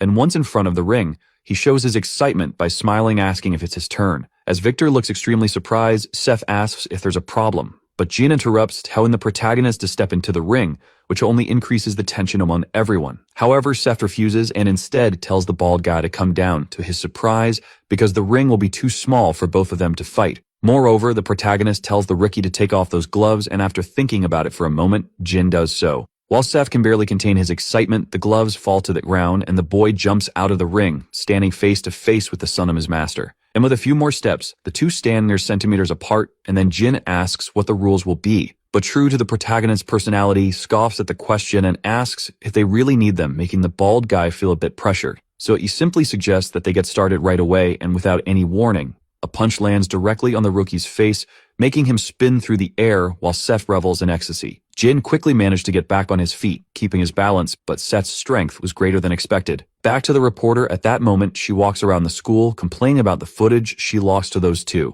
However, in front of her, another fight begins to take place, this time between two students known for their strength. An unbelievable exchange of blows happens between the two, and Taffy watches everything, unable to believe her eyes. Until the principal himself appears, calling her attention, which makes her a bit nervous. Still, the principal doesn't say a word as he notices what's happening in front of him due to his nephew's fight with a freshman. The two display incredible speed and unmatched reaction time as they dodge precise blows. Realizing this as well, the principal comments that he will need the reporter to write an article, so he asks her to come to his office in a while, and without hesitation, he enters the gym, doing his duty by shouting for the students to stop. The sound of his shout surprises everyone and truly brings the fight to a halt, so the principal declares that it is enough. Stiff in turn tells his uncle not to interfere, but since they are at school, he must follow the rules, and the principal reminds him that he was the one who put him in this position. In this case, Jin suggests continuing the fight outside after school, obviously in a one-on-one match. With that, he starts to leave, but Seth calls the bald guy's attention and asks who is the strongest. That's because the protagonist is curious to know whether the strongest is Jin or his mother. After hearing this and thinking for a moment, the boy simply reveals that he has never lost to anyone. And to Seth, there couldn't possibly be a better answer than that. Somewhere in Japan, at the headquarters of the Three Phantom Heads gang, two people are in a room, Kageyama and Sakurai Oga. At that moment, however, the vice president of the black group, Joan Lee, also appears, commenting that the others arrive early. Regardless, they don't respond, so Joan approaches Sakurai with arrogance, and when their eyes meet, Sakurai is clearly irritated. Another person arrives at the location, this time the French fencing champion, Pierre Stephan, and quite boldly, he asks the man with dark sunglasses to serve him some tea, as well since he enjoys drinking it. Even though he feels disrespected for some reason, Kageyama does it, but Pierre notices this feeling of hostility. For a while, the two stare at each other, though the red-haired man seems to be enjoying himself. In any case, Pierre focuses on his tea, and suddenly, the Brazilian competitor is the next to arrive, alongside his colleague Capativa. With each new participant entering, the tension among the competitors rises. However, Hoguri announces that they are still waiting for someone, and Kageyama states that the two participants from China will join on the day of the competition. The other two from Korea will also arrive that day, and there are still challengers who are traveling. At that moment, however, a person appears, claiming to represent Korea. It is the protagonist's mother. Donne your shot, Pierre, not knowing her, casually comments that she is in the wrong place. Joan, on the other hand, clearly knows who she is and remembers the day when, alongside many henchmen, he stood face to face with her. Despite being very confident at first, the girl simply managed to appear behind him, surprising everyone. In this case, he asks why she is there, but the woman only asks where Master Wang is, much to the warrior's surprise. Either way, she requests that they leave a message for the old man, letting him know she is there looking for him. Back at Jin's house, he wakes up in the morning and gets out of bed, still in his pajamas. As he goes downstairs, he looks for his sister in the kitchen but finds no one. So the boy goes up to the training area and starts meditating alone. However, this time he performs shadow simulation, recalling the protagonist's movements up until the moment the fight stopped. After putting in some effort, He decides to leave the area, but he still realizes that he's alone in the house. Later, at Youngjin Public Athletic School, the boy hears people talking about how the school is in the newspaper. And to everyone's surprise, Victor, the IBF boxing champion, was caught fighting in the school's gym. Even so, the students don't know whose opponent was, but they recognize that it was the same person who fought Brock before. In this case, they gossip about the fight, unaware of the one responsible for the commotion is passing right behind them. Meanwhile, inside a company's car, the protagonist is extremely irritated. Because upon reading the news, the Economic Daily announced that he was causing violence at school and impacting his group. Furthermore, the Sports Daily questioned whether Youngju School would be able to maintain its status after this incident. But instead of being worried, Seth was just irritated by the sturdy game. And from his office, the principal observed the entire development of the situation of the cold demeanor. Elsewhere, Sophie's father read the same news and became quite concerned since his daughter was involved with Seth. However, suddenly someone knocked on the door, apologized for the interruption, and informed him that there was a report that seemed quite important. Clearly something like this, at such a moment, piqued the officer's curiosity, so he accepted the document and dismissed the staff member. To his surprise, it contained financial statements from various groups, including the Sunshine Group. However, the officer still wondered what all of this meant until a phone rang, and on the line was the president of the public athletic school. With that, Sophie's father asked what he was trying to do, and the principal, getting straight to the point, requested that Seth Kane be arrested. Naturally, this request left the officer very confused, but the principal said he couldn't give details. Nonetheless, he stated that this was the only way to stop President Kang, and after thinking about it, the officer agreed. Back at Youngjin School in classroom 5 the first year, Jin sat as usual when the Kendo girl appeared to talk. Without wasting time, she commented that he was different and mentioned that she had heard about the previous day's fight since, apparently, he had defeated both Victor and Seth. In response, the bald guy said nothing, but she insisted that her classmate tell her what happened. Then suddenly, the principal himself appeared in the classroom, drawing attention to Jin and ordering him to follow. All the students became worried about what might happen to the bald guy next. Sometime later in the president's office, the two sat down and the principal commented on the difficult times Jin had been going through in recent days. However, the bald guy stated that he was fine and directly asked why he was there. So the principal searched his suit, took out a letter, and handed it to the boy with the intention that he read it. Without questioning, Jin actually did, but the contents of the letter were more personal than expected. It was a real address to Jin from his sister, saying that she would take care of Seth's mess. For a while after reading the message, the two remained silent to give the boy time to think, but he broke the silence by asking where his sister had gone, and the principal replied that she was in Japan. Although unexpected, the most likely reason was that she was there to fight, and based on Jin's reaction, the president asked if he wasn't worried. However, he really wasn't, because if it was just that, he stated that his sister wouldn't be in any danger. With nothing else to discuss, he stood up and excused himself, but before leaving, he commented that he really didn't understand what the principal was worried about. And with a smile, he stated that his sister was far too strong to need anything like that. Somewhere in Korea between Terminal 1 and Terminal 2, Ram was acting as the protagonist driver as always. Then suddenly, he noticed the presence of a car following them. Taking a risky move, he performed a maneuver at a road junction, confusing two of the pursuers, though one still remained. Rod called his boss to inform him that someone was following them, much to Seth's surprise. In this case, the boy asked if he should shake them off, but the protagonist dismissed the idea. Sometime later, the group arrived at IC Airport, and there the three of them got out in the car to confront the situation head-on. Quickly, the pursuing cars also stopped and people emerged from them, prompting Seth to question who they were. However, to his misfortune, among them was Sophie's father, who, catching the boy's attention, announced that they needed to have a conversation. Sometime later during an interrogation, the atmosphere between the two was anything but pleasant as expected. Without wasting time, an officer handed over a file, and after reading a bit, the protagonist became concerned. It was stated that this was evidence that the Sunshine Group had committed accounting fraud amounting to $15 million. Of that, $3 million were unpaid taxes, along with illegal scandalous funds. Therefore, the officer warned that after the investigation, an arrest warrant would be issued. However, Seth simply tossed the material onto the table and told the investigator to talk to the company's lawyer. In this case, the officer shouts, asking if the boy is trying to deny it, but the protagonist tells him to be careful with his words. With an irritated expression, he questions whether he still looks like the same boy from 2 years ago, asserting himself in the interrogation. Minutes after the conversation, an assistant asks what the officer will do, so he asks how much time they have. But since they don't have an official warrant, the assistant suggests releasing Seth. In this case, Sophie's father asks if having a warrant will change anything,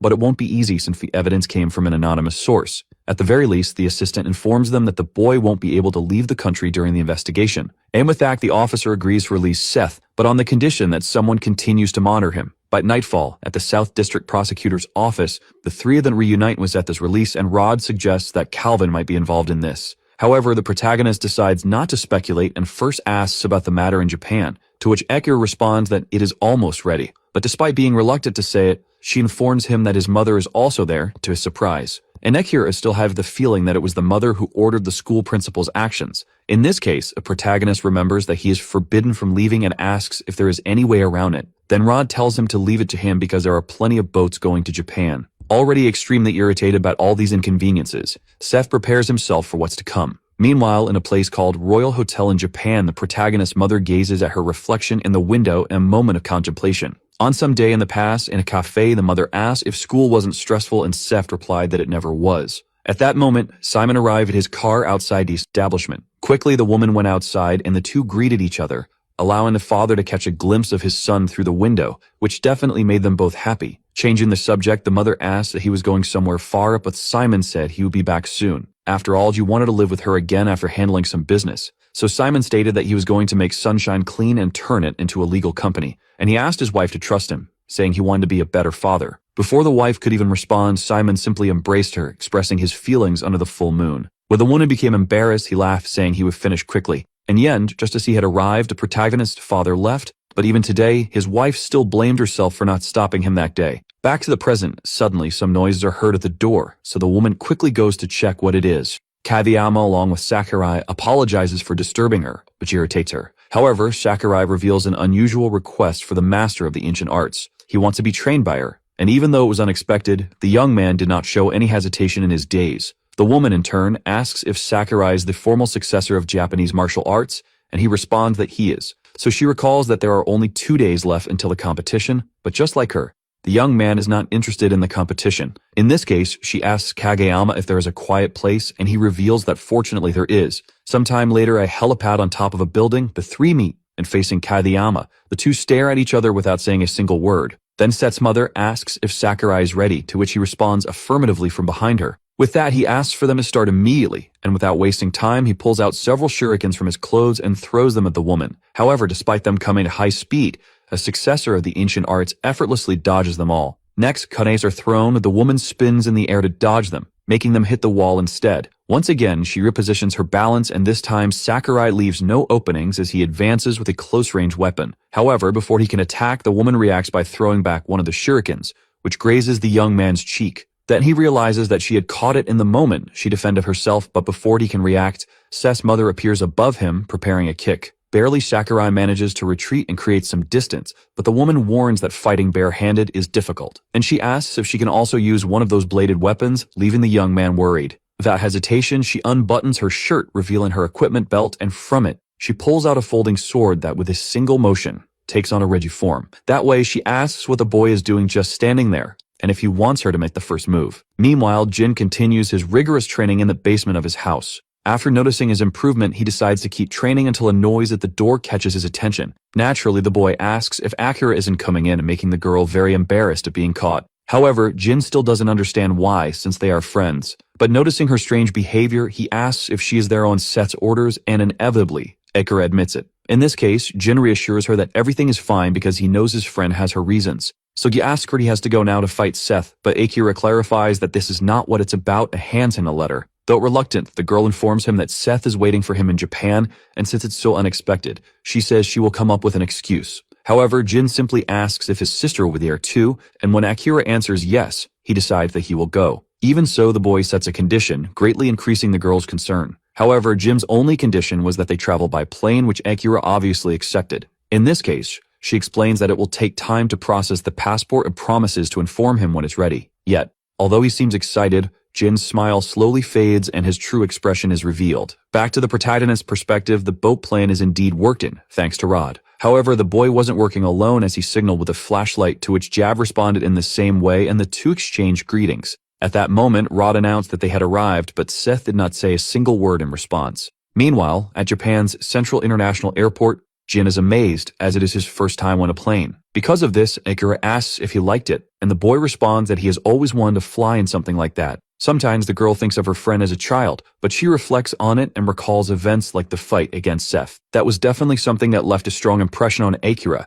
as she watched until the very last moment, though she decided not to comment on it. Then the bald guy tells his friend not to worry because he will handle everything and claims that he's the strongest among the strong. After some time at Narita International Airport, the two arrive at a rather fast pace, and at that very moment a car appears in front of them, from which Kageyama steps out with his usual irritated expression. Seeing this, Akira greets him while the bald guy plays around with his surroundings, but when the man orders the girl into the car, Jin asks where they are going. In this case, the girl simply tells him that he will find out when they arrive, and Jin trusts her. However, before getting in, the bald guy suddenly feels a chill run through his entire body, prompting Akira and asks what's wrong. Yet Jin does not respond, and his expression quickly turns extremely worried. He begins scanning the people around him until, among them, he spots the Supreme Black Cult's master. And beside him, in the middle of the crowd, stands a seemingly dangerous martial artist. In this case, Akira asks what the problem is, but the boy remains silent, confusing the two. Sometime later, the three continue their journey normally in Kageyama's car, but the girl asks if something is bothering her friend.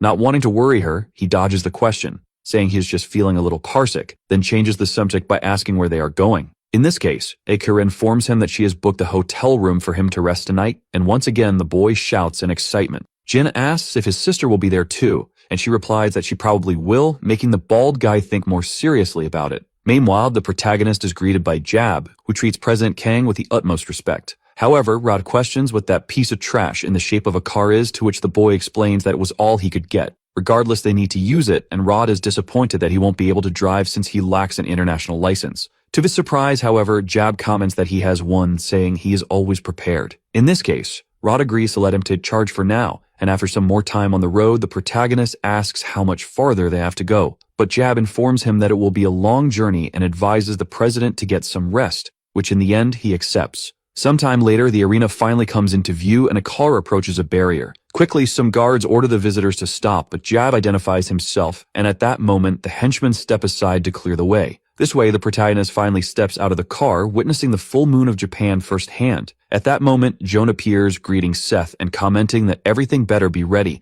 but the boy does not respond to his provocations. In any case, another car arrives at the arena, so Joan adds that at least they are almost ready. And from that car, no ordinary people step out, but rather Master Wan along with his representative from the Supreme Black Group. Immediately, the protagonist feels the pressure of the presence and Joan greets the master. Additionally, he leads them to the proper location, but before that, Wan locks eyes with the protagonist for a second and suddenly shifts his attention to Jab, who is standing right beside him. Seeing this, the master asks Joan if his boy will also participate because he smells like blood. However, Joan responds that he will not, while pointing to Seth as the competitor, and Wan understands after exchanging glances once more. Rod, on the other hand, is a bit confused by the old man's words, but the master simply turns away and leaves with his group. However, before departing, he warns Seth in a threatening tone that he hopes today's event will be worth his time. As they leave, Jab comments that the old man is quite rough and Rod finds his eyes unsettle him. However, Seth merely tells the two to hurry up, and his subordinates obey his orders. Back at the Royal Hotel, Jim continues his training routine even while on this trip. This time in his mind, he tries to visualize the master of the Supreme Black Group, but just the presence of that figure in his imagination forces him to wake up,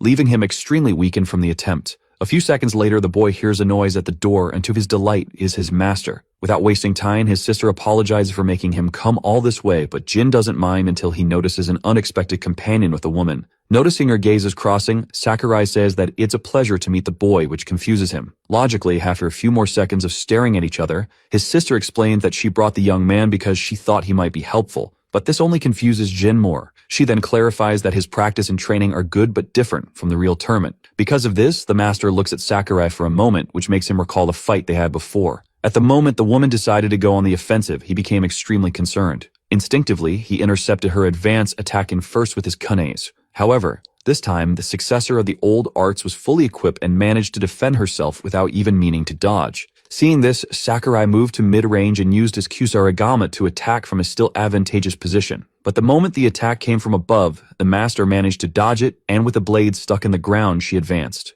At this moment, it seemed that victory would be hers, but Sakurai managed to detach the kusarigama to pull off an attack from behind. However, the master not only predicted this, but also managed to grab the chain with her hands while simultaneously throwing her sword at the young man. With this precise move, he was completely pinned against the wall, unable to break free. Taking advantage of the situation, Seth's mother disappeared and reappeared behind him, using the flexibility of her sword against him. With no other choice, Sakurai admitted his defeat to the successor of the old arts. With everything explained, Jin understands that, apparently, Sakurai will be his training partner, and his older sister confirms it. The next day, out of Sathe Stadium, the protagonist's group slowly walks toward the control room. Upon arriving, Seth enters, surprising those inside, but they quickly show him the proper respect. The eldest among them informs Seth that everything is ready and that all competitors have already arrived. At this point, the conversation pauses for a moment so the protagonist can look at the big screen displaying the participants. It is stated that including him, there are a total of 10 competitors, and among them, the protagonist notices that even his mother will be fighting.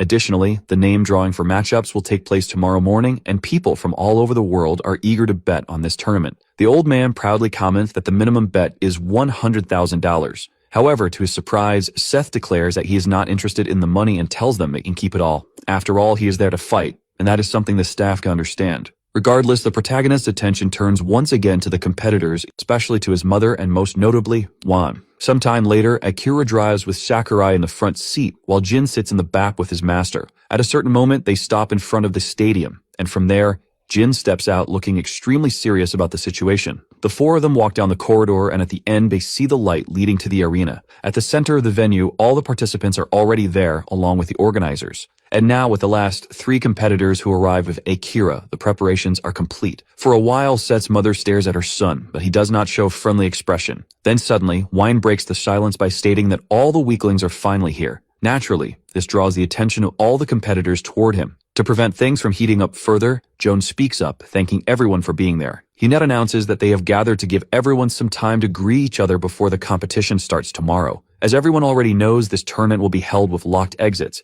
meaning a match ends when an opponent surrenders. Alternatively, the fight can continue until one fighter is incapable of expressing themselves on their own. Additionally, Joan maliciously remarks that accidents can happen and warns that there is still time to withdraw. However, to his surprise, not a single one of them steps forward to leave the competition. In this case, Joan decides to move on and informs them that the fighters can now choose their opponents. It is stated that each participant will earn $100,000 just for competing, with an additional equal amount for every victory, plus 10% of the bets. At this, Kogarea becomes greedy and declares that he will start with an easy one. However, he points at Seth as his chosen opponent, which obviously infuriates him due to the disrespect. Next, Capital follows suit and selects the protagonist's mother because of her fragile appearance, and so the two accept each other as opponents. Kageyama is the third to choose, deciding to go after Joan as he has a personal matter to settle with him. Since Joan was the opponent Pierre wanted, the redhead rethinks his choice and instead picks Sakurai, Yuduki's relaxed expression. However, despite the redhead trying to engage with him, Sakurai simply ignores him and turns his back. Instead, he walks over to the Supreme Black Master and bows,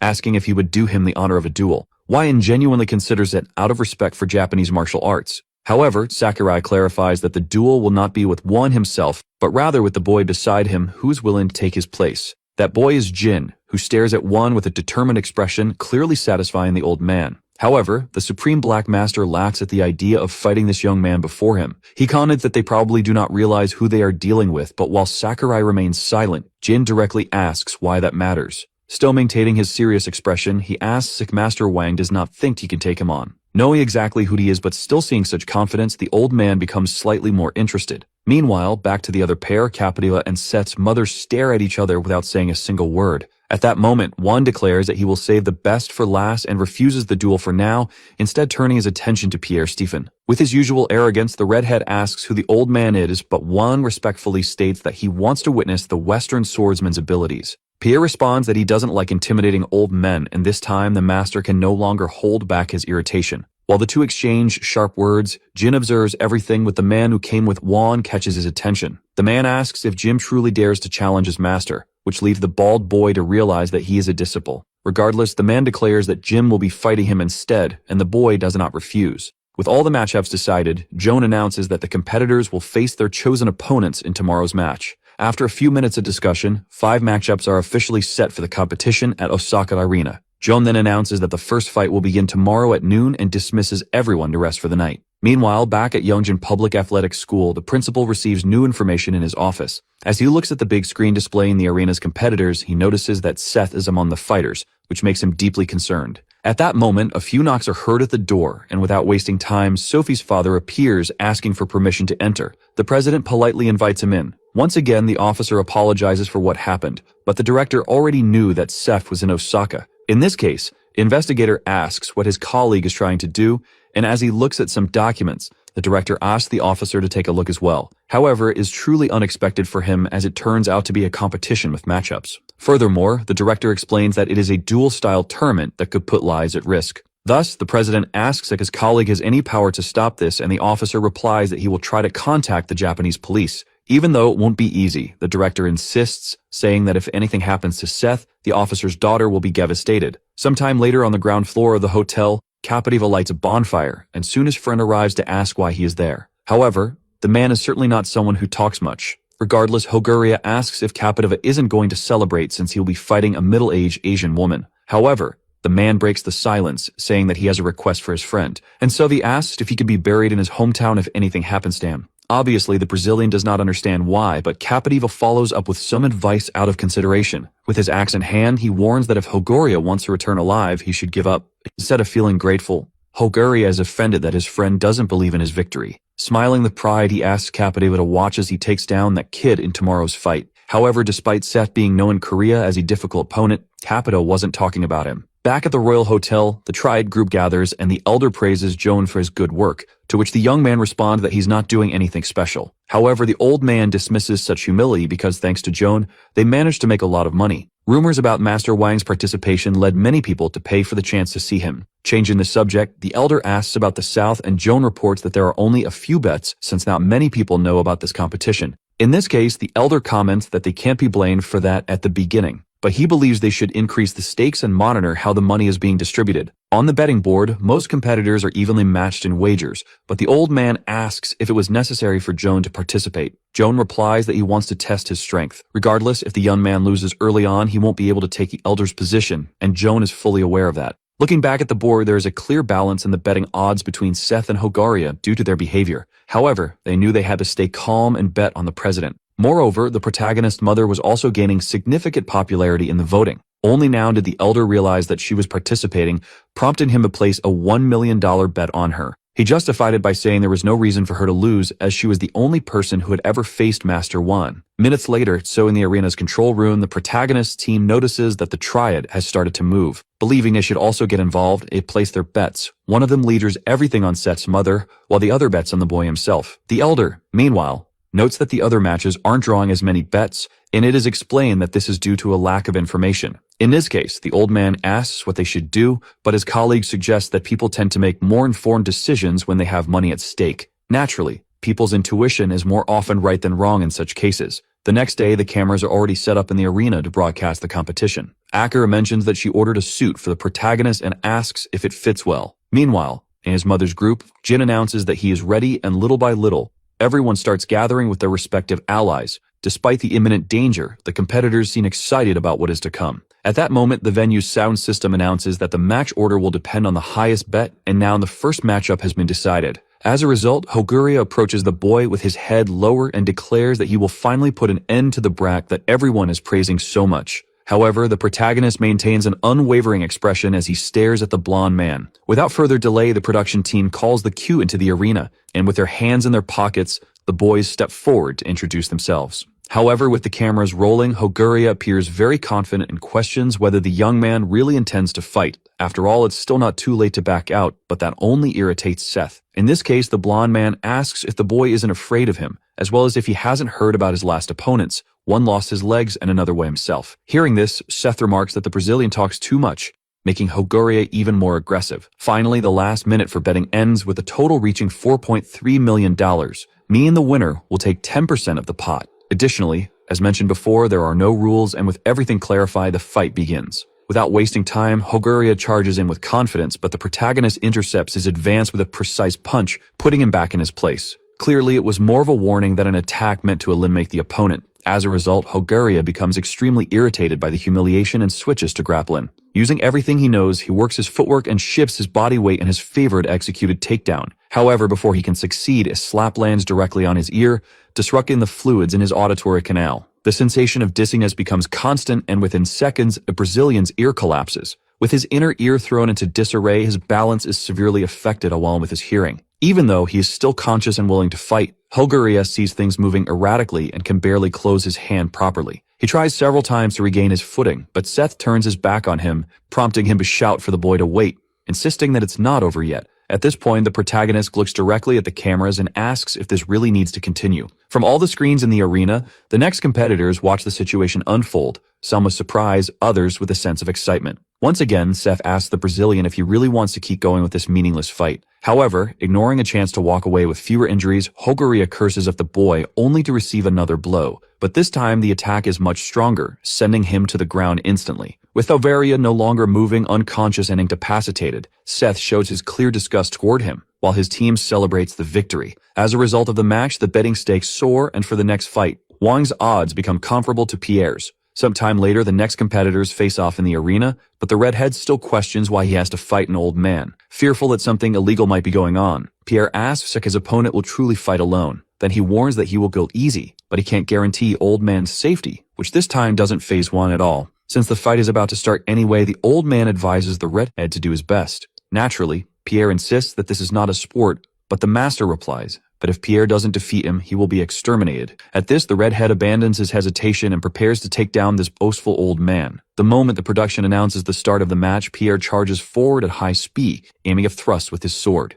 However, Juan dodges so Pierre tries his second strike, but the same thing happens. At this point, the young man abandons precision to focus on raw speed, but nothing changes and Pierre begins to grow frustrated. The protagonist group is impressed by the old man's skill, and Jad finds it bizarre that such speed is even possible. In the arena, Pierre is thinking the exact same thing, feeling incredibly frustrated at being unable to land a single hit. At one point, Juan mocks him, asking if this is really all he has. But instead of getting angry, the redhead becomes afraid and backs away, repositioning himself in the arena. Sweating nervously, he wonders if this old man is even human, until suddenly, Juan disappears and reappears behind him. As if caught in a psychological game, Pierre begins to lose his sanity and swings a lateral strike. However, Juan questions this move, pointing out that Western fencing is meant for thrusting attacks. Without waiting any longer, Juan delivers his first strike, hitting Pierre in the stomach and launching him at high speed into the wall, where he collapses to the ground, severely weakened. The master then steps in front of the fallen boy and orders him to get up so he can show his true strength. Pierre is no longer in any condition to fight, and upon witnessing the old man's unwavering confidence, he admits that Juan is indeed incredibly strong.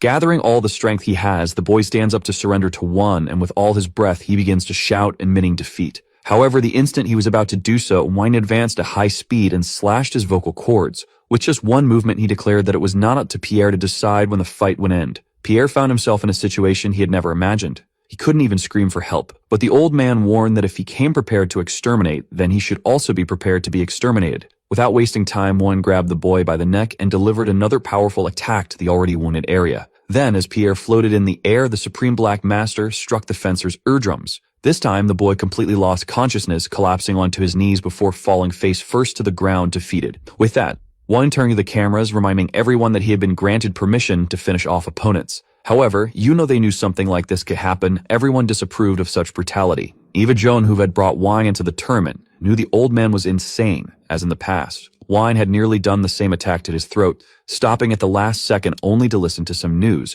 which saved Joan from the same fate. Meanwhile, in Korea, inside the principal's office, Sophie's father shouts that these bastards are committing murder on live broadcast. Even without knowing the redhead personally, both the officer and the president felt compassion for him. With the results of the first two fights decided, the bets were locked in for the next match. And with a total of $48 million at stake, Joan would fight against Kadayama, both representing a large share of that amount. Minutes later, the two VMF fight, which at first seemed evenly matched. Meanwhile, Jim took some time to train once again, focusing on his mental battle. However, when facing an opponent as powerful as Juan, he couldn't last long before waking up in a cold sweat. At that moment, his older sister appeared to inform him that Joan and Kabiyama's fight had already ended. With that, she also announced that the bald guy was next to step into the arena. Back at the duel, Joan Lee emerged as the victor, and thankfully, there were no fatalities. With that, the next match was announced, Jin Kwan from Korea versus his opponent from China. At this, the bald guy stood up, and his master warned him to be careful, as his opponent was the heir of the Supreme Black School. However, as always, the boy asked her not to worry,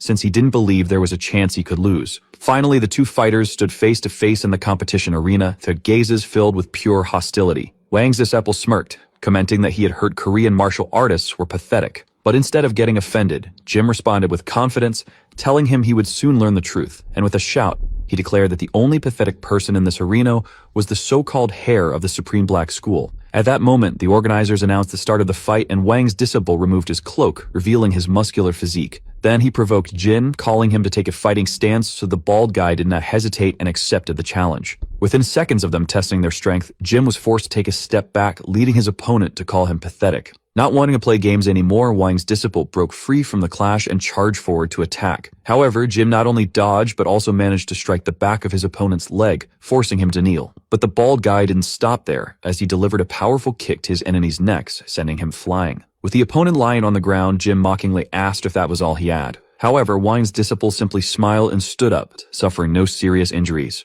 Upon recovering, he even praised the Korean's skills, leaving the two to lock eyes once again. Without wasting time, Jin launched the first attack with a flying knee, but even after taking the hit, Wang's disciple countered with a devastating elbow to the ribs. In response, Jin grabbed his opponent by the ponytail, preparing one of his most powerful palm strikes. The attack landed cleanly on his opponent's face, slamming him into the ground at an incredible speed. As Jin stood over his fallen opponent, all the competitors watched the scene attentively. While Joan looked surprised, Won appeared slightly intrigued. Minutes later, as the victor walked through a corridor, he was congratulated by his older sister, to which he casually replied that it had been easy. With that, the betting for the next match was locked in, and this time, Jin's master would be fighting. At that moment, her expression changed as she made her way toward the arena, while Captiva appeared just as serious. However, the moment she leaves, Jun relaxes his posture and begins to tremble in pain, because that elbow strike from before really hit him worse than expected. With both of them in the arena, the announcer declares the start of the next fight, and deciding to attack first, Captiva throws an axe toward the lady. Immediately after, while she dodges, he jumps in her direction to finish her off but ends up hitting the ground instead. Without giving up, he advances again and this time manages to grab the shirt of the successor of the old arts. Then he draws another of his bladed weapons to take advantage of this opportunity, but Seth's mother disarms him with a quick vertical kick, and then strikes the young man's head with another even more powerful kick. However, Captiva is not defeated and takes advantage of her blind spot being below to retaliate with another axe charge. Once again, Seth's mother dodges, but the attack causes a light cut on the girl's chin, and from the look in his eyes, her opponent shows that he is determined to go even further. At this moment, the two rush forward to finish the fight, and Captiva is the first to attack. However, Seth's mother manages to dodge and use her mobility to her advantage, landing an aerial kick to her opponent's face. Clearly, the impact causes considerable damage and Capito practically falls backward. But at the last second, he manages to stabilize himself on the ground and threatens another charge toward the girl. Faced with this, the successor of the old arts uses a fallen axe on the ground to defend herself, barely managing to intercept the strike with the blade.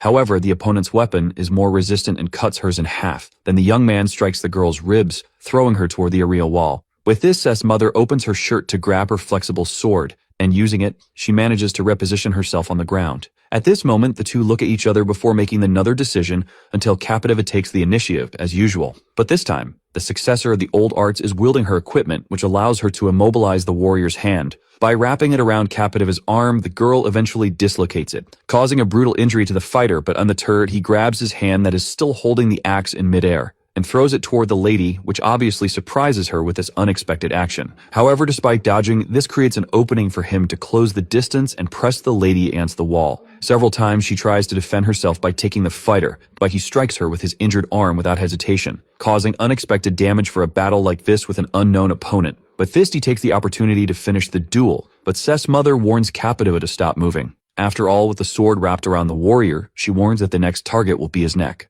Naturally, the fighter's spirit remains alive, but upon seeing the lady's determined expression, he accepts his fate, to the surprise of Seth and Jin. And somewhere more private, One states that things are getting interesting with his disciple destroyed beneath him. In the end, the victory goes to the competitor Anna Jin from Korea, and in the arena's control room, everyone remains attentive to the results. So far, bets are focused on the winners, and among them, Seth and Jin have the lowest wagers. Despite this, the stakes are rising because each match is more intense and money flows to the victors. Either way, the old man and the lady are truly strong in the eyes of the central elder, but his partner comments that as long as he keeps making money, doesn't matter. As for the next match, it is said that they will start with the lowest betting amounts. Therefore, the first fight will be between the president and this child they don't know. Next, the lady and Joan Lee will probably be assigned to the last matches, and the old man will obviously be a final boss. From the perspective of the administrator's elder, Wan will fight Anna Jin in the last battle. However, his partner seems more interested in the current fight, and in the end, all that remains is to wait and see. At nightfall in the arena, the former competitors meet and Joan humbly thanks for the fight, to which Kaviyama responds by saying he learned a lot.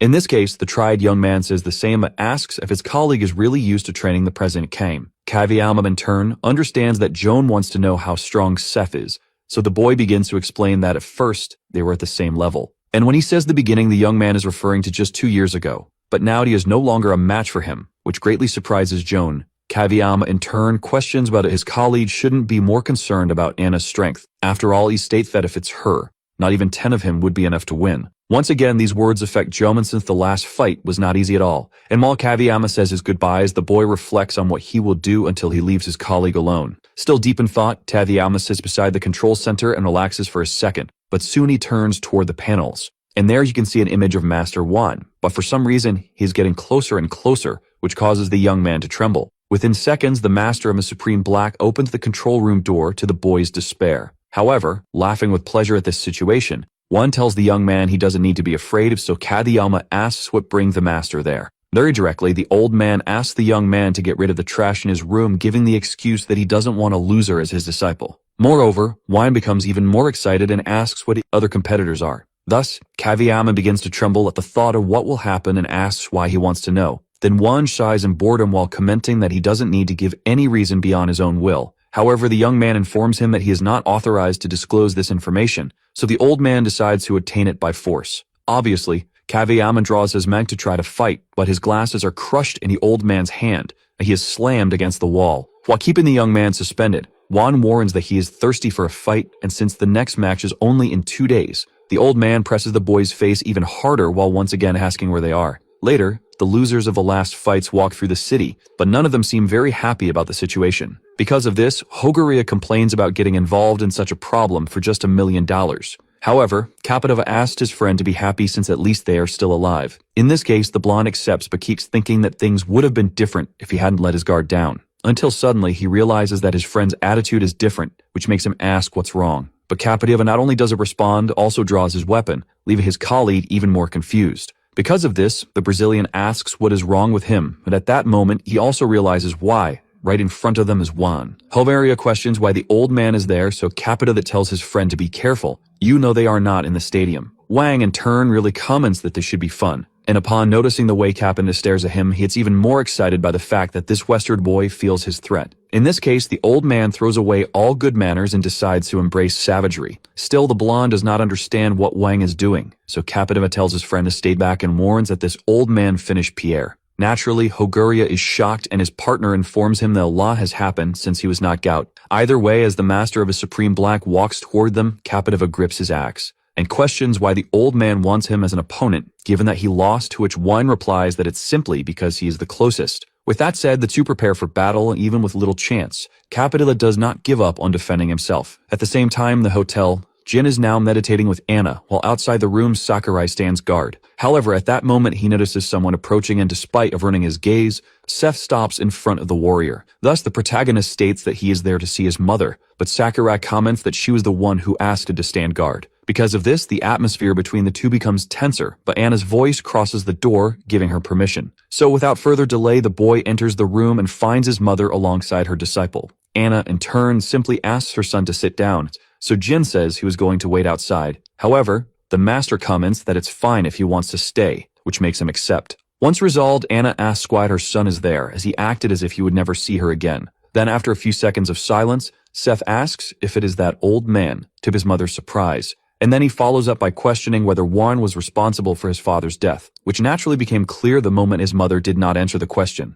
In this case, even though Anna does not seem very pleased, Seth is satisfied and stands up as his suspicion has been confirmed. However, in a desperate act, his mother screamed that her son will not be able to defeat him, repeating it a second time. Jin continues watching in silence, and Seth decides not to argue this time. At dawn, Rod has a conversation with Jab, and the two agree that everyone is on another level. Rod, in turn, highlights Anna for being truly strong, but Jab also praises the native fighter from before. In this case, the short one comments that he wants to fight him too, but his colleague states that he will be destroyed. Rod claims that he is powerful since he is called Roddy the Bloody, but Jab assures him that Gains are easier to face. Suddenly, both feel a striking presence, and in a second, one appears there, the traces of his last game. Thus, the protagonist's allies gather their strength to remain calm. Clearly dirty from his last clash against the losers, Juan comments that it seems he is in the right place. Back in that alley, the traces of the fight were imprinted both on the ground and on the walls. And while Hoguri had marks on his body from finger-sized holes and completely shattered bones,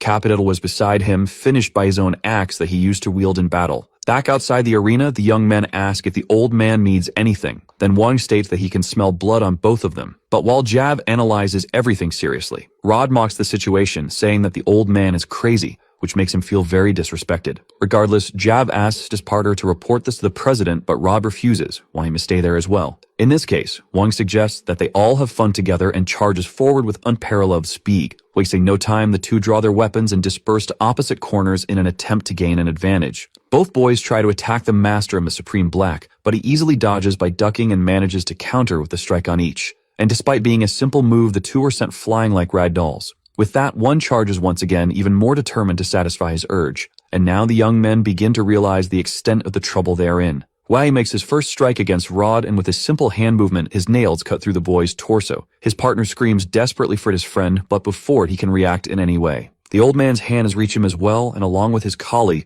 the two are pinned to the ground. With the young men subdued, wine gradually begins to increase the pressure on their necks. But fortunately, at the last second, a few blades approach the old man, forcing him to retreat to dodge. Within seconds, the old man fully stabilizes and then finds himself facing his new opponent, Akira. Seeing that she is a girl who knows martial arts, Juan gets even more excited to fight, saying that it has been a long time since he eliminated one. However, Akira is visibly terrified of this battle, so Jab shouts for her to run away. Fortunately, her martial arts skills gave her an advantage, allowing her to dodge the attacks. And before things could get worse, Seth appeared, interrupting the fight by flying in Wang's direction. Seconds after catching sight of the boy, he closes the distance with a kick. And since Wang dodged the first, his second strike follows, but once again, it is unsuccessful. All the old man's arrogance only makes the boy angrier, so he declares that he will put an end to Juan, but the master merely enjoys how serious Seth is. Dodging yet another of the protagonist's eater attacks, the old man counterattacks for the first time, making Seth feel a strike to the stomach. Just Seth's expression of pain is enough to make one ecstatic. However, instead of collapsing to the ground like the others, a protagonist remains standing and merely spits a little onto the ground.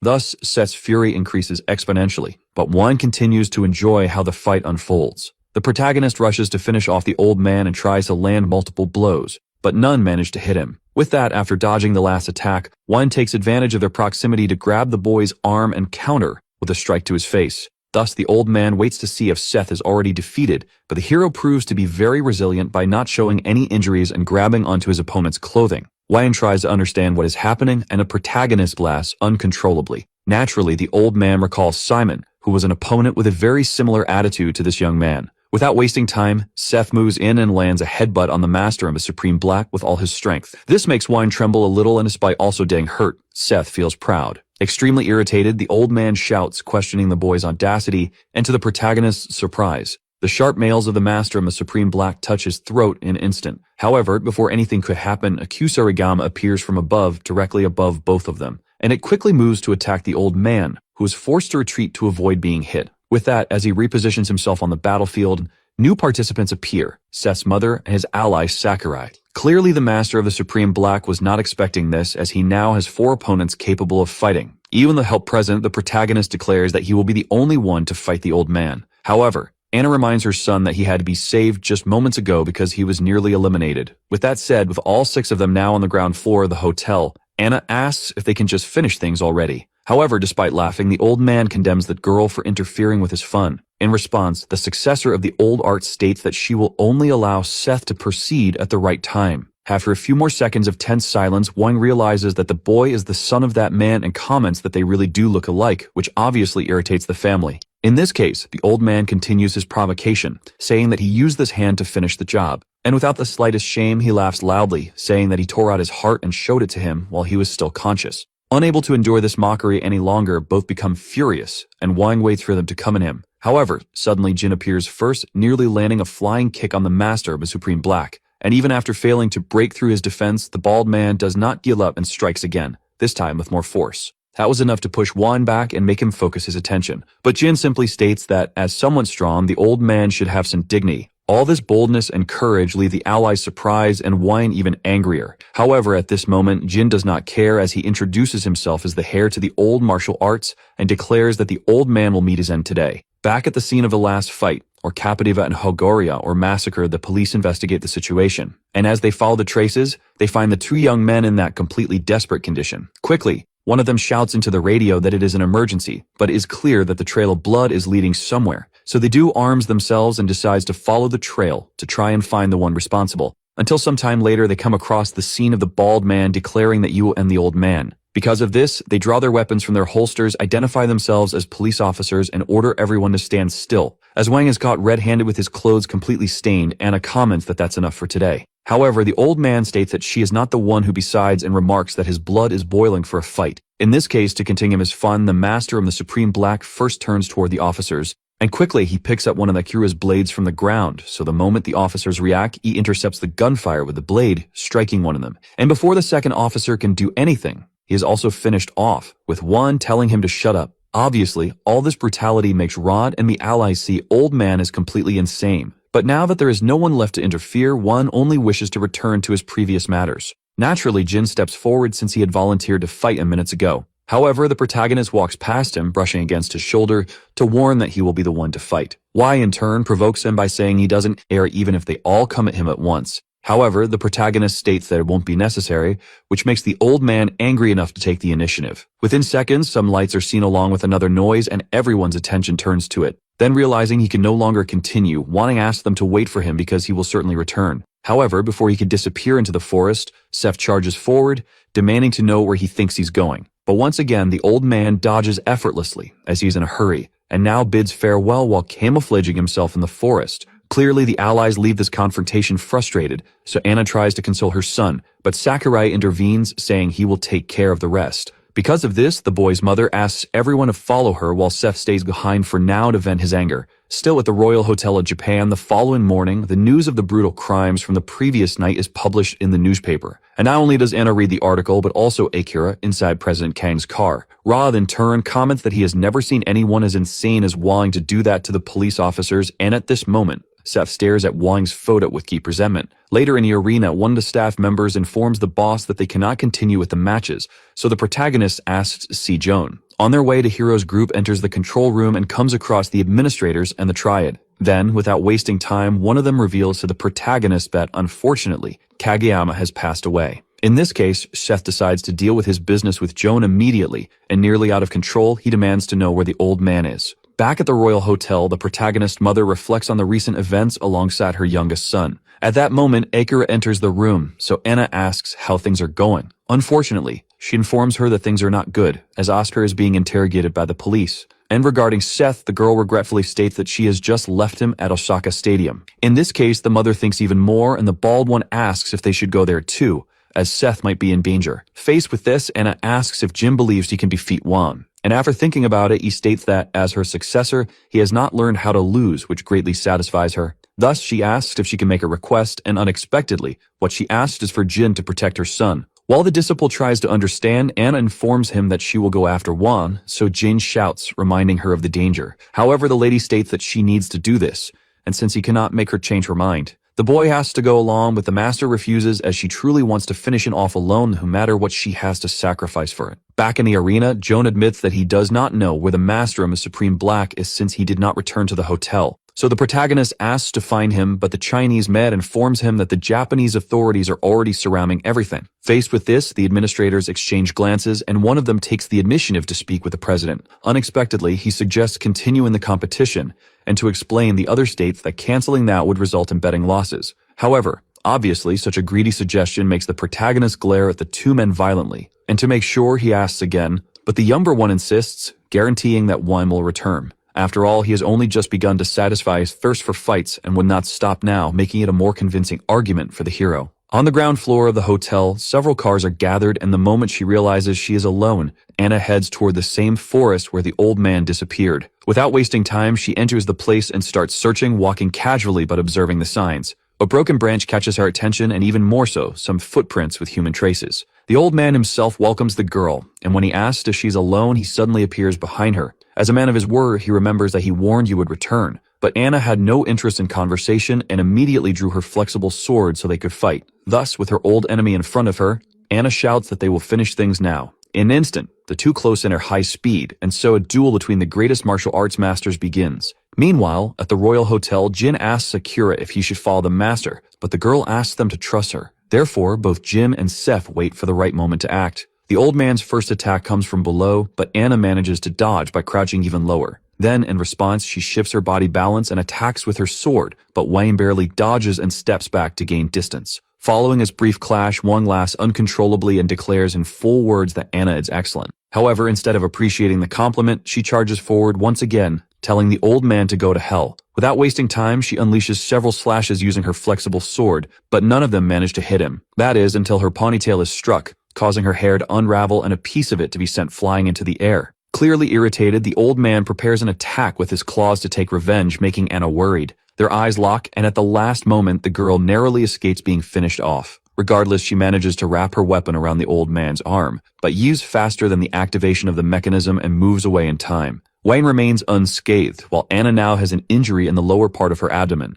The old man, in turn, comments that finding an opponent like her is the greatest miracle that has ever happened. However, Anna tells the master, Ms. Supreme Black, not to act like a martial artist when he is nothing more than a mirror. But instead of being offended, the old man states that martial arts have their own rules, and for that reason, he prepares to continue and warns that he will fight her with respect. With both ready once again, the warriors charge forward, and a new battle is imminent. Meanwhile, back at the arena, Akira calls the bald one to enter, and he accepts without any issue. In this case, the two walk through the hallways until the girl knocks on the control room door and finds Joan, who stares at them without saying anything. Breaking the silence, Akira asks where the protagonist is, and Joan points to one of the mourners, causing the girl to become very alarmed. Obviously, she asks if it is really a fight under these circumstances, but Joan sees no problem with it. In this case, the bald one decides to act, and when his friend asks where he is going, he tells her not to worry. With a smile, Jun assures Akira that she does not need to be concerned about anything he does, leaving the two of them alone in the room. Within seconds, the bald one arrives inside the arena and finds our protagonist there. Thus, the two stare at each other for a moment until Jin stops in front of his opponent. Jid, in turn, states that the protagonist is very stubborn,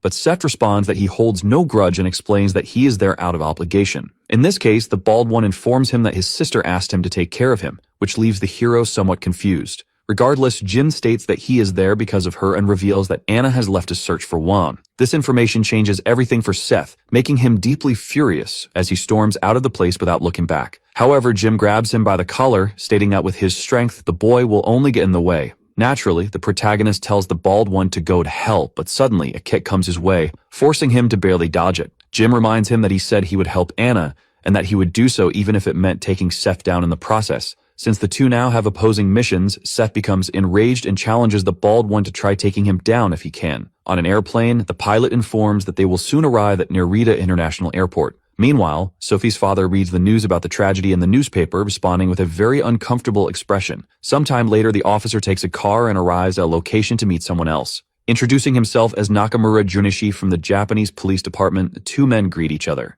On the way to another place, Sophie's father asks if Nakamura knows where Seth Kang is. However, the Japanese department officer asks his colleague to look at the tablet first. The moment he lays eyes on it, he cannot believe what he is seeing, as it is a live broadcast of the underground competition. In this case, the officer asks why the authorities are not stopping them, and Nakamura informs him that the killer has disappeared and the stadium has been surrounded. Thus, Sophie's father demands to be informed in advance and declares that both Seth and the others will be detained by him. Back to the fight on the tablet, the protagonist is unable to land a hit on the bald one, and in contrast, Jin does not find the fight easy either. At one point, both retreat in the arena to gain more distance. With their feet sliding across the ground, they finally manage to regain their balance. Sith, in turn, is extremely irritated with Jin, and as he rips off his tie, he declares that he will end him if his mother gets hurt. However, the bald one assures him that such a thing will not happen because he trusts his master. Naturally, the protagonist's fury reaches a desperate point, so he charges forward and Jin sprints as well without cowardice. Suddenly, Seth's fist appears near the bald one's face,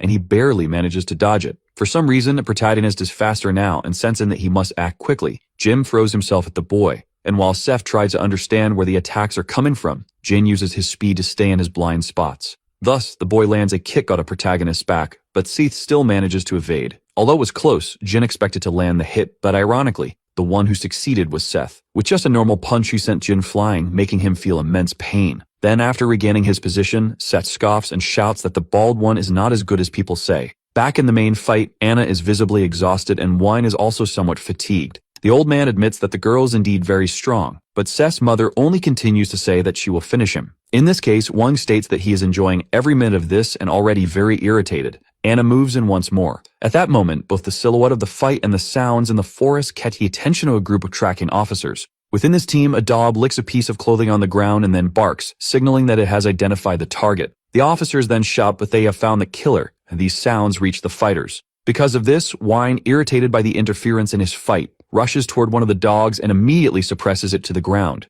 As Anna watches, he remarks that the animal is weak, instilling fear in the minds of the officers. Without further delay, Wine questions the audacity of the officers for showing up and trying to interrupt him. Because of this, the old man warns that he hopes they are all prepared, further increasing their fear. With a clear threat declared, the commander authorizes the use of firearms and, at his command, everyone fires at the aggressive suspect. However, one uses the dog's body as a shield to defend against the attacks and quickly hurls it at one of the officers. Taking advantage of this chance, one closes the distance in a second and finishes the first officer with his sharp claws. The brutality is evident to all the officers, and before they can even defend themselves, most of them are eliminated. That is until Anna appears from above with her sword, ordering the old man to stop immediately. Even with this opportunity created by the officers, the successor of the old arts only drives her sword into the ground. However, since she failed to land a hit, she does not give up. With a low kick to her weapon, she causes a whiplash effect that nearly eliminates Wang. Clearly, the old man is impressed, but the girl wastes no time and, retrieving her sword, prepares another slash.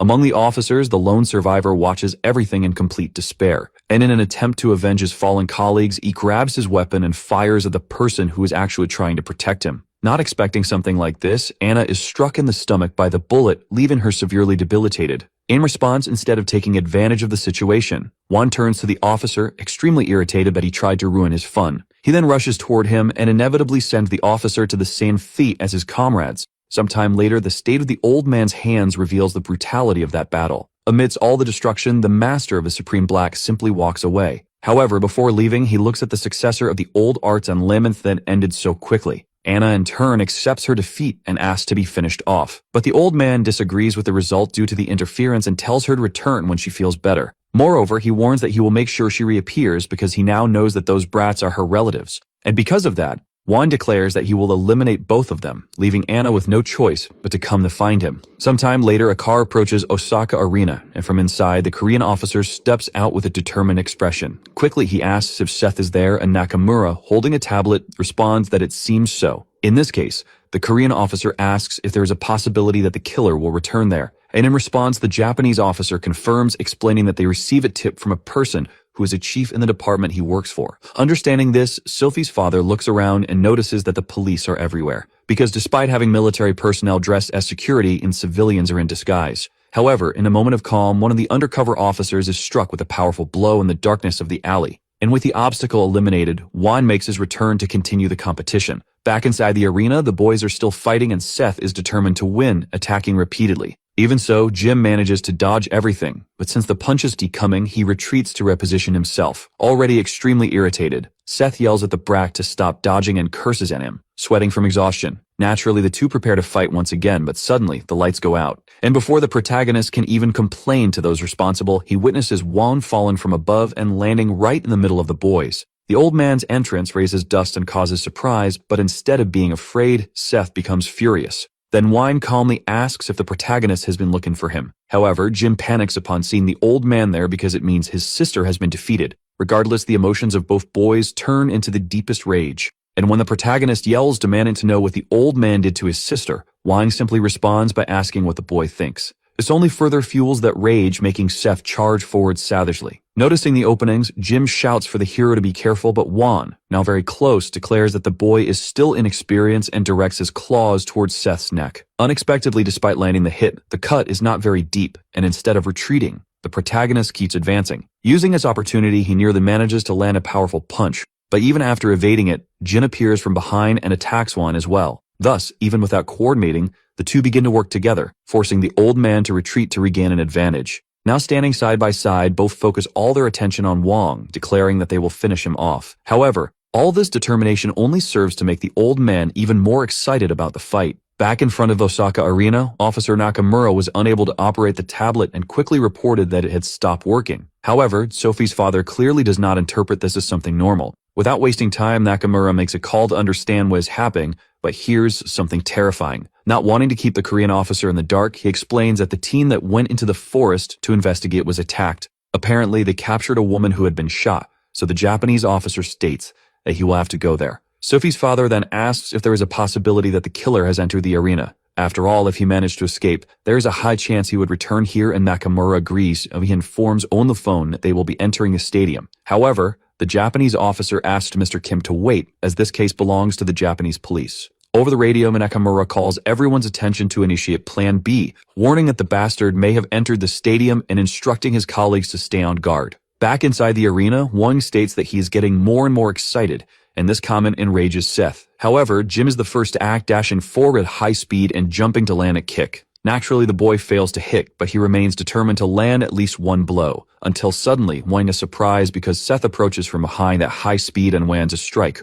on his own ally's face, sending him flying. With that, Seth yells at the bald one to stay back, shouting that he is next after the old man. Then one appears in front of the protagonist, mocking his excessive confidence, and strikes him with a vertical slash from his sharp claws. However, to his surprise, the attack, which was intended to break the boy's shoulder blades, did nothing. Seeing this, Juan acknowledges Seth's talent and tells him not to disappoint him, then the two close in once again, until something approaches, stealing their attention and striking both the old man and Seth. It was a kick from Jin, strong enough to separate them, so he can position himself in the middle. Upon seeing this, Seth becomes furious, but the bald one declares that he will do as his mother asked. And with his battle stance firmly set, the boy is certain that he will destroy Juan. In this case, Juan accepts this feeling and grants Jin a chance to attack. However, the protagonist only becomes more enraged at this exchange and declares that he will take down anyone who stands in his way. Then the three fighters, separated across the arena, charge at each other with speed, initiating a legendary battle. Taking the lead, Jim leaps into the air with a powerful kick, forcing Wang to defend.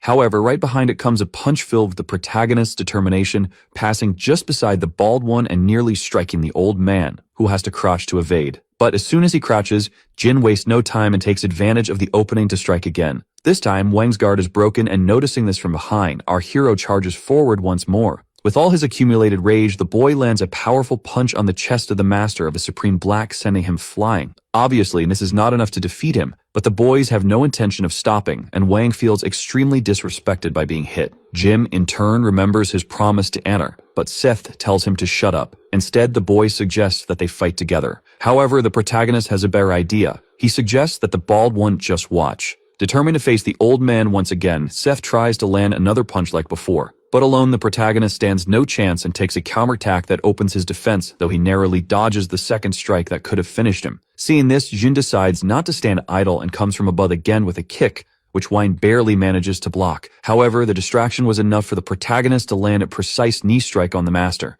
In the moment the opening in his defense is visible, the bald one seizes the opportunity to unleash multiple attacks as well. Inevitably, within seconds, Juan collapses to the ground, exhausted, but to the boy's surprise, the old man begins to rise. Saying he is having fun, he asks if he will ever get to play like this again in the future. Once again in danger, Jim warns Seth, who tells him to shut up, not wanting to act cautiously. Regardless, one does not wait for their conversation to end before rejoining the battle. At that moment, the police arrive inside the arena and carefully make their way to the control room, where Nakamura kicks the door open. What they did not expect, however, was to find a scene just as gruesome as the one in the forest. Nakamura immediately shouts, demanding to know where the killer is, until he notices a large screen behind him showing two boys fighting him. With Seth momentarily behind, the old man charges at Jin and lands a strike to his stomach, causing severe injuries. However, Jim refuses to surrender and does everything possible to remain standing, holding one against his body. This allows Seth to close in, preparing his most powerful punch, which gradually nears the master's face until it lands perfectly. Even then, the old man still opens his mouth to praise the boy's talent, provoking him by saying he is better than both his mother and father. Seth becomes enraged like never before, and at that moment, Wang's hand releases Jin, leaving him in extreme pain. Quickly, the old man retreats to the back of the arena, stopping in front of both boys. Wang inevitably feels the injuries he has sustained from the fighters, but Jim collapses his knees as his condition is even worse. Seth in turn scolds the bald one, reminding him that he told him to stay back and does not even let him explain. Because now the protagonist has decided that he no longer needs his colleague's interference. Facing Wang once again, Seth demands to ask one last time what happened to his mother. However, the old man does not give him a straight answer, instead stating that if the boy is curious, he should finish him off and search for her himself. Furious at what he heard, Seth charges forward with all the rage in the world to put an end to Wang. Back in the forest, Anna is still slumped against a wall, but Sakurai appears among the officers asking for permission to take care of her, which is granted. Without wasting time, the young man apologizes for being so late and Seth's mother thanks him. Seeing Anna's condition, the officer suggests taking her to a hospital, but the woman insists that she must go there and Sakurai accepts without arguing. Returning to the battle between the protagonist and the old man, Seth is unable to land a single hit while repeatedly being struck by the master of the Supreme Black. However, at one moment, a punch from a hero breaks through one's defenses, and just as he tries to recover, another, even stronger strike follows, but this time the old man manages to dodge and escape. Nevertheless, the protagonist chases after him and lands a solid blow straight to his stomach, sending Wang flying. Once again, the two reposition themselves in the arena, but Seth takes the initiative, charging from above. Both fighters scream, demonstrating the intensity of the battle until the old man feels something. He realizes that despite his injuries, Jin is grabbing onto his feet. However, before he could finish the boy off, Seth sees the opportunity to appear from behind and deliver the most powerful punch of his life, unleashing all of his fury. As Wang tried to recover, he was slammed forcefully against the ground. Now completely subdued, he was forced to endure a relentless series of consecutive attacks that did not stop. Even so, the protagonist could not let go of his rage, forcing Jin to stand up and stop him. Because, whether he realized it or not, Master Warren was already completely defeated. However, instead of feeling satisfied, Seth only grew angrier at how quickly his revenge had ended. A bit further back, the police officers rush, reporting over the radio there were more victims. The response was to lead the rest to the SWAT team while the front line maintained their position. Little by little, the officers approached the center of the arena, and from the command room, Nakamura warned them to be careful, as the killer had already attacked some of them. Therefore, he authorized them to eliminate him if he resisted, a command that was clearly understood by all. Back in the fight, Jin held onto the old man's foot, and at that moment, Nakamura gave the order for the officers to move in. They ran swiftly through the dark corridor, but inside, Seth was still venting all of his rage out level where Jin had to stop him. Continuing to fight was meaningless as Master Wang was no longer in any condition to fight back. The immediate thought was to search for the protagonist's mother, but just hearing about it reignited Seth's hatred for that man. In a desperate act, Seth dropped to the ground again, taking out his frustration on Wang's lifeless body, leaving Jin utterly shocked. Again and again he continued, shouting between blows for the bastard to get up, until, to everyone's astonishment, Wang actually showed some kind of reaction and suddenly woke up, asking if he had blacked out. However, Jin coldly informed him that he had already passed away, and even though he didn't understand how he was revived, Steph grabbed him by the neck, declaring that he would never let the old man escape punishment so easily, because, as he had said before, he was not done with him yet. Wasting no more time, the protagonist resumed the fight, striking Wang and launching him against the wall before landing a devastating knee strike in the opposite direction. At this moment, the old man's condition was completely degrading, but Seth continued to hold on to him, saying he was still not finished. Meanwhile, Jin watched everything unfold, unsure of what to think, until suddenly the group of police officers arrived at the scene, ordering everyone to freeze. To show they were serious, one of them warned that he would fire at any sudden movement. However, the protagonist declared that he did not care if he was shot. He would finish off the old man as many times as he could. Naturally, the officers trembled at this attitude, but witnessing such overwhelming violence, the command to open fire was given. At that moment, Jin reacted immediately, shocking the protagonist, and because he had promised Seth's mother to protect him, he placed himself in front of Seth. The boy, in turn, became furious at this heroic act. But just then, alongside Anna, Sakurai appeared, ordering everyone to stand down.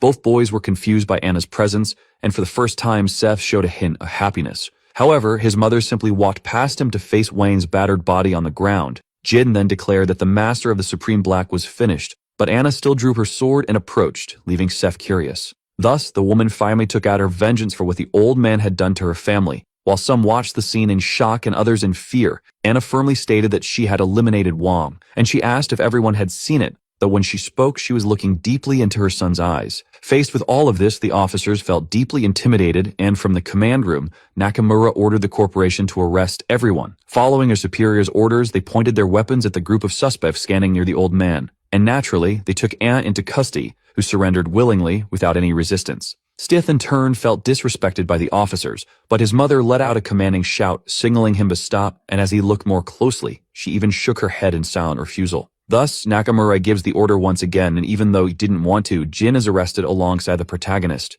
At that moment, another person arrives at the scene a little late, is Officer Kim. He came there because of Sith, but the boy was already restrained by the Japanese police, leaving nothing to be done. In this case, Anna, who was in the same situation, asked the officer to take good care of the children. And as the group was taken to the police station, Tim felt an overwhelming frustration at being powerless in such a critical moment. Sometime later at the Japanese police department, the Korean officer commented that things were not going as agreed. That was because Nakamura had promised to let the suspects return to their countries to be judged. However, the Japanese officer felt personally attacked by such an insinuation, considering the situation at hand. So far, 12 police officers had lost their lives, so Kim argued that the one responsible for this had already been eliminated. However, Nakamura slammed the table in anger, stating that this was exactly the problem they were facing. The fact was that the department would look pathetic if they let everyone go free, which meant they couldn't simply release them. In this case, Kim suggested that Nakamura speak with the International Alliance, given that Wang was Chinese, but the officer refused. After all, having another country take over the case would also be a humiliating outcome. As a last resort, Kim asked that his colleague could at least allow Seth and Jin to return to Korea. Then Nakamura admitted that he might be able to arrange it for Jin, but it would be difficult for Seth. After all, not only had he entered the country illegally, but he was also responsible for organizing the underground competition, which meant that there was no way they could let him go, and with his veins bulging from anger, the officer declared that the boy would be punished for his crimes in Japan. At Narita International Airport, the director of the athletic school stepped out of a taxi. Later, at Japan's General Hospital, Rod celebrated the fact that they were alive, while Jab asked about Akira. It was then revealed that she had been placed in a private ward, but had yet to regain consciousness. At that moment, the school president suddenly appeared in the hospital room, and the boys were obviously very surprised to see Jake there. Both tried to stand up to show respect, but the director told them it wasn't necessary. Still, the two knew what they had done, so they apologized, though it didn't make Jake any less irritated. Suddenly, the director's phone rang, and on the other end, Congressman Genzo contacted the Sunshine Group. After some conversation, Jake commented that now was the perfect time for him to show his appreciation for the corporation. And so the school president bid farewell, saying he would see Genzo at the designated location. As for the two hospital patients, the director informed them that they would be finished once they returned to Korea, and both accepted their punishment. Sometime later at Japan's City Hall, Jin approached and out of jail alongside the director. And soon his eyes met with the police officers, though the bald one tried to avoid any interaction. Regardless, Jake informed him that Seth would return to Korea in 2 days because the Korean public prosecutor had agreed to take over the case. However, he also said that there was nothing he could do about Anna, who would be judged in Japan. In any case, Jake was sure he could leave the rest to Kim, but before leaving, he asked him to keep in mind the kind of person Wang had been. And as the officer remained deep in thought, the director stated that they would meet again in Korea before parting ways with Jin. 2 days later, in Narita International Airport, Officer Tim stepped out of a car, followed shortly by Seth. The boy had a cloth over his hands to hide the handcuffs, and Sophie's father told him to keep moving, which the protagonist did. Meanwhile, in prison in central Japan, Anna sat meditating in her cell, her gaze reflecting the determination of someone who had not yet given up. At Japan's Supreme Court, the president judge announced the beginning of Anna Jin's trial, in which she was accused of murder. The woman stood before the jury, calm and patient for what was to come, while her colleagues watched anxiously. Without further delay, the hearing began and a lawyer stepped forward to present the case. Since the defendant had already confessed to being responsible for eliminating the brutal killer Wan, the lawyer asserted that there was more evidence to support her guilt. With all the proof displayed on the screen, it became possible to establish a connection to the Yakuza. And it was a fact that she participated in an illegal fighting tournament, obtaining enormous financial profit in the process. Naturally, the prosecutor acknowledged that one deserved his fate, but Anna had interfered for personal reasons. As the case's prosecutor, the man requested that the court sentence the woman to capital punishment. With these words, indignation filled the courtroom. Both Rod and Jab were furious, in contrast to the accused herself, who remained expressionless. However, the case did not end there, as the defense attorney objected and the judge granted him permission to speak. It is already clear the bald one reminded everyone that Wang was responsible for the deaths of many Japanese police officers, and despite reinforced search efforts, law enforcement had been unable to capture him. However, he was finally defeated thanks to Anna, who, had she not acted, would have left a madman loose on the streets. And most importantly, according to the defense, was the fact that Master Wang had publicly threatened the life of the defendant's son. Therefore, he concluded his argument by asking if it was wrong to protect one's own child and stated that he had nothing more to say. The prosecutor, in turn, asked everyone to pay attention to the video he was about to present, as it contained footage of the crime. He explained that the defendant's son was known as the strongest gangster in Korea, at being Seth Kang, the president of the Sunshine Group. But as shown in the video, the boy himself had already subdued Master Wang before the murder. Thus, the argument that she committed the crime for the sake of her son was proven to be a lie, much to the defense attorney's despair. At that moment, the judge began contemplating his decision, while Anna had a moment of reflection before her sentencing. At the same time, at Yongunpo Detention Center, the director went to meet the protagonist in person. There, he asked what happened to his mother, to which Jake responded by informing him about the trial. In this case, the hero asked how things were going, but Jake told him to worry about himself because he would have to stay there for another 3 months. It was explained that they had managed to clear the boy's record regarding his illegal entry into Japan, but he can so getting off without consequences would be difficult. The protagonist, however, replied that he didn't care because all that mattered to him was his mother. But now the director completely lost his patience and asked Seth if he didn't realize who was responsible for putting Anna in this situation. In response, the protagonist tried to argue, but soon he understood his own guilt. And because he had great regard for both of them, Jake simply called Seth an idiot and stood up to leave the room. Before opening the door, however, the director informed him that Sunshine was doing everything possible to negotiate with the police. Therefore, in the meantime, the protagonist needed to keep his head down, something that, even if it wasn't his nature, Seth couldn't refuse. Sometime later at the Southern District Court, a slightly smaller hearing was taking place. Both the defense and the prosecution were preparing to present the case of Seth Kang, who waited as the accused. At the bench, besides the director and Jin, even Sophie was present to witness the outcome, and soon the judge reviewed the documents. From what he read, the judge understood that the boy had not only entered the country illegally, but had also organized an illegal fighting tournament. And despite being the president of the Sunshine Group, he was just a 19-year-old boy. However, since this was his first offense and due to Sunshine's influence in the country,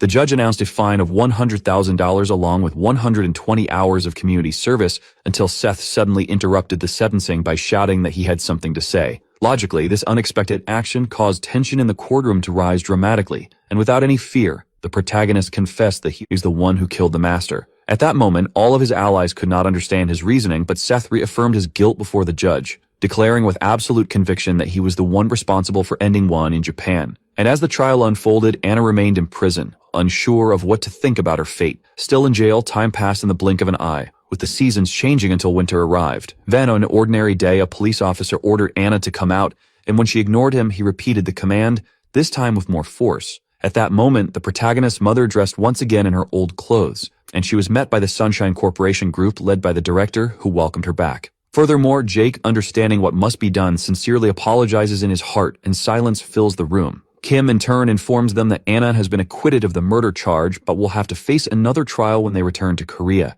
As for Seth, unfortunately, the officer announces that 7 years in prison was the best outcome he could secure. Regardless, Anna keeps her emotions to herself and calls for the rest of the group to leave. Naturally, the atmosphere among the allies is grim, but Jake follows orders to keep moving forward. Sometime later at Yongjin Public Athletic School, students gather for their high school graduation ceremony. With everyone assembled in the auditorium in organized rows, the event begins, and one by one, the senior students receive their diplomas. After that, the boys receive some words from their fellow students, and although it is a happy moment, Sophie cannot bring herself to smile. Victor, on the other hand, is pleased that they have finally completed this stage of life and asked Brock if he will be going to the United States now. However, Brock responds that for now, he will continue pursuing martial arts, prompting his friend to ask what he plans to do next. In response, Brock clearly states that there is a place he must visit as soon as possible. Later, at the Sunshine Group headquarters, all the executives are gathered, and naturally, the mood is just as tense as it was at the graduation. Jake explained that they are being blamed for the tried number Jong Lee, and on top of that,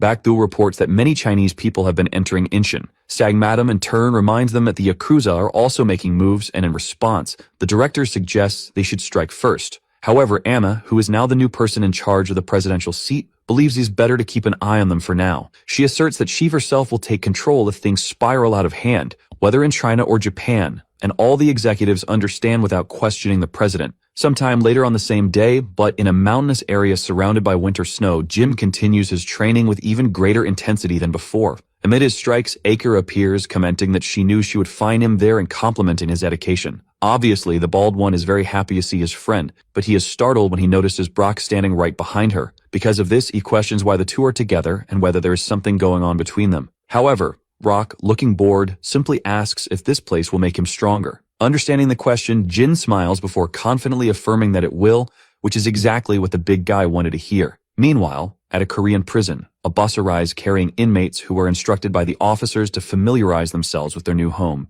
The person in charge quickly orders them to move, and finally Seth appears among the criminals, his hands bound. At this, one of the officers yells that he is part of the last group, but another is surprised, noting how young he looks. In response, the officer scoffs at the boy, stating that his parents did a terrible job raising him. Then he shows the boy inside, joking with his colleague about the possibility of him being assaulted in prison. However, to their surprise, what happens is the complete opposite. Upon seeing him, the inmates bow, welcoming their lord. With a smirk, Seth responds, saying that it's great to be with his men once again. At the same time, at Cheongseong prison, the prisoners are led inside a facility, until suddenly, one of them bumps into a rough-looking bald man who tells him not to get in his way and asks if he wants to die. The bespectacled man quickly apologizes. Seeing this, the officers converse among themselves and decide to send the bully to room 404. One of them finds it odd to place a tax criminal in a violent ward, but they mention that someone has been looking for him. Regardless, the smaller of the two prisoners continues to be intimidated until the officer announces that the bespectacled man will also be sent to room 404. This leaves the bespectacled one in utter despair, while the bald one becomes very excited.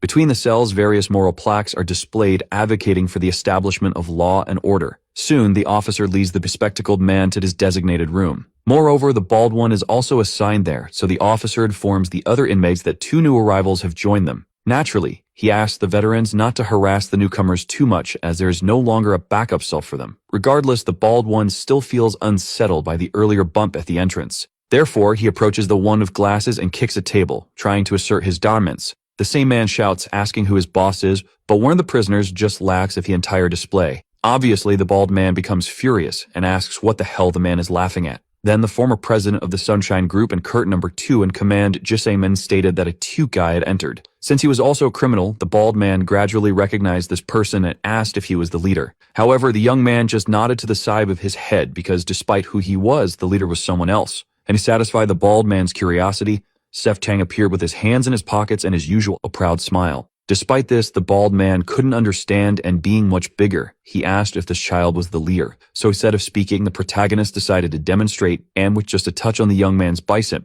he sent him flying. Even though it wasn't meant to hurt, it was enough to command respect. Without further delay, Seth approached the second newcomer because he had heard that he was a professor at Seoul University, to which the man fearfully confirmed. At that moment, silence took over, increasing the tension, but unexpectedly, the hero asked to be taught, surprising the professor, because as strange as it seemed, the truth was that once he got out of there, the protagonist wanted to go to college. Meanwhile, at some venue, spectators were impressed by a fight that was happening because one of the competitors no longer seemed to be in good shape. Then with another quick punch landing on his defense, the fighter staggered backward. And so another blow came, a kick to the ribs that drained all of the opponent's strength. Thus, the fighter fell to the ring floor, defeated at the feet of Brock, who was crowned the undefeated champion of the tournament. At the end of the fight, the host congratulated the boy for becoming the strongest human, and with great excitement, he handed the microphone to Brock to explain how he was feeling. However, instead of being happy, the boy questioned that title, making the Sunshine allies proud but leaving the host confused. And with the USC championship belt in hand,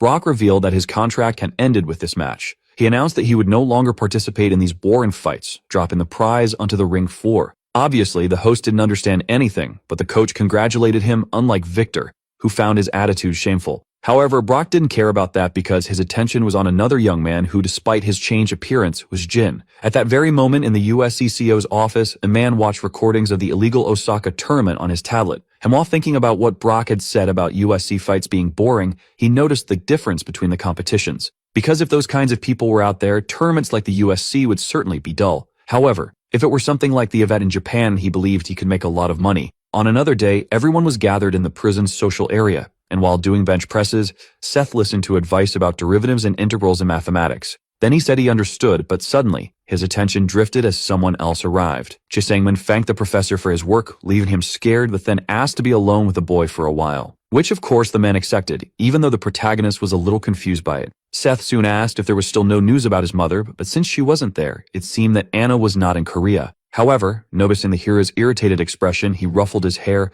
telling him not to worry. After all, Seth knew better than anyone what his mother's personality was like most of the time. But even so, the boy missed her because it was almost a year since they had been separated. Some time before, during his family visitation at the prison, Anna asked her son to be well, but he did not respond. So she simply asked him to wait a little longer. Seth replied that he was fine. On the other hand, the boy wanted to know about his mother, and with a smile, she said she was fine too. However, the woman believed she would have to go somewhere soon and that it would take some time. The protagonist asked where she was going, but his mother said it was a secret she would only reveal when she returned. Either way, she told him not to worry and got his attention with a flick to his forehead. Instead of worrying, Anna asked her son to keep his promise and pass the GED, General Educational Development, and despite smiling, Seth takes it seriously. Back in the present, the protagonist asks what his uncle said, and Jisaemin replies that they mentioned there had been 3 assassination attempts. Therefore, if the boy says something he hasn't said before, he could turn the case into something much worse. Initially, the blame was placed on the Chinese man, Juan, but after calling the triad,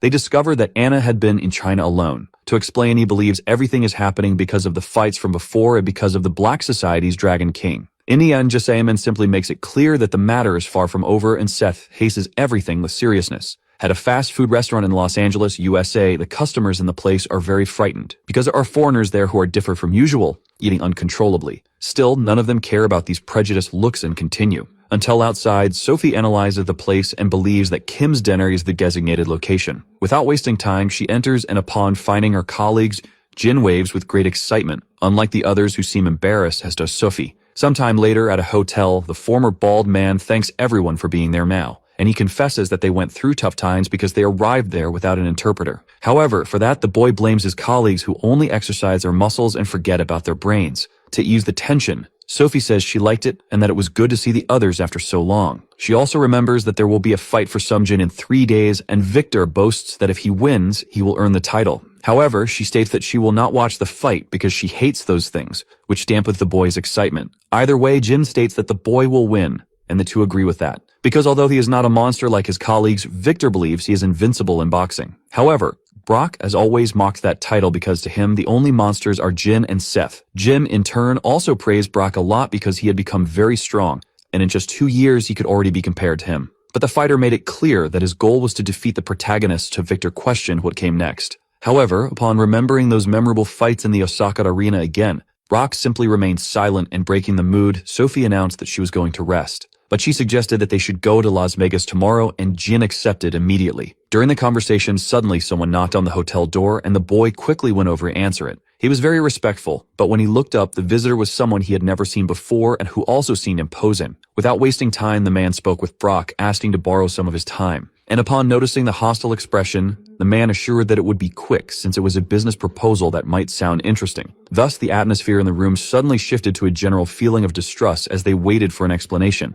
At first, Brock recalled that his contract had already ended and stated that he didn't care about other things. However, the man said he knew what Brock wanted, and of course the boy doubted that. Then a USC CEO showed him the video on his tablet with the fights from that arena, surprising some and making Jin curious. Without wasting time, the man continued, stating that Brock wanted to participate in that kind of fight where life is put at risk, and since the fighter did not disagree, the man announced that he would prepare a proper stage and asked if Brock was ready for it.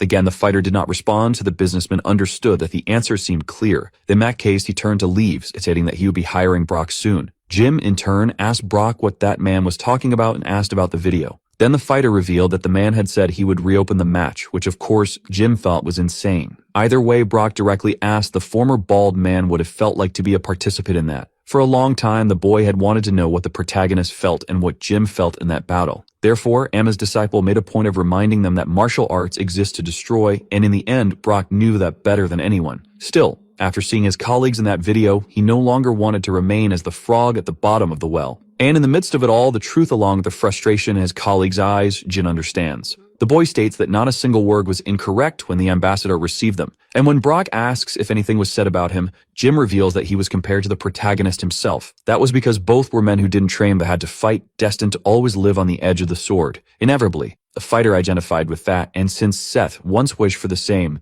Jin wasn't going to argue against it. However, the boy made it clear with seriousness that Brock should remember something. He said that the body doesn't learn when you go somewhere and lose. Then with a smile, Brock confidently responded that when he returned, he would take down Seth. Back in prison inside a monitored cell with 2 guards, the protagonist takes the GED exam. While thinking about the questions, he realizes that the one he is working on now is very difficult, and because of that, he breaks his pen. The loud sound startles the officers. Later, he stretches after doing his best. Jisingman, who is also getting up, asks if Seth did well on the tests, and thanks to his professor, Hihiro says he did. In that case, the man comments that it's time for the boy to handle the matters he previously postponed due to studying. And with a smile, the protagonist agrees, saying that his body is already itching, which makes Juzaman call him for an attack. However, Seth insists on refusing, surprising the man and arrogantly states that the one with the lower rank should come first. This irritates Jisingman, who then charges forward with all he has, preparing a powerful punch. But the protagonist not only dodges but also grabs his arm, though another strike comes from below and hits him on the chin.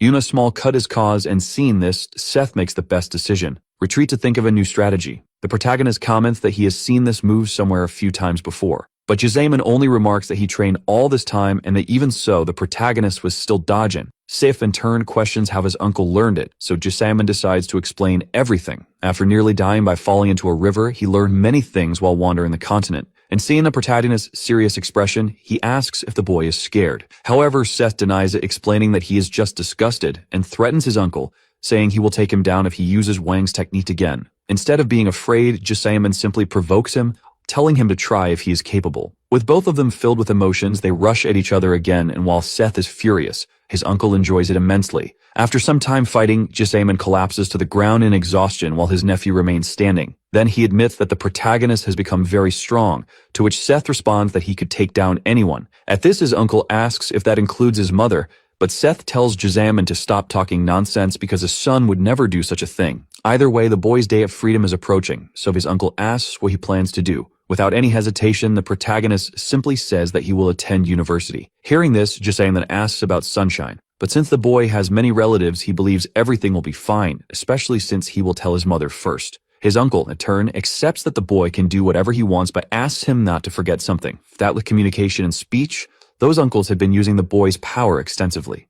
And the protagonist knows this better than anyone, but he just smiles, unconcerned. Sometime after being released from prison, those being freed keep to themselves in embarrassment. However, the protagonist walks out with his head held high because right ahead, the director himself has come to receive him, along with the entire force. Despite this, Seth criticizes the gesture, saying it's the reason people call the company useless. But Jake simply praises his good work, and soon his old comrades rush in to reconnect. Among them, Rod was the one who missed the boy the most, though even from afar, the others were also very happy. Until, after taking a few playful punches due to his enthusiasm, Rod pulled out a type of food from his pocket, and he handed it over as a gift, saying it was part of a tradition, which although confusing Seth, also made him very happy. So without hesitation, he simply took a piece and ate in front of everyone. And so with the first in command back, the Sunshine Group reestablished its hierarchy. Sometime later, while returning to the city, the protagonist asks for news about his mother. Jake informs him that she is in China, but Seth cannot understand why she would go without even notifying him. The director,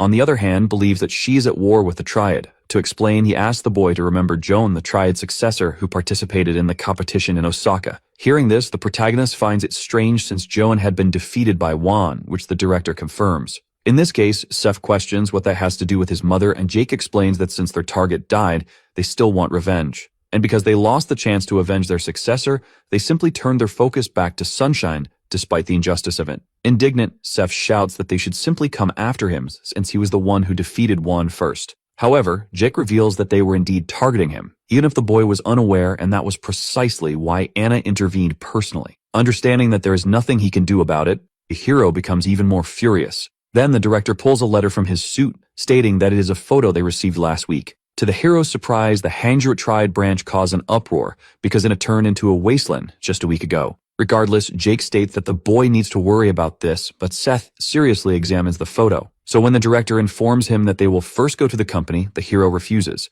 That is because he decides to turn down any business-related matters, surprising his uncle, and states that he now wants to live a normal life and study a bit more. Obviously, Jake is outraged by this, as Anna had been taking care of everything up to now to maintain something that was Seth's responsibility, which the boy understands. However, given the situation, the protagonist declares that his uncle can take over the position, because his decision now is to live a normal life, at least for the time being. Later, the protagonist arrives at his house and cannot help but feel nostalgic after being away for some time. However, he becomes a bit irritated by the fact that Rod followed him despite being told not to. The boy in turn reveals that he had orders to escort Seth, but the protagonist wishes to be alone. Thus, Rod states that he will keep guard in a way that doesn't interfere with him. However, Seth simply asks if the boy is stronger than him, to which Rod shamefully responds no. Still, Rod requests to remain the hero's driver in case he needs to go somewhere. But Seth simply heads toward the house, and before entering, he calls his colleagues' attention, because despite not wanting a guard, he would want a friend to help him clean things up. Overjoyed by the invitation, Rod happily accepts and finally enters the house with him. Sometime later in a distant temple, a woman sits respectfully in front of a symbol. Subin, a young boy, appears, bowing to his master and announcing the arrival of a new letter. Since it is black with a red seal, the woman immediately asks to see it.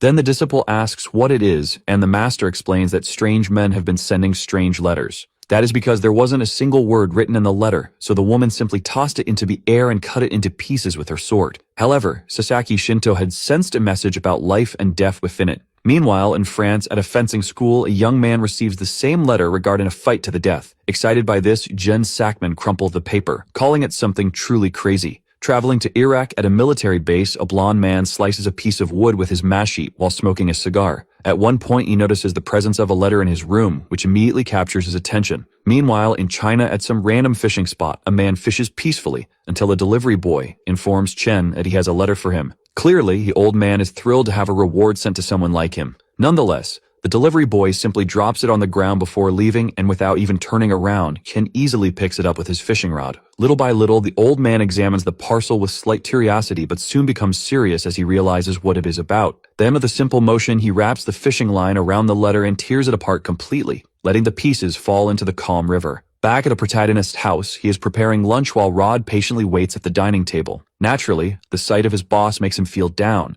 so he shouts that he will cook, but Seth says it's almost ready. Still, the boy tries to insist, but the hero says again that he is no longer a representative of sunshine, to his colleague's despair. Moreover, the protagonist states that Rod no longer needs to use the company's nicknames, but this only makes him feel worse instead of happy. That's because he wanted to continue being the #1 subordinate of his boss. At that moment, someone knocks at the door, drawing attention. To show he's useful, Rod runs to answer. Stiff, in turn, asks what has arrived, and quickly the boy appears with a black letter in hand. It seems like a registry, but when opened, Rod was shocked by the content. In this case, the hero asks if it's news about his mother, but it turns out to be an invitation to choose the strongest in the world. Although everything was in English, Rod didn't know what it meant either. At this point, the protagonist takes the letter to look for himself, making his former subordinate admire him even more for his fluency. However, apparently, the boy knew mathematics, he wasn't so good with English. But instead of being disappointed, Ron shifts focus and praises Seth's honesty, which makes him feel overwhelmed. Anyway, the two decide to eat some ramen first before continuing. In an abandoned factory in the United States, a crowd is gathered to watch a fight. With just one punch, one of the competitors falls to the ground, defeated, crowning the victory of a very muscular blonde man. Reporting everything on his phone, the boy comments that it's as expected and asks who will be the next challenger. Moreover, he says he will give $500 to whoever beats Jimmy, and since no one responds, the boy asks if there are only cowards there. But Guy states that if they keep this way, he won't get any views till he raises the bet to $1,000. He is ready to raise it more until someone finally appears to challenge Jimmy one-on-one. Seeing the new competitor, the boy recording is impressed by his monstrous stature. Rock, in turn, with his usual irritative look, asks if the cameraman wants him to fight with this man, and obviously, Jimmy feels disrespected. Suddenly, the CEO of USC appears, laughing behind the previous boy, and then asserts that it won't be like that. That's because from his own pocket, he pulls out $100,000 and shows it to everyone. Thus, the businessman claims he will give the money to whoever defeats the champion, even if they fight in groups. At this point, both Jimmy and the guy recording become desperate and continuing. The CEO says he doesn't mind if weapons are used, because all that needs to be done is to defeat the champion, and to show the seriousness, he increases the reward to $1 million. Upon hearing this, Brock questions what the businessman is doing, but the latter just tells the boy to follow the script, which the fighter accepts in the end. Obviously, all the spectators arm themselves with something to try their luck and soon surround the former USC champion. Back at the top of the abandoned building, the businessman asks if the boy isn't going to film. He tells him to do so, as he's only there because he said he had 7 million subscribers. Reluctantly, the boy starts recording again, making the CEO very excited. Without wasting any more time, all the fighters and spectators combine forces to defeat the champion. Confident that they can win, they approach, while Brock still seems bored. Then, at the first sign of a threat, one of the batons flies off from a kick by the fighter. Then another kit finishes off one of the guys who dared try to defeat him. Witnessing everything, the businessman raises the bet again to $10 million, and in desperation, he raises it once more to $20 million. In the end, he declares that if anyone needs something beyond the money, he will try to give them everything. Because as long as the businessman hasn't found the strongest man on Earth, this fight will continue, which already leaves Brock a bit stressed. Back at the protagonist's house, E and Rod are watching Victor's fight on TV, where he was challenged for a title match. All the boys' moves were great, and he was landing sharp attacks. This, of course, made both of them very happy to be close friends with Victor. However, while the announcer spoke, a protagonist noticed 2 people in the background in the audience. Among them was Sophie, but beside her, Jim was cheering for Victor instead of for himself. Because of that, Seth couldn't help but feel a little bad. But noticing his master's expression, Rod called out to him. He explained that Seth's old friends had contacted him and asked if he should reach out to them. But despite seeming like something he wanted, Seth refused because he first needed to be accepted into college. Understanding his boss's new phase, Rod shouted that he would search for universities worthy of him. And in the same instant, he grabbed his phone, which made Seth laugh a lot. Then back on the TV, the new world lightweight champion was announced, Victor Chu. Sometime later, several students gather around a commercial building as it is a good place to prepare for the GED exam. And officially, for the first time, the protagonist truly dedicates himself to studying. Sometime later, both the hero and his subordinate leave the building and head to a public table. But even there, Seth doesn't stop studying. He doesn't pay any attention to Rod, who is already getting bored. Because of this, the boy starts entertaining himself with his phone until he comes across a YouTuber's video. He notices that the channel had streamed a fighting tournament in which Brock was participating. Sometime later, the time finally comes for the academic ability test at Korea University, and the protagonist is among the candidates taking the exam despite feeling quite nervous. Later, as he exits the test, Rod, who is waiting outside, shouts congratulating him. But the embarrassment of that happening in front of everyone makes Seth think his college life is already over. Either way, Rod asks if his boss did well on the test, and with a smile, the protagonist, as he probably did. In this case, even more excited than before, Rod suggests they eat pork belly and drink soju celebrate, which Seth agrees to. At a restaurant, the subordinate praises the boy's hard work over the past months.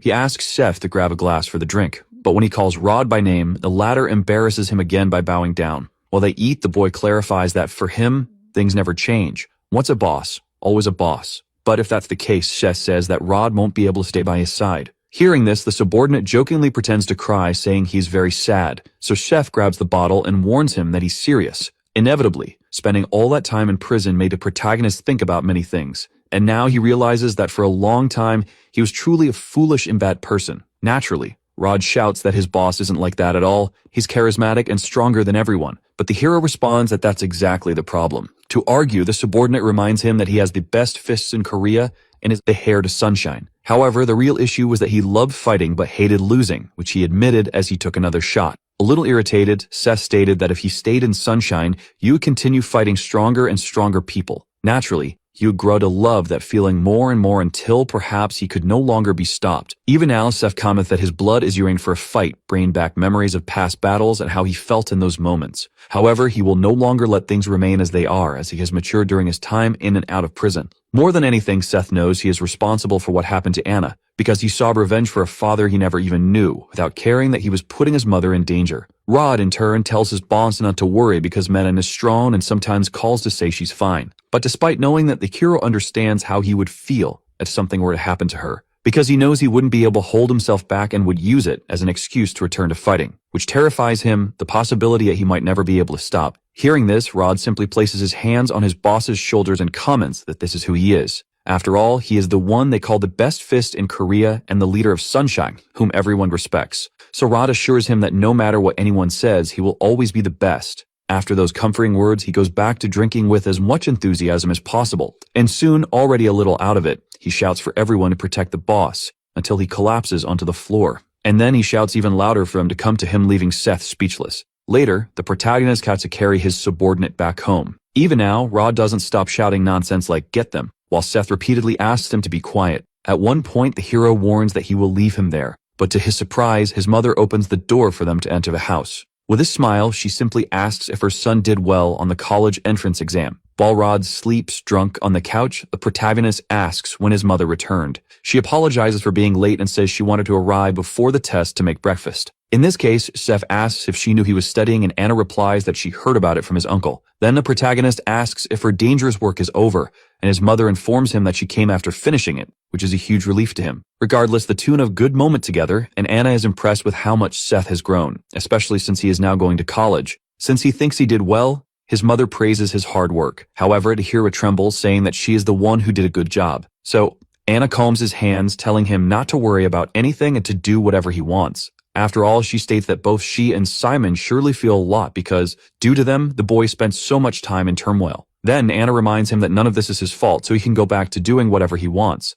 And so the hero's indignant expression gradually transforms into an honest smile. Sometime later at the Sunshine Group, the director congratulates Anna, as it is said that the triad will no longer trouble them. Still, Jake mentions that there is one more thing to discuss. Then for his suit, he pulls out a black letter with a red symbol. After investigating, he discovered that the person behind it is someone influential. However, upon reading its contents, Anna asks if it has no relation to them and if they can simply ignore it. The director confirms that they can, but even so, Jake hands her his tablet, which leaves her very surprised. Currently, Brock is at the center of a competition where fights without rules are taking place, drawing a massive audience, just like what happened with the tournament Seth opened in Japan. Anna then asks if June won't stop this, but Jake informs her that he's in college, fully dedicated to his studies. Understanding this, the woman simply lets the director go about his work. However, before he leaves, she calls his attention again and, without even looking, asks if Jake is going to hold a full board meeting. After all, Seth wants to live a normal life now, and she admits that she also wants to be a normal mother with him. Obviously, all this information comes as a big surprise to the director,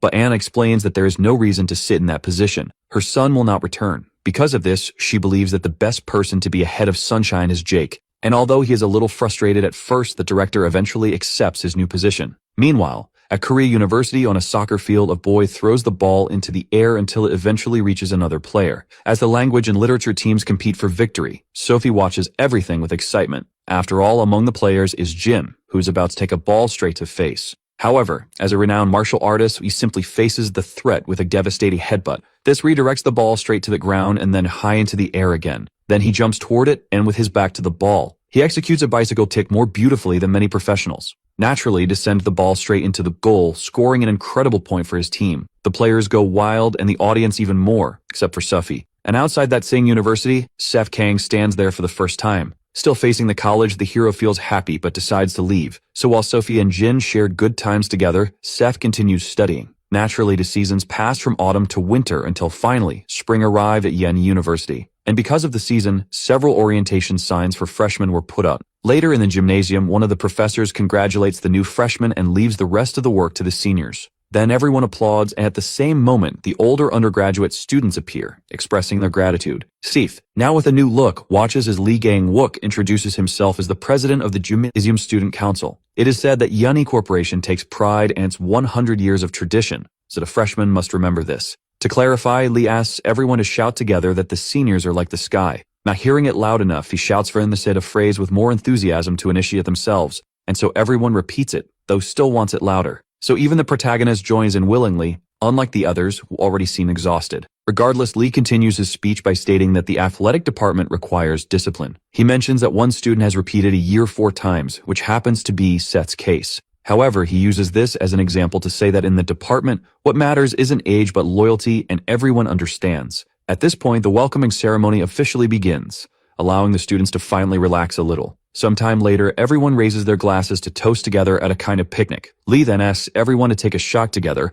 but one of the students hesitates because he has never drunk alcohol before. Because of this, one of the seniors immediately steps in to mock him. After all, for a student who isn't an athlete, drinking a shot shouldn't be a problem if he wants to have a social life. Noticing his intimidation, Seth quickly pushes the senior's arm away from the freshman. He then takes the boy's shot and drinks it in his place, which irritates the older student, but the hero reminds him that the boy said he couldn't drink. Obviously, the senior questions if he is being mocked, but Seth simply starts singing the initiation chant. At that moment, the senior doesn't completely lose his temper only because Lee calms him down given that Seth is a repeating student. However, even though they entered late, the hero declares that he will work hard and humbly expresses his eagerness to work with them. A little further away, a large student from their old school is drawn by a commotion. He soon realizes that the person being confronted is actually Seth, and naturally, he trembles in fear just remembering their school days. Back at the center of the conflict, one of the seniors gives the protagonist a moral lesson, but the senior remains irritated because Seth keeps smiling, which only makes the big guy even more anxious. After some time, we notices the strange way his clubmate is acting. Later, as Seth leaves the gathering, he remains happy despite everything and suddenly sees the big student in front of him saying, "Hi." Without wasting time, the guide explains that he's a former student of Yeonjin High, which makes the hero understand that they must know each other. Agreeing, the guy comments that he was in Jin's class when they met. However, the protagonist asks him to keep everything a secret because he wants to graduate this time, and the big guy complies. Regardless, Seth suggests that they start working together, but before they can continue their conversation, someone suddenly calls out to the hero provocatively. From the depths of an alley, 3 members of the athletic club are waiting for the freshman to approach them. While his new friend trembles in fear, the hero understands that things might get a little complicated. Sometime in the past, the protagonist's mother had heard about him joining athletics and questioned why, since he had said he wanted to study literature or languages. Unfortunately, that was the only department he could enter with his grades. Since it was the athletics department, Anna was a bit worried, but Sid thought of them as just kids. Despite that, Rod had his bet and ready in case he needed, though Seth obviously didn't want any help. Anna argued that it could be a good idea to get into Korea University later, like Jin, by focusing on studies.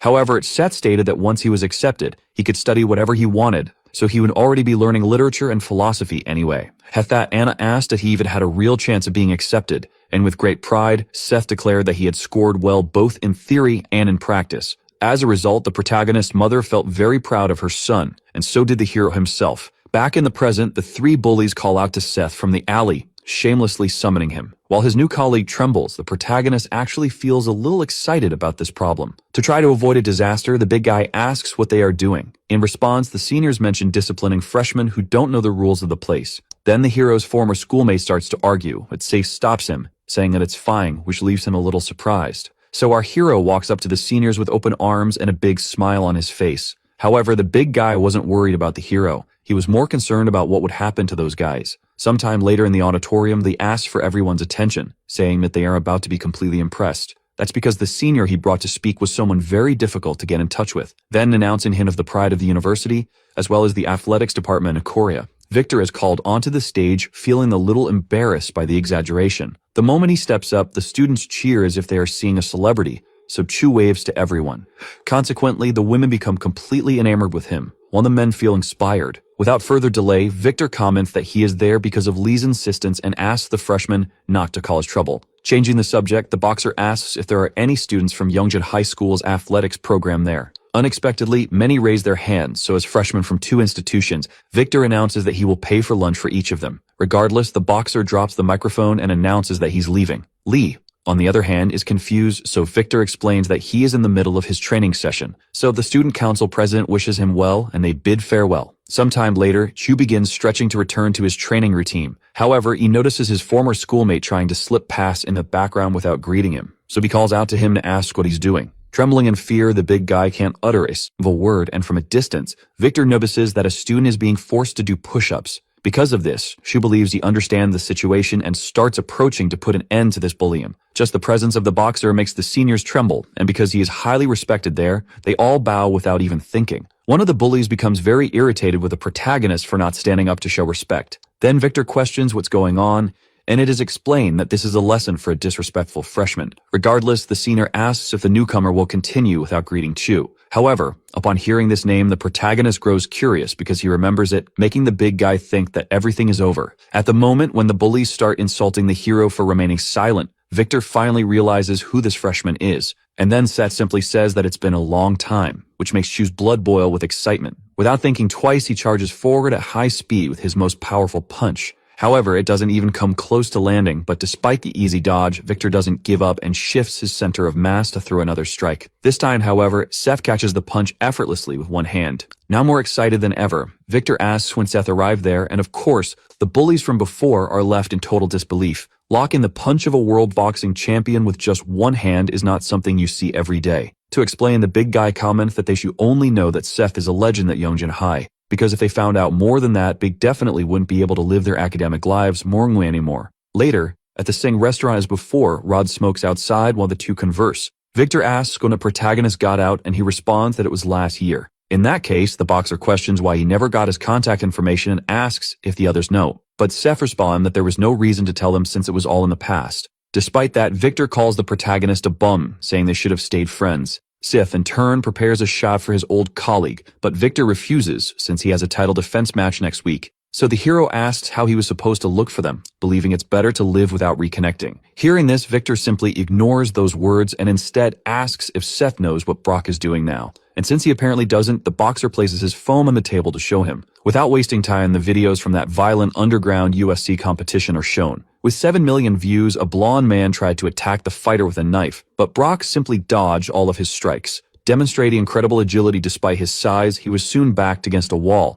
Then the blonde man charged forward, thinking he would take home the $1,000, but the moment he attacked, Brock decided to end the game and finished him with just one punch, hitting like a freight train. With the blonde man collapsed and defeated on the ground once again, the fighter was crowned champion with only minor injuries. And that guy from the media team helped make Brock even more invisible to the authorities. After showing all this to the protagonist, Victor informs him that this is the video that was uploaded this week. In this case, the hero questions what that fool thinks he's doing, and Chu explains that recently, things have been getting more chaotic. At first, they tried to block the YouTube video, but it gained so much fame that they couldn't contain it anymore. And now, they have even removed the censorship and are showing everything in full. Because of this, Victor asks if the hero can handle this situation. He feels that if Brock continues like this, he will die, and until then, Shu will surely go crazy with worry, so Sek spends some time analyzing the videos. Later, the protagonist goes out with Rod as his driver, just like in the old days. Since Seth isn't saying a word, his subordinate asks if there's something he needs to know. But at that moment, the hero is lost in thoughts about his past,